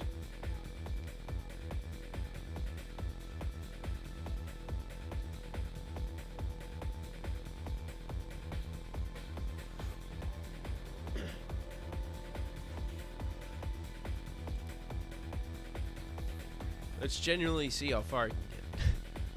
It's been a while, teacher. It seems you're still toying with innocent people in distasteful games. I believe I taught you countless times that endless magic should never be used for evil. You never stop with the lectures. Boredom is the mortal enemy of us witches. This is nothing more than a bit of space to escape from that. It seems it was a wise decision to sleep nearby you in preparation for the worst case scenario. Rodolphe, have the furniture girl stand back. Beatrice, turning that name over to you is the only regret I have in my entire life. My name and the title of Endless Witch. I'll be taking both of those back from you now. You've got it wrong, teacher. The only mistake in my life was becoming your apprentice just to learn this level of power. What's the big deal about magic? It's only the power to notice, and yet you swaggered around and acted so arrogant about it. Your era is long past. Teacher! Be careful. If you get caught in the crossfire, you'll end up as dirt. Impressive, teacher. Looks like I won't be able to win if I don't feel like tearing up the island, huh? Come arise, shoulder war towers. Now, apparently, there is a theory that I had that fit really well with this, somehow. Still have no fucking idea where it was. Don't think you can avoid it by turning into a butterfly, okay? The density of the Twin Towers barrage will turn you into nothing but a thoroughly stabbed pincushion of a doll. Blast away! Come arise, fallen tower. Split apart the single language and make known the sin. She defended against the Twin Towers with that explosion. That's teacher for you. If you do something, you do it big. You've only improved your skill at this kind of fighting, Beatrice. What a sad thing. Wonder if I could become a witch like you, Beatrice, and find eternal happiness. Come arise, sons of Vivaldi. Bestow upon me a worthy spear. Ha, the divine spear Gungnir. You really are amazing, teacher. How foolish that you cut off your own paths of retreat on both sides by calling forth the Twin Towers. Now you can't even defend against a single spear. Come arise, giant soldier battle-lined, and disciples of Hephaestus, bestow upon me a worthy shield. She defended against the divine spear. No, it is the law of the gods that the absolute spear and the absolute shield must not fight each other. The two repel, then offset each other. In accordance with the code of law, I shall return a spear with a spear. Come arise, magical princess Skatach. Bestow upon me the hero spear of thunder. Smash her to pieces, giant soldiers. Change the spear of thunder into an infinite bolts of lightning and pierce through the enemy. She did it! You did it, Beatrice-sama! She's really quite impressive, that Madam Beatrice. Smothered mate, rest in peace. There's nowhere to run. Ooh! Beatrice-sama. That hurts. It's over, Beatrice. The title and power of the Endless Witch, as well as the name Beatrice. Let's have you return those to me now. You're too immature to be called the Endless Witch. Let's return you to your original form. Relinquish the power that was too much for you and live a life suitable for yourself. Come, try to remember. What kind of form did you have? Stop it. Forgive me already, teacher. Come, Beatrice. Recite it together with me. Let's sing together. If we do that, everything will be over soon. Let's end your pain as quickly as possible. Come, try to remember. What kind of form did you have? How long has it been since I sang together with you, teacher? This takes me back. That's all right. You will no longer be my disciple. but that will not change the fact that you are the lady I serve. Let's read books together again. Let me bake you an apple pie. Come, try to remember. Yeah, try to remember. Have you finally started to remember, teacher? Have you remembered your final moments? What? What is this? Come, try to remember. What kind of form did you have? How were you killed? In the beginning, I didn't summon the shoulder towers. I summoned the quadruplet towers. The boundary line of death was drawn out by the hidden towers lurking far in the distance on either side of you, and you carelessly stepped over that and became the prey of ballista bullets. Declaring check so late was my one breach of manners. I shall apologize for that. Why? Why? Because that would be too dull, wouldn't it? Finishing things with the first move, I mean. That's why I revived you in an instant and tried playing a little more. It was fun, teacher. Whenever I feel like playing again, I'll bring you back to life, and once I played enough, I'll make you remember the fact that you're a corpse. I expect no less from teacher. If I hadn't fooled her with the quadruplet towers, I would have been the one to die. With this, my lady, can't you pride yourself on the fact that you've surpassed your predecessor, madam? Yes. Renov, clean up teacher's remains a bit. I have not lost that much respect for her. Understood. How should I construct the first twilight? Another closed room murder? I shall leave the matter of the 6 corpses to you. Make it an excellent closed room that will force Badler to rack his brains, if you would. Understood. Badler, did you see my shining moment? Come, it's your move, Badler-sama. Let us hear your counter-argument. Lady is looking forward to your counter-attack, you see. Cannon-kun producing some weird sword from his hand and fighting with Beetle's furniture. Shannon-chan protecting Cannon-kun with some kind of weird barrier. On top of that, Kumasawa Ba-chan suddenly transformed into some young lady wearing a dress. Then Rose Garden split apart, towers burst from the ground, and there was a flashy fantasy battle with magical ballistas and giant soldier lines and spears and shields. How am I supposed to argue back after you show me all of this, damn it? That's a nice face, Badler. I can't get enough of it. Look this way. Come on, come on. Lady, your laugh is undignified. Ooh, sorry. When I see Badler closing his eyes tightly, grinding his teeth, and making that distressed face, it simply spills out, you see. She's about to ear lick him ASMR style. God, that's a lot of text. Come on, don't cry. If you want, I can create anything with my magic, okay? Whether it's comments or demons or those big-breasted girls you like so much. There's no way you can come up with a counterattack. You actually love this kind of fantasy, don't you? I can tell. Don't try to hide it, okay? Okay? Some teenage brats getting lots of strange powers and going all out with the fate of the world at risk. There's been a flood of plots like that these days, hasn't there? I bet you also love stories like that. How come you believe in manga and anime, but you won't believe in me? Come on, answer. It's your move. If you don't argue back or pass or resign, the game can't move forward, right? Just immediately say sorry, Beatrice-sama, witches really do exist. Say it. Don't be embarrassed. Shut the hell up! Witches and magic don't exist. Just what do you want? I won't believe any of it. I'll never accept something that ridiculous. Disappear. Just disappear already. Don't get that annoying face near me. But if you don't make your move, my turn will never come. The game won't be able to continue. I can't care about your game. I'm not going along with this. I told you not to talk to me. Badler? That's why I can't explain it with anything but. The ground is as solid as you expect. I can't realistically explain how towers split this ground and sprung up one after the other. That's why I can't explain it with anything but magic. Beto said it too. It's because I surrendered that this world became tinted with magic and witches. Maybe I just had my own misconception that I was playing a game on equal footing with Beto while I was merely throwing a tantrum where there was no room for me to oppose her. I see, my disciple has caused you quite a bit of trouble. You're Beto's teacher. I thought you died, so you're still alive? I did die. Right now I'm nothing more than a tank in peace, relaxing outside the chessboard. Have you surrendered completely? Well, yeah. That flashy battle surpassed the domain of things that can be explained with tricks or a human culprit theory. I'm not the one who can defeat her. It's you who can use that amazing magic. Wrong. I'm nothing more than a piece on her game board. But you are her opponent. As long as you don't abandon the game yourself, you always have the power to strike back at her. How's that? Are you going to teach me magic so I can get into a flashy battle with her? If that is what you want, I wouldn't mind teaching you magic. In Japanese magic, I believe there is a ceremony in which one prays for rain. By offering up a sacred fire to the heavens performing a dance, the entreaty for rain reaches the hearts of the gods. Huh? That's not magic. It's a scientific phenomenon where the fire causes an updraft and as a result, rain clouds gather. People might have believed it was magic long ago when they didn't understand reason, but most occult things like that can be explained with science. Then why do things burn? Isn't that because phlogiston is a part of their substance? Things burn because of chemical reaction. The phlogiston theory should have been disproved by Lavoisier. But doesn't he travel through things because caloric is a part of their substance? Joule discovered that one. Heat is energy, not a substance. You study well, your knowledge is correct. Just as how in the past, it was even said that an apple falling from a tree was thanks to God's love, so that people would be given food. Humans used to call their ignorance in and of itself magic. God, I can barely fucking see these. They knew results they could obtain from a scientific phenomenon through experience, but they could not explain the results due to their ignorance, so the process of that phenomenon was magic. In that case, even if you think it's obvious that when you flip the switch, the broad tubes inside the television show a picture, couldn't you say that to someone who doesn't understand that principle, that process is magic? I see, that's interesting. All we're really aware of is that something awesome happens inside the broad tubes that causes the pictures to appear on the TV. Guess that really isn't much different from magic. Should I tell you how broad tubes are constructed? Gremlins are shut up inside the broad tubes, and they make the picture show up with magic, huh? There's no way there are gremlins inside, right? I remember reading in a book that it's like electrons hit a fluorescent material and so on. That book was fake. How can you assert that there aren't gremlins inside? Fuck. Have I ever peeked inside a broad tube? I haven't, but if you took apart a TV later, I could prove it.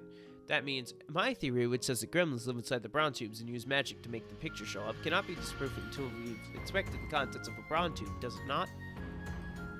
Which is correct, your scientific theory or my magical theory? Or can we decide that once we have peeked inside a brown tube? But until that moment, we confirm that neither of us can disprove the other's theory.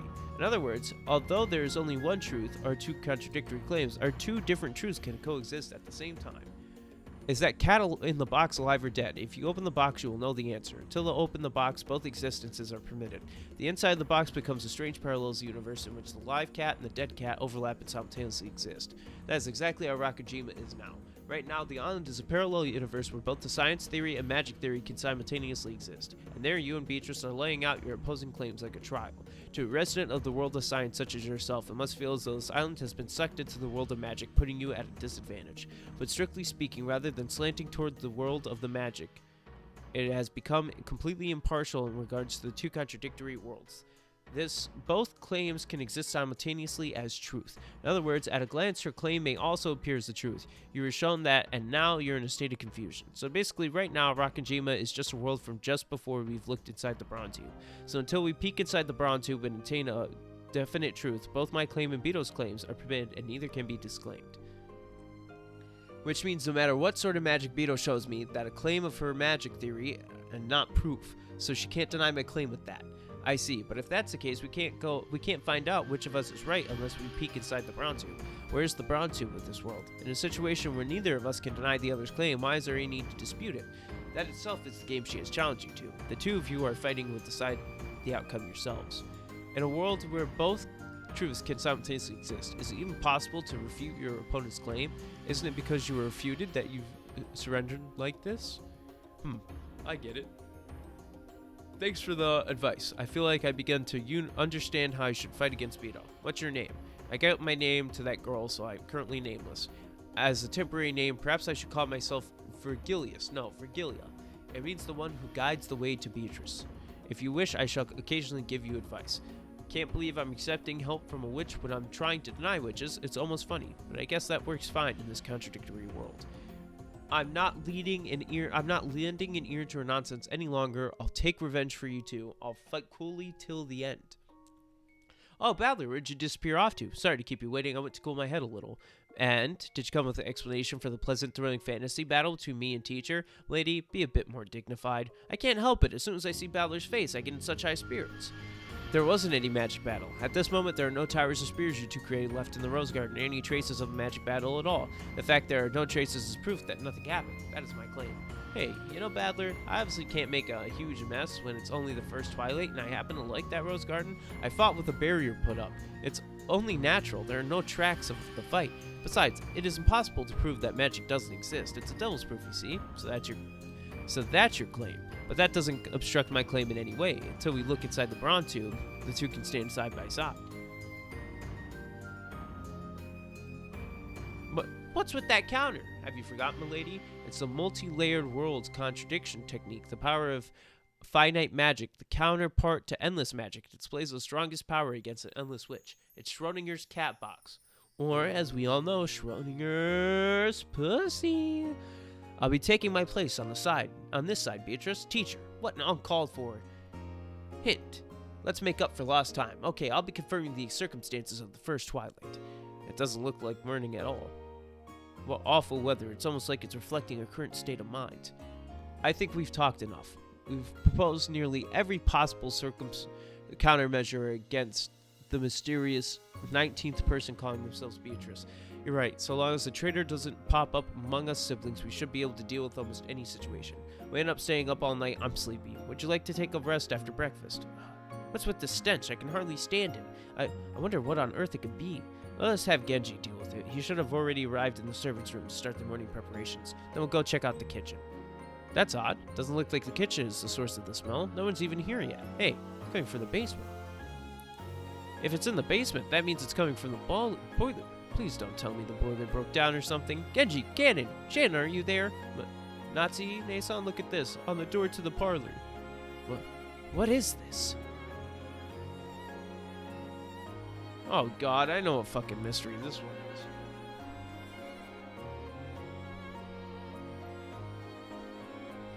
This is the fucking one mystery. Oh yeah, I remember this one.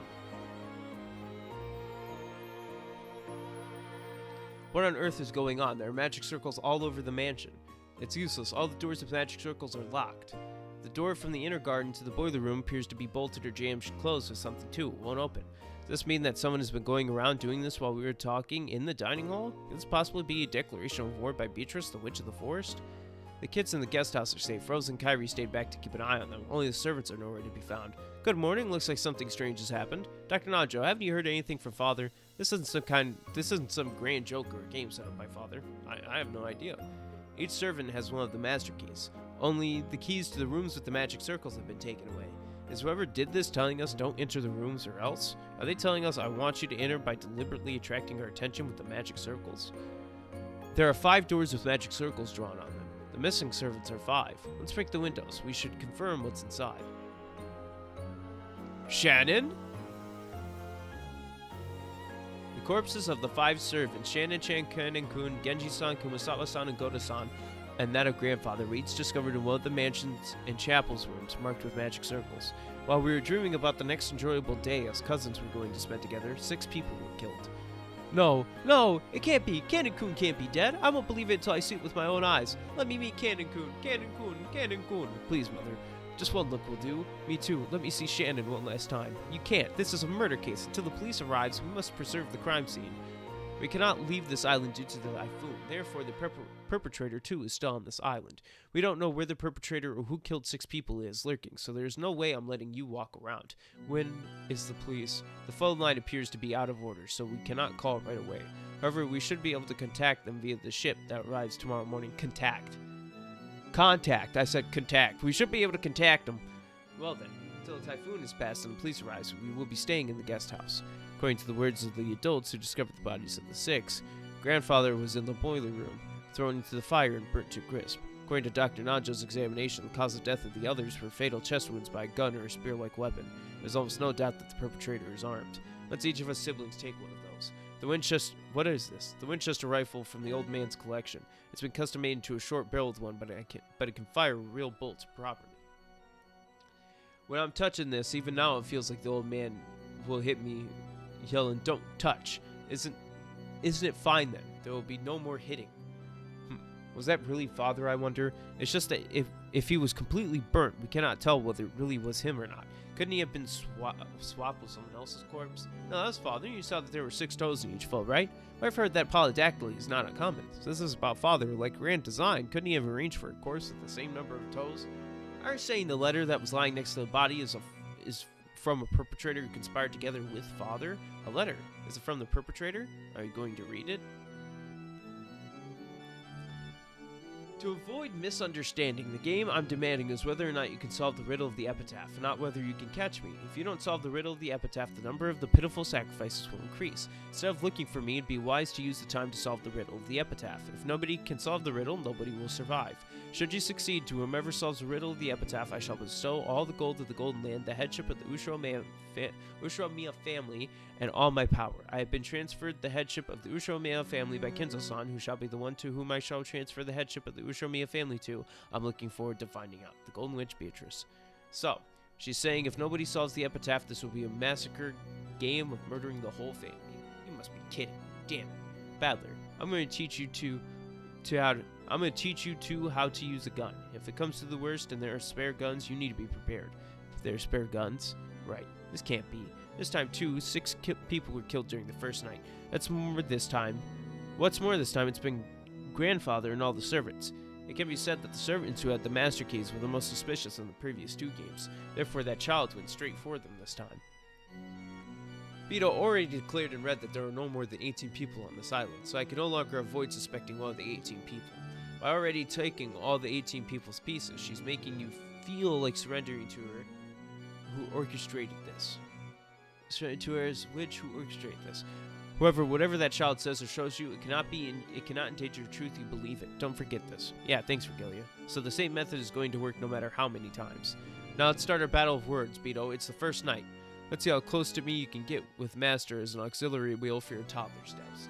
Let's start by reconstructing the scene of the crime. Regalia, please. The first discovered body was that of Shannon. She was discovered in the guest room on the first floor of the mansion. The door and the windows were locked, constructing a closed room. I demand that Beto confirms once again the definition of a closed room. A closed room is an interior where all ways in and out have been completely cut off. There are no hidden doors. Nobody can come in from outside, including no possibility for interference from the outside. Confirmation of details. Elaborate concretely on the impossibility of interference from the outside. Means one can't interfere directly from the outside with something like string or a stick. The doors and windows don't have cracks for such cheap tricks. Oh my god. Interference with a remotely controlled device like a remote or other mechanisms connected by radio waves or the telephone is also impossible. Interference by whatever direct or indirect means to the inside of the closed rooms is impossible. What about voices and knocking? Even if it's a closed room, calling someone and knocking is not possible.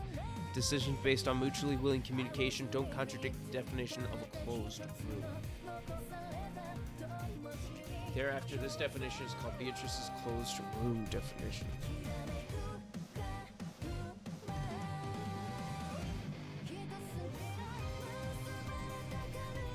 I wasn't sending around, but I'm just gonna put this.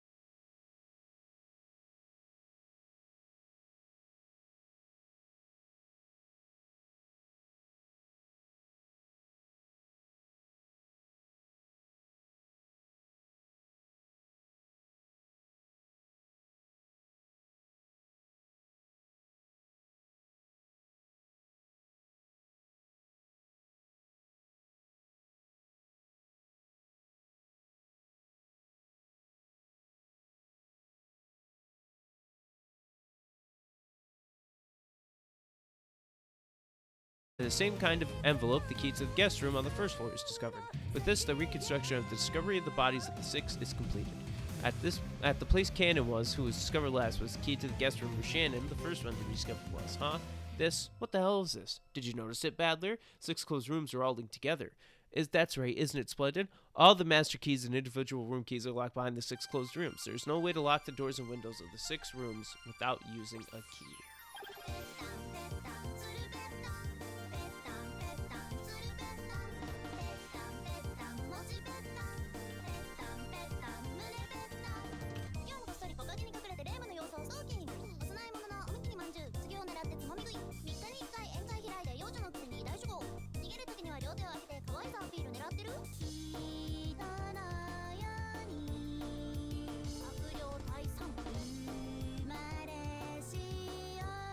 The 6 rooms without a key.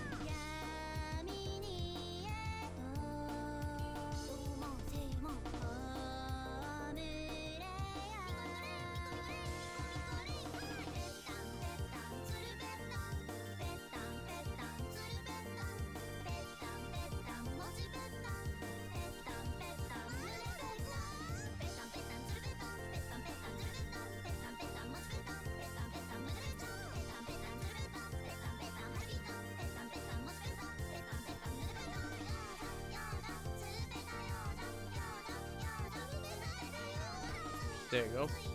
The only way to me, that means the only way to lock the windows and the doors to the rooms are with their specified keys.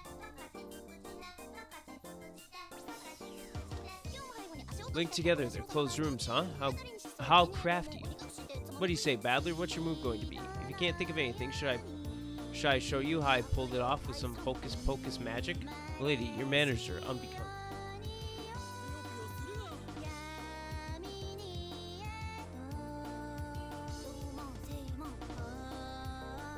Do as you like.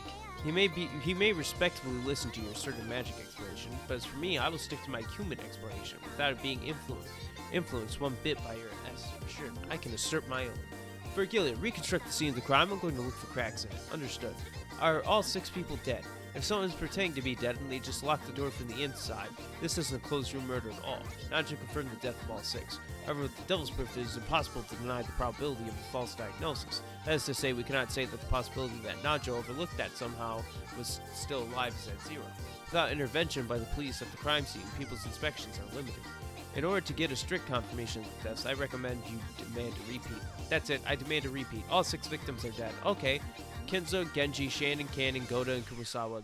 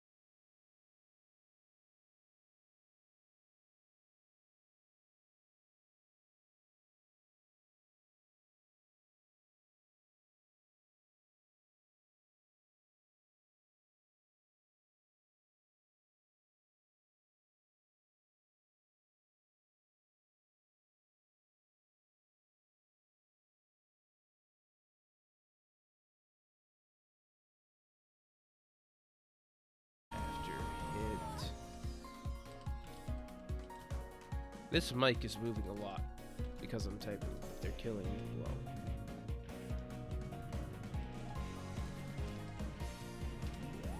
God, it's literally just moving back and forth. It's a wobbler. Only the victims were in the closed rooms, and once more, they died instantly. If that's not a magic murder, what is it then, Badler? Not quite. How is a murder has occurred like a make-believe closed room murder sham? If the perpetrator was inside, then he was outside. He killed them from the outside on the one way or another. However, Badler-sama, according to Malay's closed room definition, a murder from a distance on the outside has been denied, right? Even without interference from the outside, a murder from a distance is possible. That's right, a trap. For example, instructing the victims to go into and look from the inside. Inside gone in advance. Then inside they were killed with a trap they didn't know was set up. That's not a problem. It is consistent with the current situation. What kind of guesswork is that? There was nothing suspicious discovered in any of the rooms. On top of that was like, what was this trap like? Where was it hidden? How did it work? Let's hear you explain this for each of the 6 rooms. Well, you can't. Yeah, well, I can't. I refuse to reveal it. I don't have the obligation to explain this. Even if I can't explain what the trap looks like, that doesn't weaken my assertion. What? This can't be. Badler-sama is employing the devil's proof. Not being able to find the trap or to explain what it looks like cannot be a reason to refute the trap. Seems like he's becoming quite skilled in Madam's ways. Check. With a murder trap X that cannot be found, this closed room murder can be explained with the human perpetrator. Consequently, a magic murder committed by a witch is not needed. Well, I'll destroy this check with the red truth. The 6 people were not killed with the trap. It's definition of a trap. That is something in which the victim can be tricked to activate, no matter whether it's activated with a remote or timer or whatever, all such things.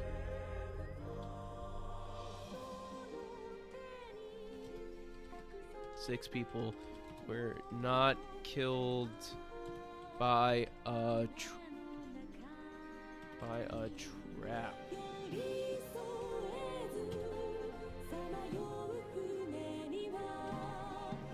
They were not killed by any indirect method set up to actually kill them, I guess.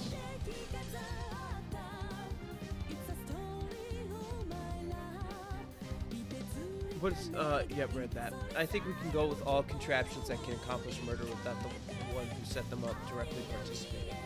There, that's it. How do you like my counterattack, Badler? Do you think a human can destroy these closed rooms? Do you think you can refute me? What? What are you staring? Is a witch drinking black tea such a rare sight? You too went desperate. What? Up to now, I thought I was being just single-sidedly toyed with by you, but that's not it. You two desperately fight against my counterattacks, fighting to show your own existence. Even if it's a torture for me, isn't it more so for you? This is a battle on equal terms between me and you. 6 people instantly dying in closed rooms with no outsider inside. I left for a bit, but I'm back. Did I miss anything? I honestly don't fucking know. I've just been writing down red truths. That's pretty much it.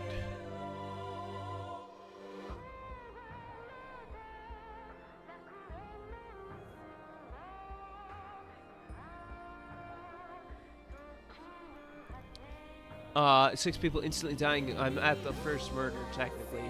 And if I missed anything, well, fuck. I guess I missed it. With no outsider inside, without a trap that can be melded with from the outside. This cannot be anything but a magic murder, right?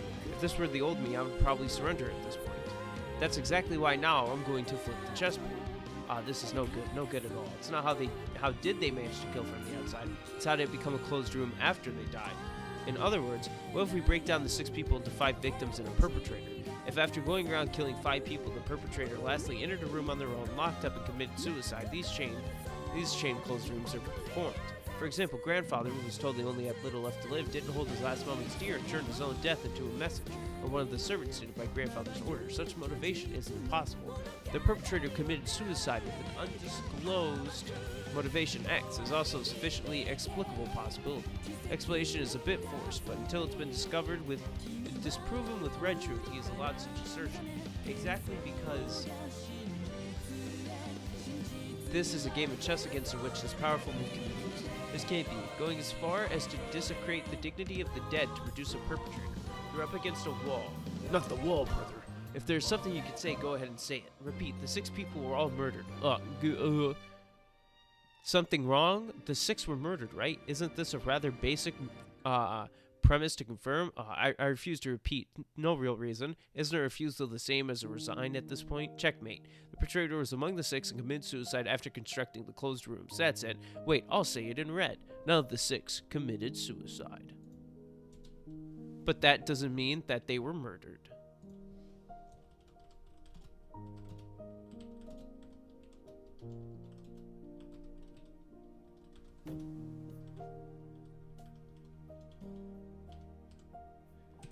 If he does not ask about them dying in an accident, that's fucking stupid.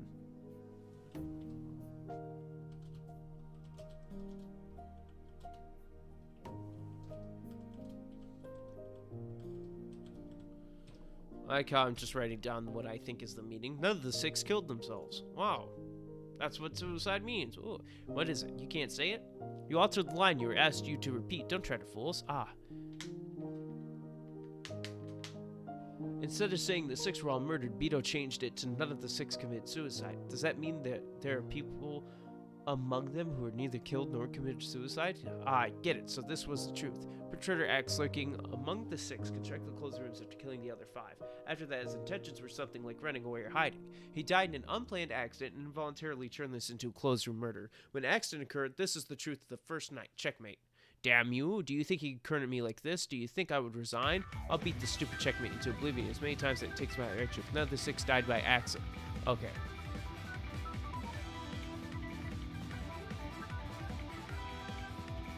Does that count? Cause, I'm gonna write it down because she did not stop saying.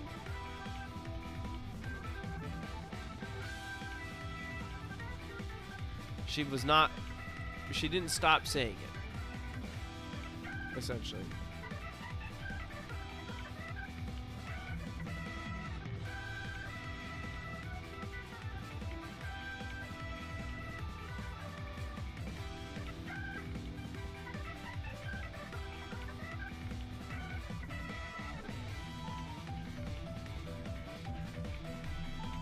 I'm just gonna interpret it like that, I guess. Excuse us, we wish for a strategic timeout this trip.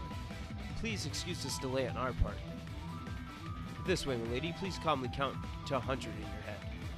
A demonic butler indeed. Minova's giving that child time to cool down, because all the blood went to her head.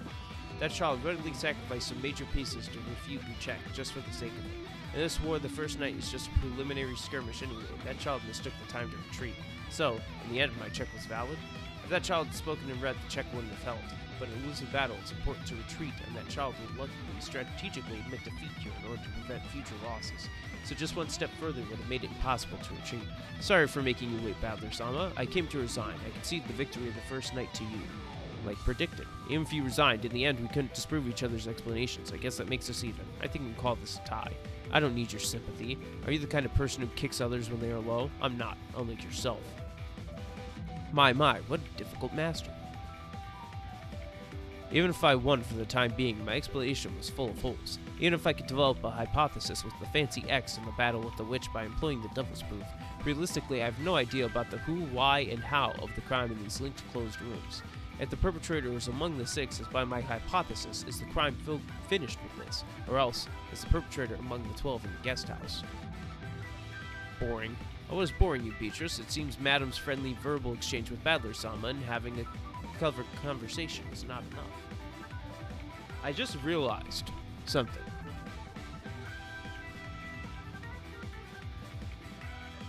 The new mic setup is kinda true because I changed the audio bitrate. I completely forgot that I did that. Not really. It's quite enough that Worthless Battler finally caught up to my level. You don't sound enthusiastic. Aren't you a bit too friendly with Battler? Shouldn't old people stay aside when the kids are playing? Milady, in such cases, it is customary to start by asking about one's hobbies. Seems I'm in the way. I'll excuse myself. If anything, saying in red there are no more than 18 people on this island is how we caught up. As expected, huh? I thought it was a bit too early, but up until now, Battler had only 2 objectives, to deny witches and to solve the case without suspecting any of the 18 people. Getting caught between these two was when he was at his weakest. You also attacked a lot there, but it was set in red that there were no more than 18 people.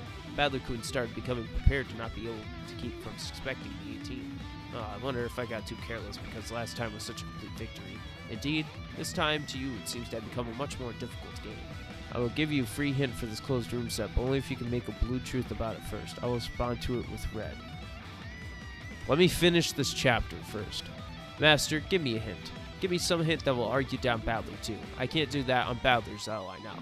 Boo, giving Badler hints all the time is unfair, unfair, unfair. I might be supporting Badler-kun a bit too much for this to be a fair game, but just a hint, okay? Yahoo, as expected for Master. Do you know Aesop's Fail, the North Wind and the Sun? Of course, that's a tale about the North Wind and the Sun having a match to steal a traveler's cape, right? It means that rough and hasty methods are not necessarily always the best choice. Even without you telling me that I regret focusing too much on the victory. And Beatrice, do you properly understand the conditions for your victory? Yep, it's to make Badler surrender. Look, you already made a mistake. Is it the condition for you winning to have Badler admit your existence? What are you saying? I should flatter Badler and beg him to recognize me as a witch? Accepting is up to you. I gave you the hint. Now it's your turn to think well. In any case, Badler's moves thus far don't hold the suitable strategic turning point as necessary. North Wind and Sun and whatnot. I have no clue what you're trying to tell me, Master. The conditions of my victory. Hey, please support Umineko. Buy the manga. Fuck you. Go to the next one. So.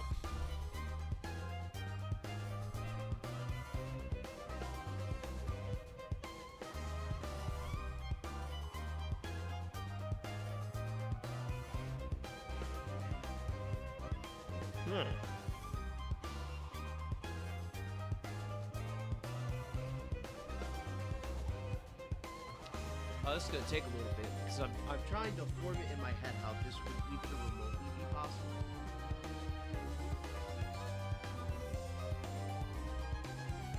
But I might have a potential one, but I don't want to just throw it out there because it's not good because I can't have anything else the whole time. It's so immediately they became illegal, but they didn't kill themselves. How the fuck would this work? I gotta think like that right now. I gotta just like fucking figure out some way that this could work, even if it's the stupidest way possible. As long as I can fucking have like a statement, essentially. As long as I can keep it alive. I will respond to all your nutrients for this question.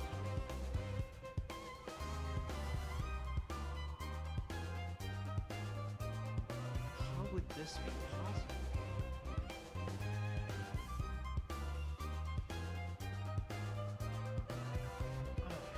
Because here's the thing, they all had like reasons. Well, Kinzo was already in the incinerator, so I'm not worried about that. Kinzo was already there. Somebody could have literally walked up and put like the shit in there and locked it. But then like they would have to lock the other door, but then Kinzo I'm not worried about. Not too much. Maybe like the key and the envelope and shit, but Kinzo didn't die. Kinzo was already dead. Kinzo died instantly already. So Kinzo dying instantly and being in that boiler makes sense. That one works. Cuz he didn't commit suicide. He didn't die by accident. He died from natural causes. So Kinzo works. Kinzo fits the regiments. But how the fuck can I like... Because I have an idea. But I don't know how it would work. So I gotta figure that out. I gotta figure out how it would work. Because I don't want to just throw it out there and then...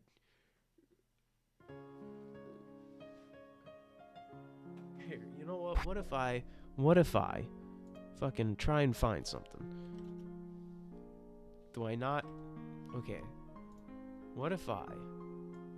Okay, perfect. Okay. What if I do this? What if I fucking pull up MS Paint?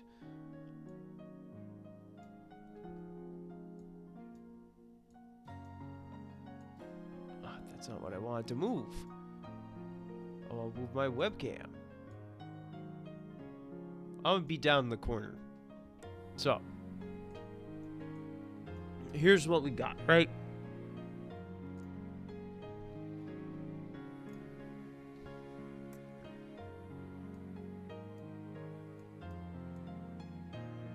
We got 1, 2, 3, 4, 5. Here's our 6 closed rooms. And all had like a fucking key in them. Now, let's just call this. Wow, that's a shitty B. Holy shit. Let's call that the boiler room, and Kinzo's in there. He's already dead, so I'm not worried about him. Okay, I'm gonna go back in the manga and see who was what key was discovered where.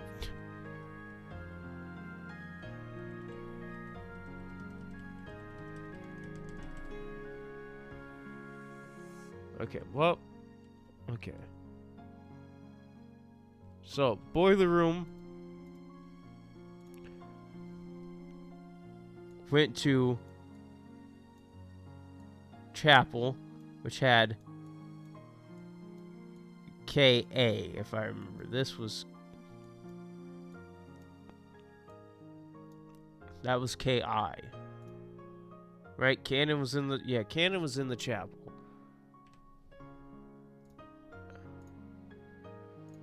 And then that went to the 1FGR, which had Shannon.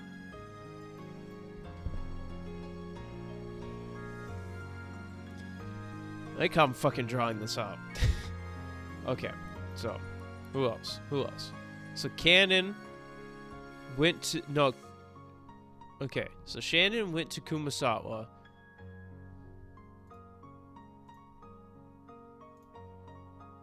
So Shannon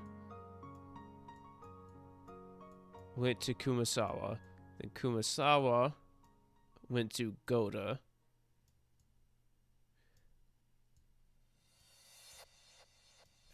Right? Yeah, then Goda went to Genji.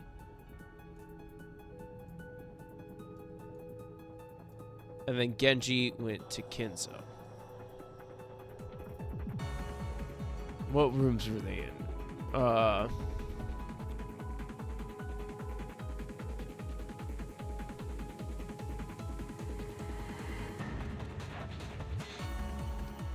second floor. She was. I keep on clicking the wrong things.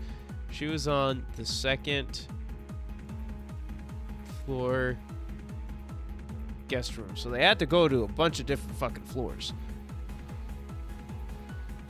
And then you have the waiting room, 3rd floor.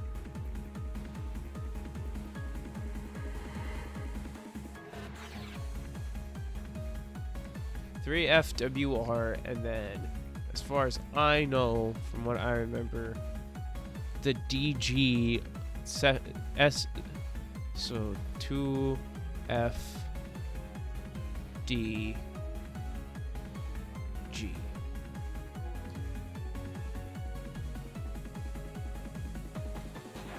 I have no idea how to use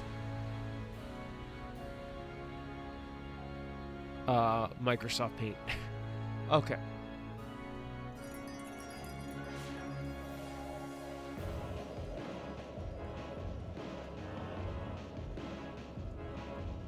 Okay, that's what I was using. Alright, so here's what we got.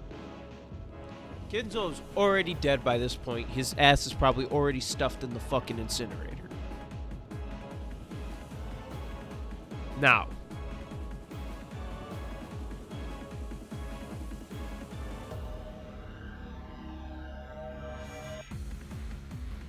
wait a second. Wait a minute.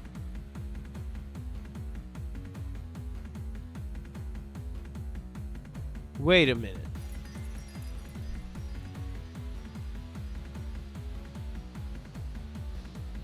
Aren't there multiple doors to the boiler room?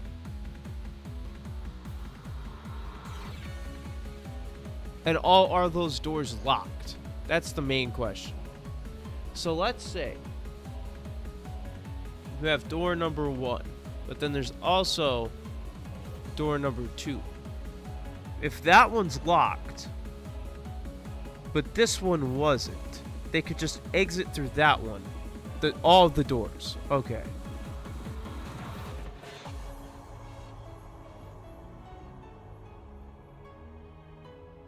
So all the doors were locked. Did I have that? Nah, just no ways to lock the doors. So all those doors are locked. Okay. Doors were all locked up. I feel like it has something to do with Kinzo already being dead. See, this is where I get stuck, because I have no idea how the fuck they would do this in the first place. If all the doors are locked. Because I'm assuming no one's fucking lockpicking out here.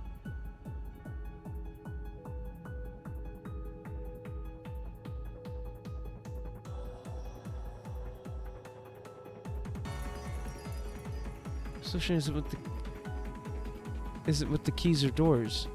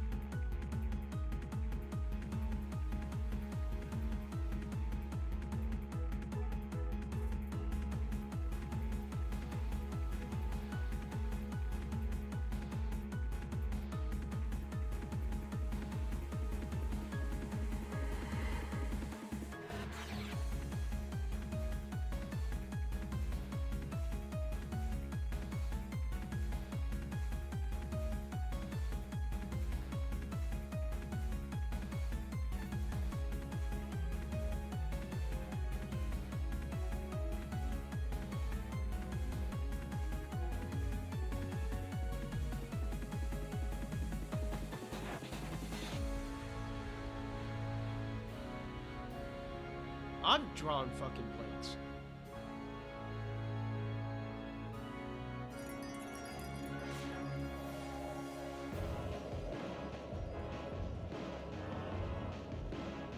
I'm just gonna point out, look how nice this fucking arrow is. I'm just gonna point that out. Matter the order and location of the rooms is important.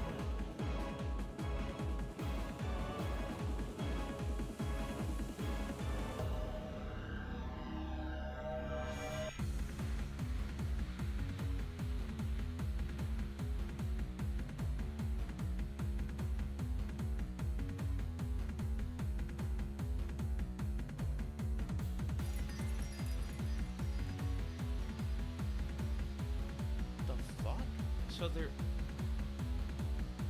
locations of the room are like down, up, up, back down, down again, then out.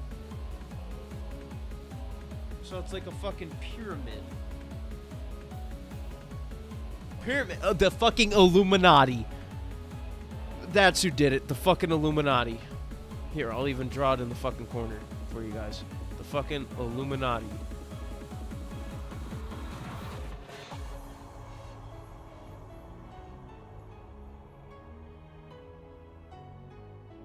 The fucking Illuminati. Bill Cipher himself. Here, I'll even give him the fucking hat. There you go. And the fucking little legs and the fucking arms. That's who did it right there. Bill Cipher. Shit, I solved this one. Alright, so order and locations of the rooms. Don't think of any blue truths. Like, not at this. Give it. Like, I can't fucking. Hold on. No, because the thing is I'm like, I'm still trying to figure out how the order and locations of the rooms are important right now. Because as far as I see it, it was them like working their way up and then working their way back down. Because I feel like when you're putting order in rooms locations, I feel like I need to know the layout of the house, but I don't know. Because the only way that the locations matter would be they go up and then back down and then out. The best thing I can think of in terms of how they weren't how they like were murdered, but they weren't like what you call it? They didn't kill each other. They didn't kill themselves, and they didn't die by accident. The only thing I can think of is we got a table here, right? Very fucked up looking table, and we got a drink, and somebody here walked up and went, let me, with my long ass arm, sprinkle some shit in their drink and make it so they fucking die. Like that's like the one thing that I can think of is they went, let me salt bathe this fucker, give some poison in there. But I doubt that's right. Nobody died of poison. Yeah, like that's the only thing I could think of. Because I was like, well, that doesn't make sense, because how would they get the shit on their chest? Because obviously if they died of poison, the guy would have to re-enter the rooms, or whoever fucking did it. How the fuck does this matter? This is what I need to figure out. I need to figure out how this order of rooms matter. Do the order of deaths matter? Should I start, like, does it matter if I start with Shannon, or does it matter if I start with Kinzo?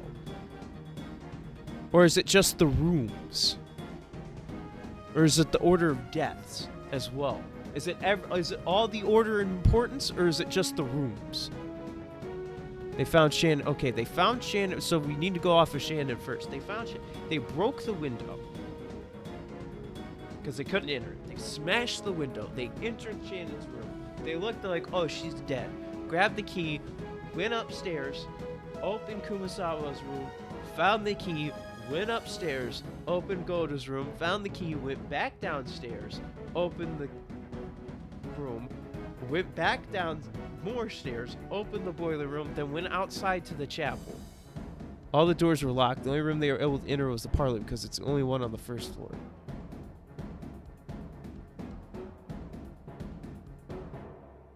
Yeah, I know.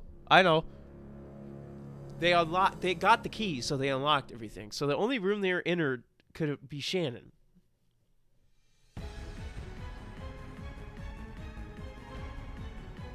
But each had their master key. There's no point in me looking, but I'm gonna confirm. Master key. Master key. Master key. Master key. Cannon had his. Yeah. So it wasn't a master key, which I know that for a fact.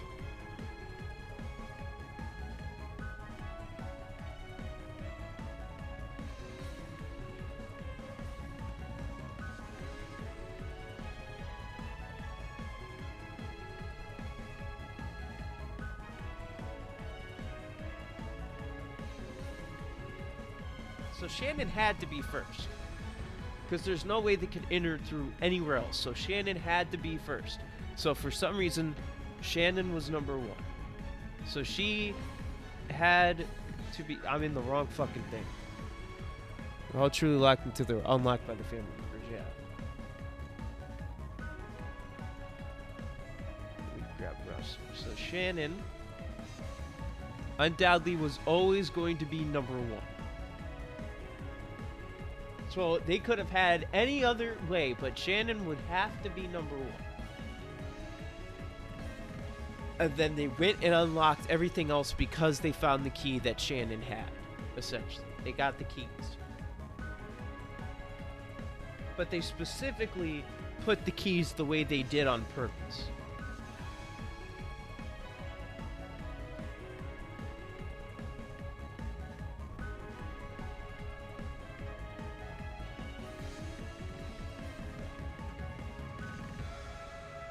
Oh, I feel like this has something to do with their characters now. Because Kinzo had to be burned in order to hide. So he had, and they had no reason to check the chapel until they found the key last. Yeah.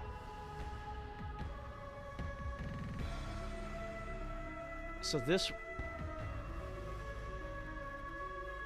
is last. So this one has to be number 6. But all the others could have been just wherever. So, and I feel like they wouldn't check the boiler room. I mean, they would have checked. So Shannon has to be first, and Cannon has to be last. Yeah. So wait. So Kinzo, I'm not fucking worried about right now. Still. Because they would have found him at some point, because they would have smelled that shit. They would have fucking had the door opened and shit like that. Because they would have, if they found Shannon, and then they would have been like, oh, we need to find the smell, they could easily just go to Kinzo. But it's the sole fact that they were led on by the envelopes, because they were so scared. So why Kumasawa in the second floor guest room?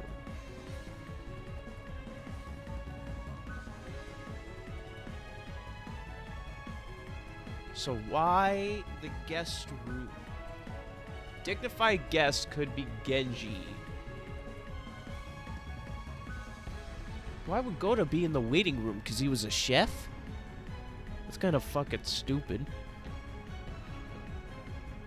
Dignified guest could be Genji, because Genji's like all greatness. Boiler room had to be Kinzo because he was getting burned. So Kinzo had to be in the boiler room. There's no other place for him to be. So Kinzo had to be in there.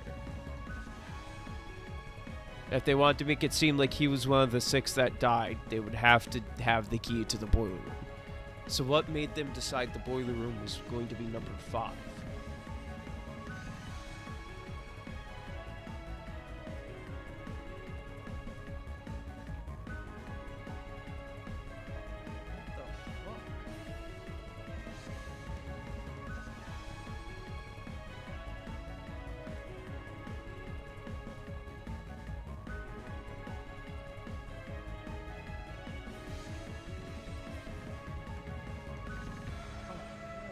I feel like this is something to do with the characters.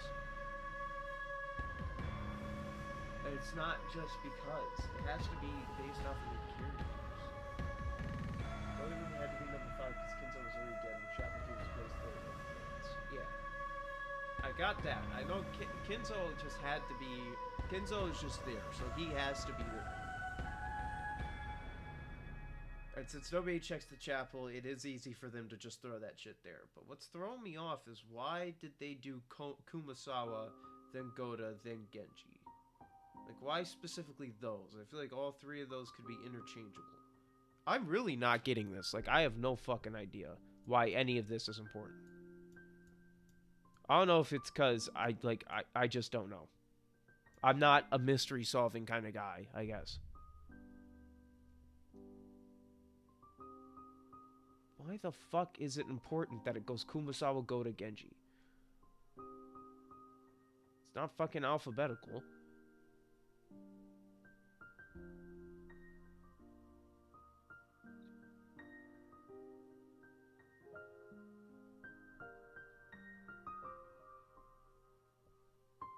What the fuck?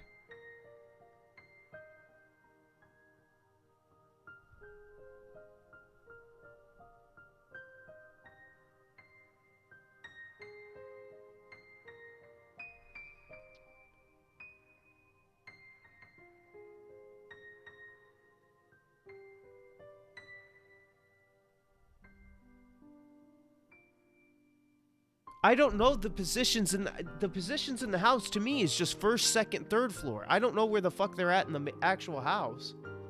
I just know 1, 2, 3. And to me, that's just going up and down. Well, I don't understand that because all I get is just fucking this. They go up, up, up, down, down, out. That's just a fucking mountain. Is there a mountain on this island? Because it looked like there was, but that's all I got. I don't know much else other than fucking bell curve. Like,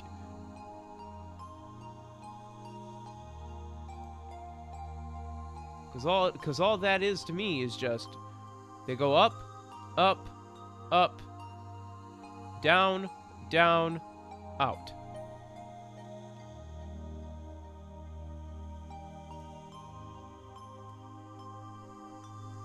And to me, that don't mean shit.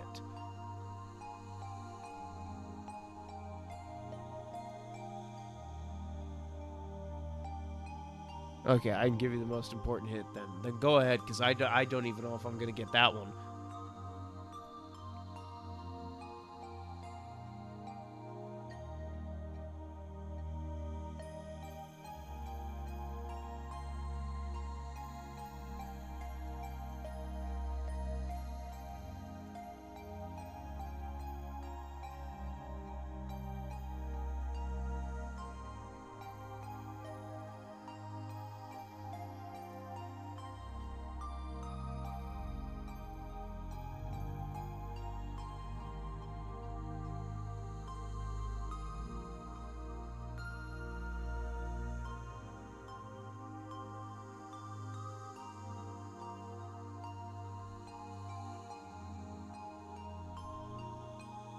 See, I don't remember shit from any episodes anymore.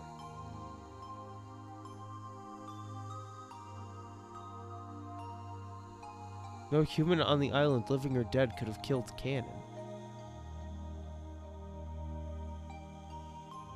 What the fuck does that one mean? So no human killed Cannon. Was there a fucking animal? There's no way there's an animal on here.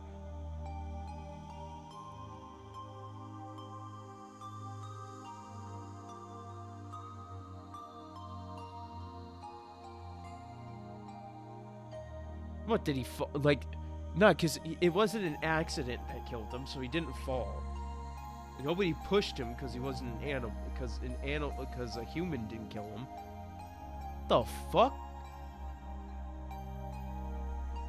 No human on the island, living or dead, could have killed Cannon. So something maliciously killed this fucker. Some living creature maliciously killed Cannon out of its own free will. It went, bitch, you in my house. What the fuck? Now, how are we defining killed? Are we defining killed as in it was the thing that, like, ended his life? Or are we defining killed as in it was... I don't fucking know. Dude, what the fuck? No human killed. That's a hint? That's... No animal could have... That's a fucking hint? Shit. Because he couldn't have gotten pushed. Because that'd be the human killing him. How the fuck would he have died in the chap? What the fuck? Where did he die? Where did he die and how did he end up in the chapel? Because if he died in the chapel, how the fuck did he die in the chapel? What the fuck is in the chapel? They suffocate? Like, okay, what the fuck? That confused me even more. How the fuck? I'm telling you, it was this fucker right down here. It was this guy. He did that shit. He ain't human. He's a fucking pyramid. Here, let me change the color. Here, there's fucking... culprit right there. Win M. Win M. Oh God, my brain must be fucking... My brain must be a car that can't have its battery start or is not starting. And it's just going... Only one human existed in the chapel. So canon, right? Existence is defined by him just being there, right? Because my brain's just going... Dude, I need a jump start. I might need to, like, fucking, like... I might actually need to, like, fucking... do actual, like, brain shit. Like, do, like, fucking brain teases and shit. Just so I can fucking understand what the fuck is happening.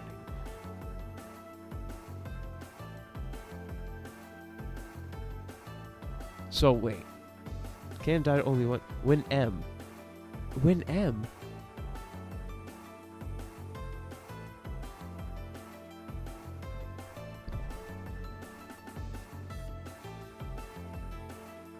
The M was a type.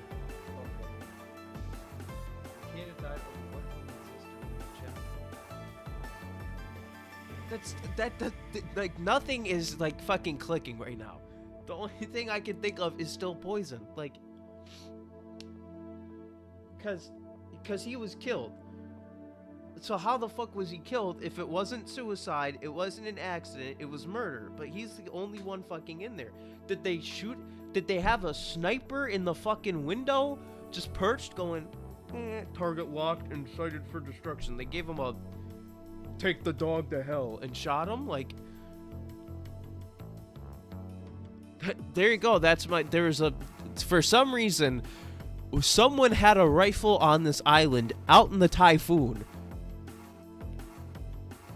But still, there's only a few ways you can, like, unless Cannon just suffered a heart attack from natural causes. Which is very weird that he would suffer a heart attack.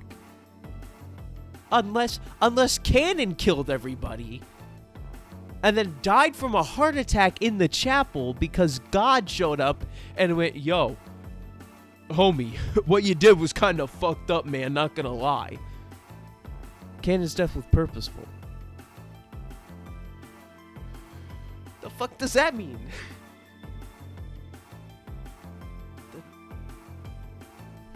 See, there's moments where I know I'm like right about shit, and I know I'm right in the fact that I'm going to hate the solutions. Without love, it cannot be seen. There is no love to be seen here. Like, I don't know what I'm looking for. I feel like I need to read. I feel like I should not have jumped into episode 3. I feel like I should have just stuck with reading episode 1 and then just fucking finished and went through episode 2. I went to episode 3. I feel like I jumped the fucking gun. I feel like I jumped the gun on this one.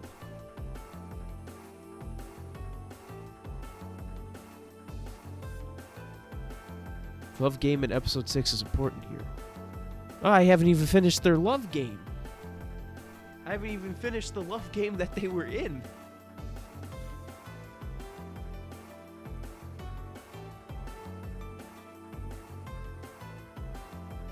Okay, they're dead. I like how I have to make sure, even though I writ them down. They are dead. Okay. So how the fuck does the love game... Is Cannon dead in the love game?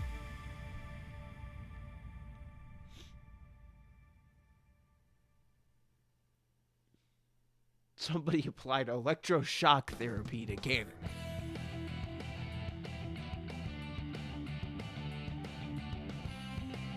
The love game.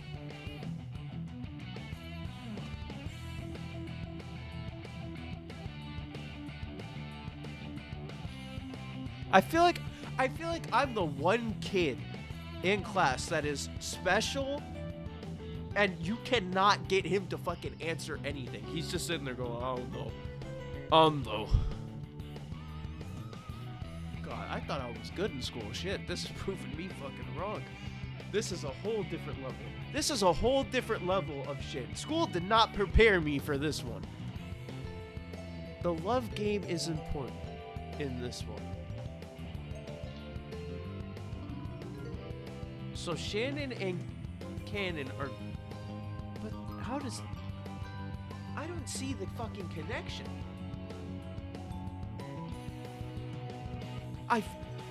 Dude...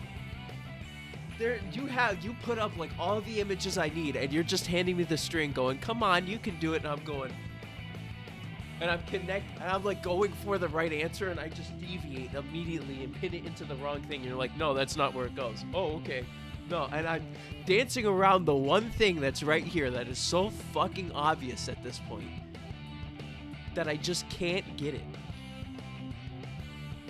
Dude, I feel like I just need to fucking read everything again.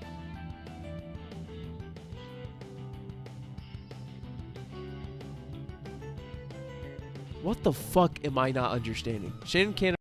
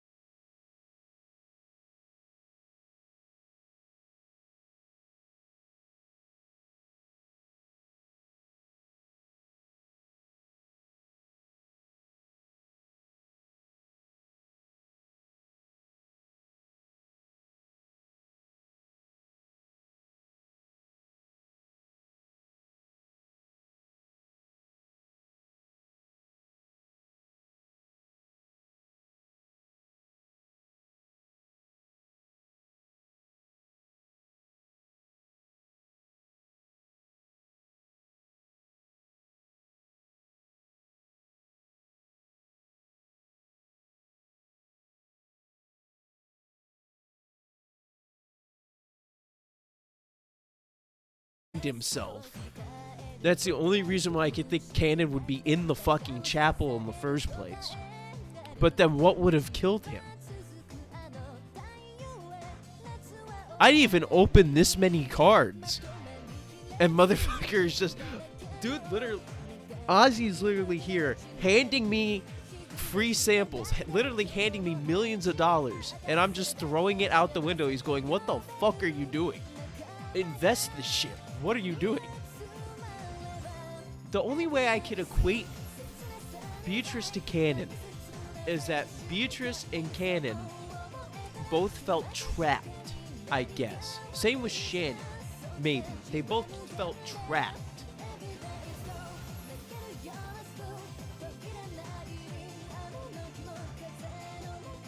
But how would that relate to him being in this chapel or him dying?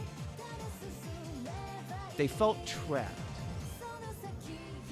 And they became freed. Their souls became freed upon dying. But they didn't kill themselves. So did they kill each other?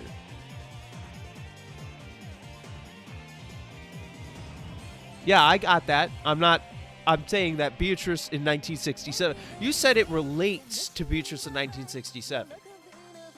So the Beatrice in 1967 felt trapped. So did technically Cannon and Shannon with their whole furniture shit. That was a good fucking connection for me, not gonna lie. I'm about done. My head is starting to hurt. I'm getting rid of this fucking mountain shape, first of all. Fuck this. That is not helping me. Every time I look at that, I just see like a fucking drop off.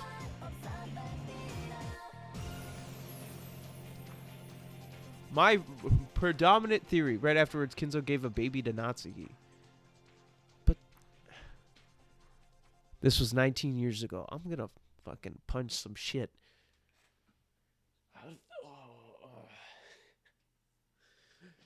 Bill, help me. Help me, Bill.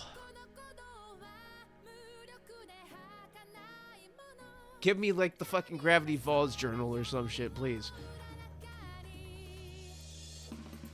This was... Okay, yeah, right after Kinzo gave a baby to Natsuki. I do not see the fucking connections I'm supposed to get here. I do not see them. I guess I don't have love. And it's not a matter of trust. It's a matter of I don't fucking understand how they're connected. I'm just gonna watch a video essay on this shit at this point, because I ain't fucking getting it. I'm looking at this and none of this, like, the order of the rooms does not make sense to me, other than it goes up and then down, and then that's it, and then that's all I know. The man from 19 years ago. It was canon? But how the fuck would that make sense? Wouldn't canon be...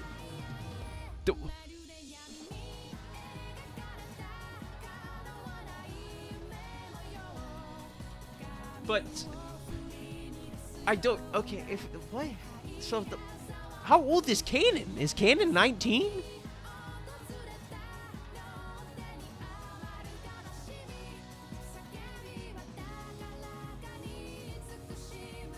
But why the fuck would he be in the chapel?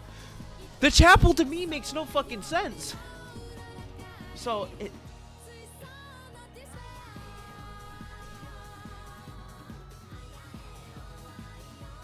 God, I would be shit at any information job. The CIA, fuck that. They ain't get... I'm gonna... If I applied for the CIA, they'd take one look at this and go, you couldn't solve that? How the fuck are we gonna send you out into the field? You're the janitor, motherfucker.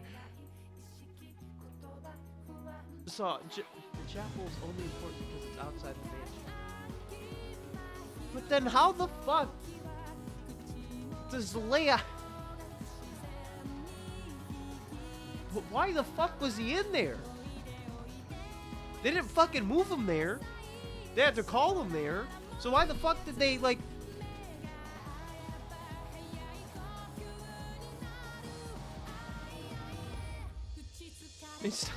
If he's the man from 19 years ago, which would make no fucking sense to me, because I feel like Natsuki would know. Kinzo 100% would know. So maybe that's why he even has the fucking eagle. But how would that... But how would he die? How is he dead? What killed him? Who killed him? No human killed him. So what the fuck killed him? Is he already dead? Is his ghost in the fucking chapel? Is this the thing? Is canon non-existent this whole time? And that's why it could appear in front of Jessica? And from 19 years ago, killed Nanja at the end of episode 3. What the fuck?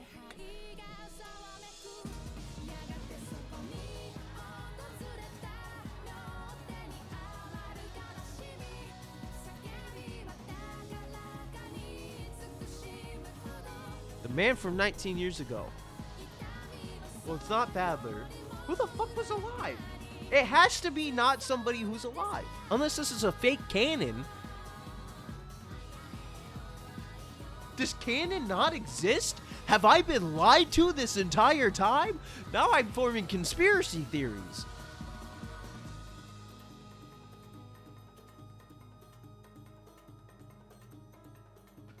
That'd be pretty fucked.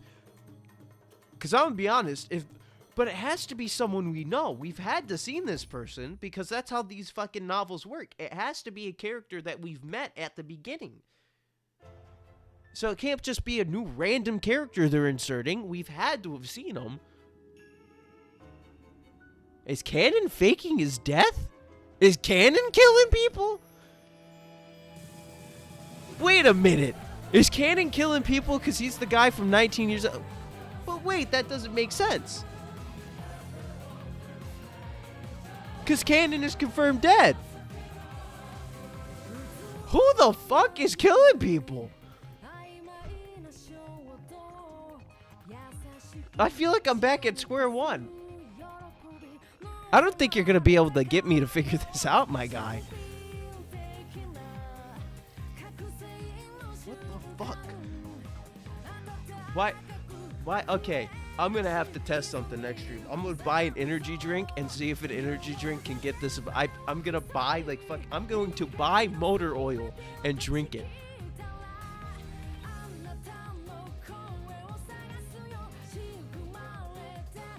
Fuck. Didn't she just, like, appear out of the portrait? Didn't she just... I'm fucking confirming this. Didn't she just, like, appear out of the... Yeah. Okay.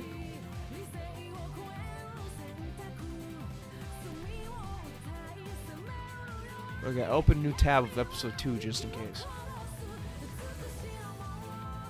Oh, it gave the... Yeah, she gave the brooch to Shaded and Canon because they wanted love. To me right now, you're just listing a bunch of shit and somehow you know they're connected, but I'm sitting here going, they're connected? Love, it cannot be seen. What's it? I don't know what it is anymore.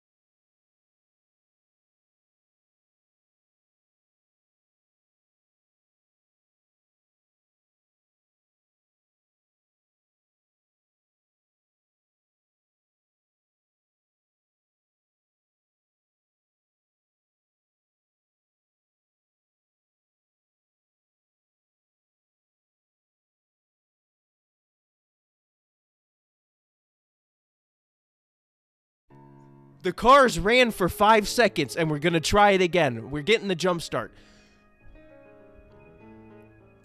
So.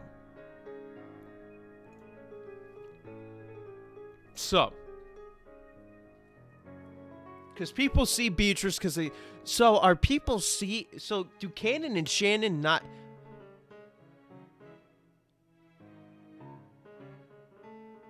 But then why the fuck are they furniture? I don't understand that.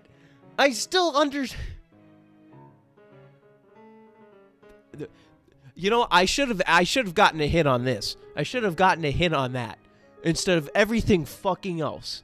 I should have done the furniture thing. Because I thought my theory on the furniture thing was hands down the best. Of servants are called furniture because they're only meant to be used and then thrown away when old. And them getting a heart is just them not having to be used anymore. I was for sure fucking thought that was right. But apparently not. I should have used a hint on that. Fuck. What fucking song is this? Of course, it's in fucking Japanese! I'm 5 seconds away from just going to my YouTube like videos, and we're gonna see some shit. Like, actual terrible shit.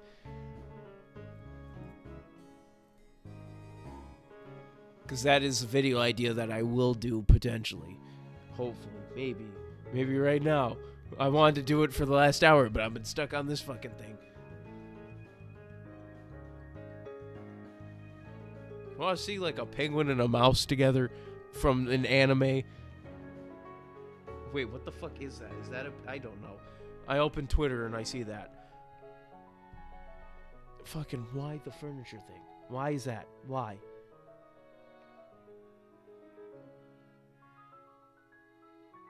I'm afraid I just don't know. Like, I don't think no matter how much I fucking make notes about shit, I'm just not gonna get it.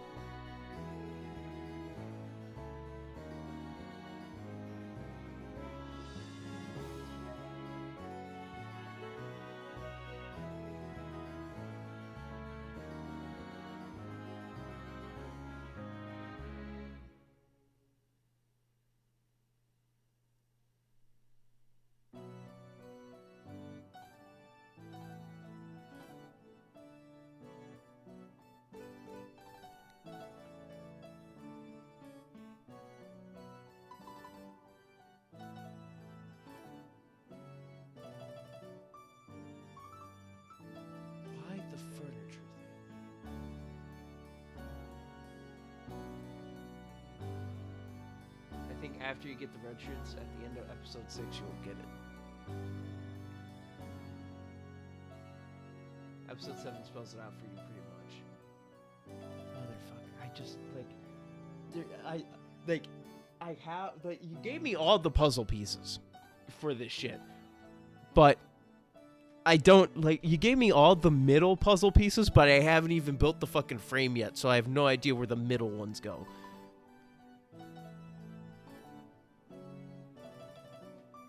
Like, I'm understanding half of the shit that you're saying, but the other half is just fucking somewhere.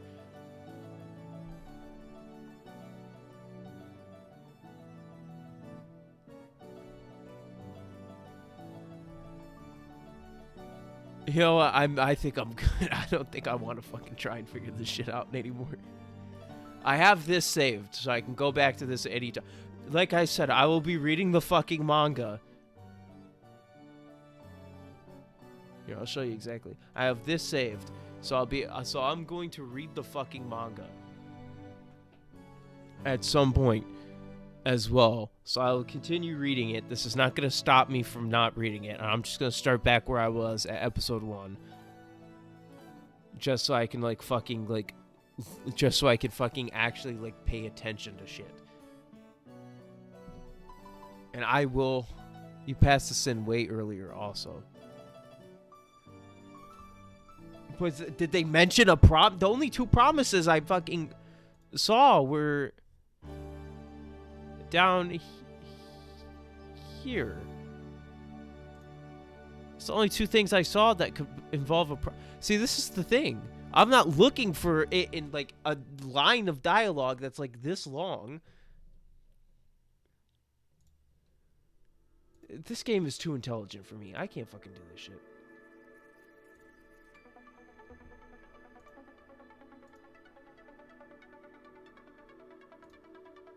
It's not even fucking loading anymore.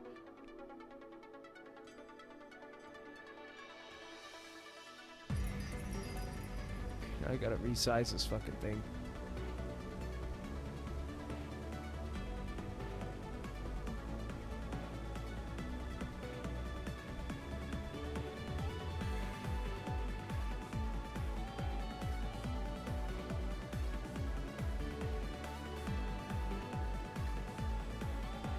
Oh my god, there's no fucking way I did. What did I say? No, what did I say was a sin? What the fuck did I say? Of staying happy forever? Earlier this stream, right?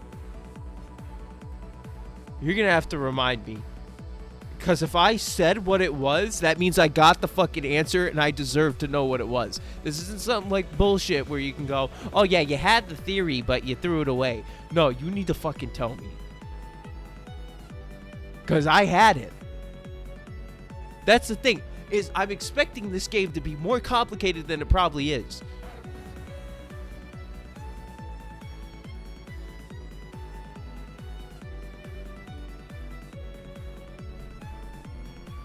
What the fuck did I say? This is the problem. I don't have a good memory. I'm like depressed half the time. My short-term memory, it's about love, obviously. There's no way it was that one. Dude, I fucking know exactly what it was. Where it's the one where I kept on saying it's stupid. I don't know where I don't... Beatrice loves Badler. Yeah, but it doesn't involve Beatrice. She has said that. And if that turns out to be fucking stupid, you know what? Here's what I think about this. Gone. Get the fuck out of here. It's about love. Earlier as... It doesn't involve Beatrice because Beatrice is furniture. I'm gonna fucking fight somebody. I swear to God, I am going to fight somebody. I will go to prison for beating the shit out of somebody.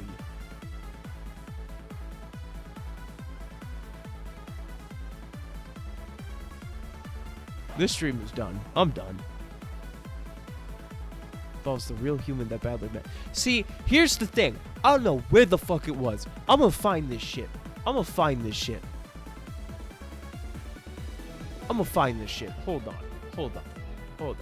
You know what? In fact, it's bookmarked right here. I'm gonna find this shit.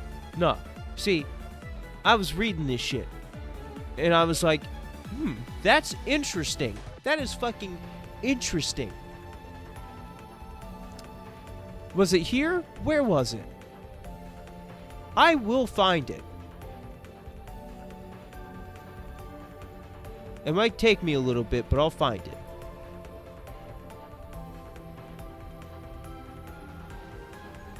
And I remember it was in the manga specifically, but I don't know what chapter.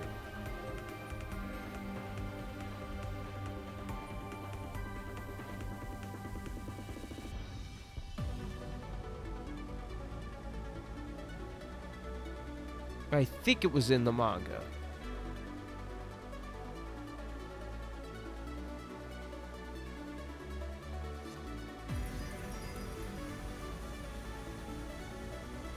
No, it wasn't there. Was it in the manga? I swore I saw an image where Badler had his hand out. Somewhere in here at some point. Unless I've like fucking dreamed this shit out of my mind or somehow saw it somewhere else. For some fucking reason. He was on like a balcony.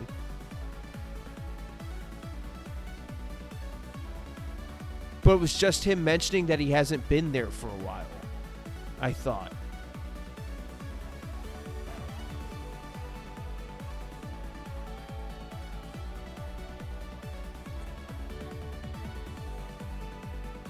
And I thought that was interesting, but I thought I saw it at work.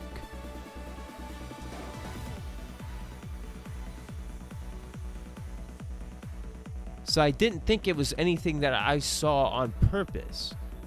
Or like I read. You know what I'm saying? I thought I read it.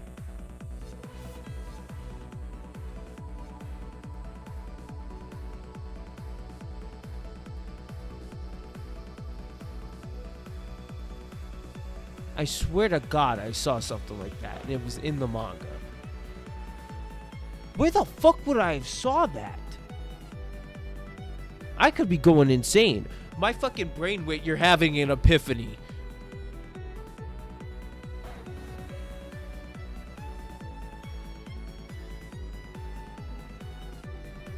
Why the fuck do I remember seeing something?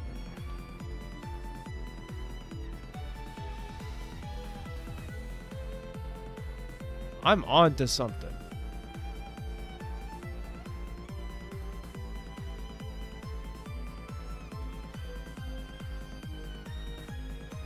No, I remember. I remember seeing something. No, because it wasn't here. What the fuck?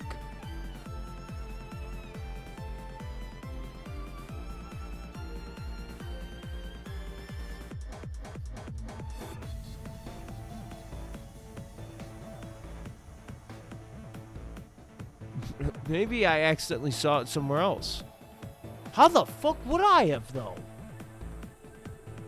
It just flashed past eviscerated faces.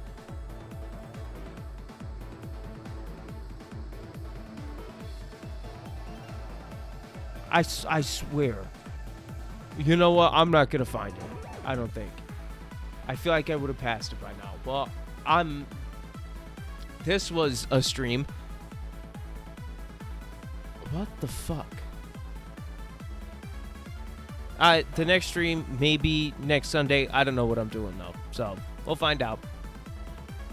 I've been your host, Sean Tyler. This has been Saberleaf Network. This isn't even going to be a cut-down video. You're just going to be watching the VOD. Furniture. Yeah, fucking furniture. How do you feel? Microphone? Hold on. Let me talk to the real furniture here. How you doing, chair?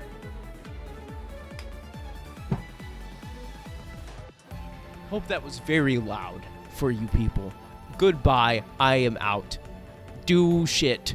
YouTube style, brother. Oh, yeah, because old Stone Cold said so. What? Oh, Stone Cold said furniture. What? He said furniture. What? Oh, hell yeah. Oh, yeah, son, give me a brewski, give me a beer. Well, I said a beer. Leave you off with your old Stone Cold impression. Goodbye, son. What?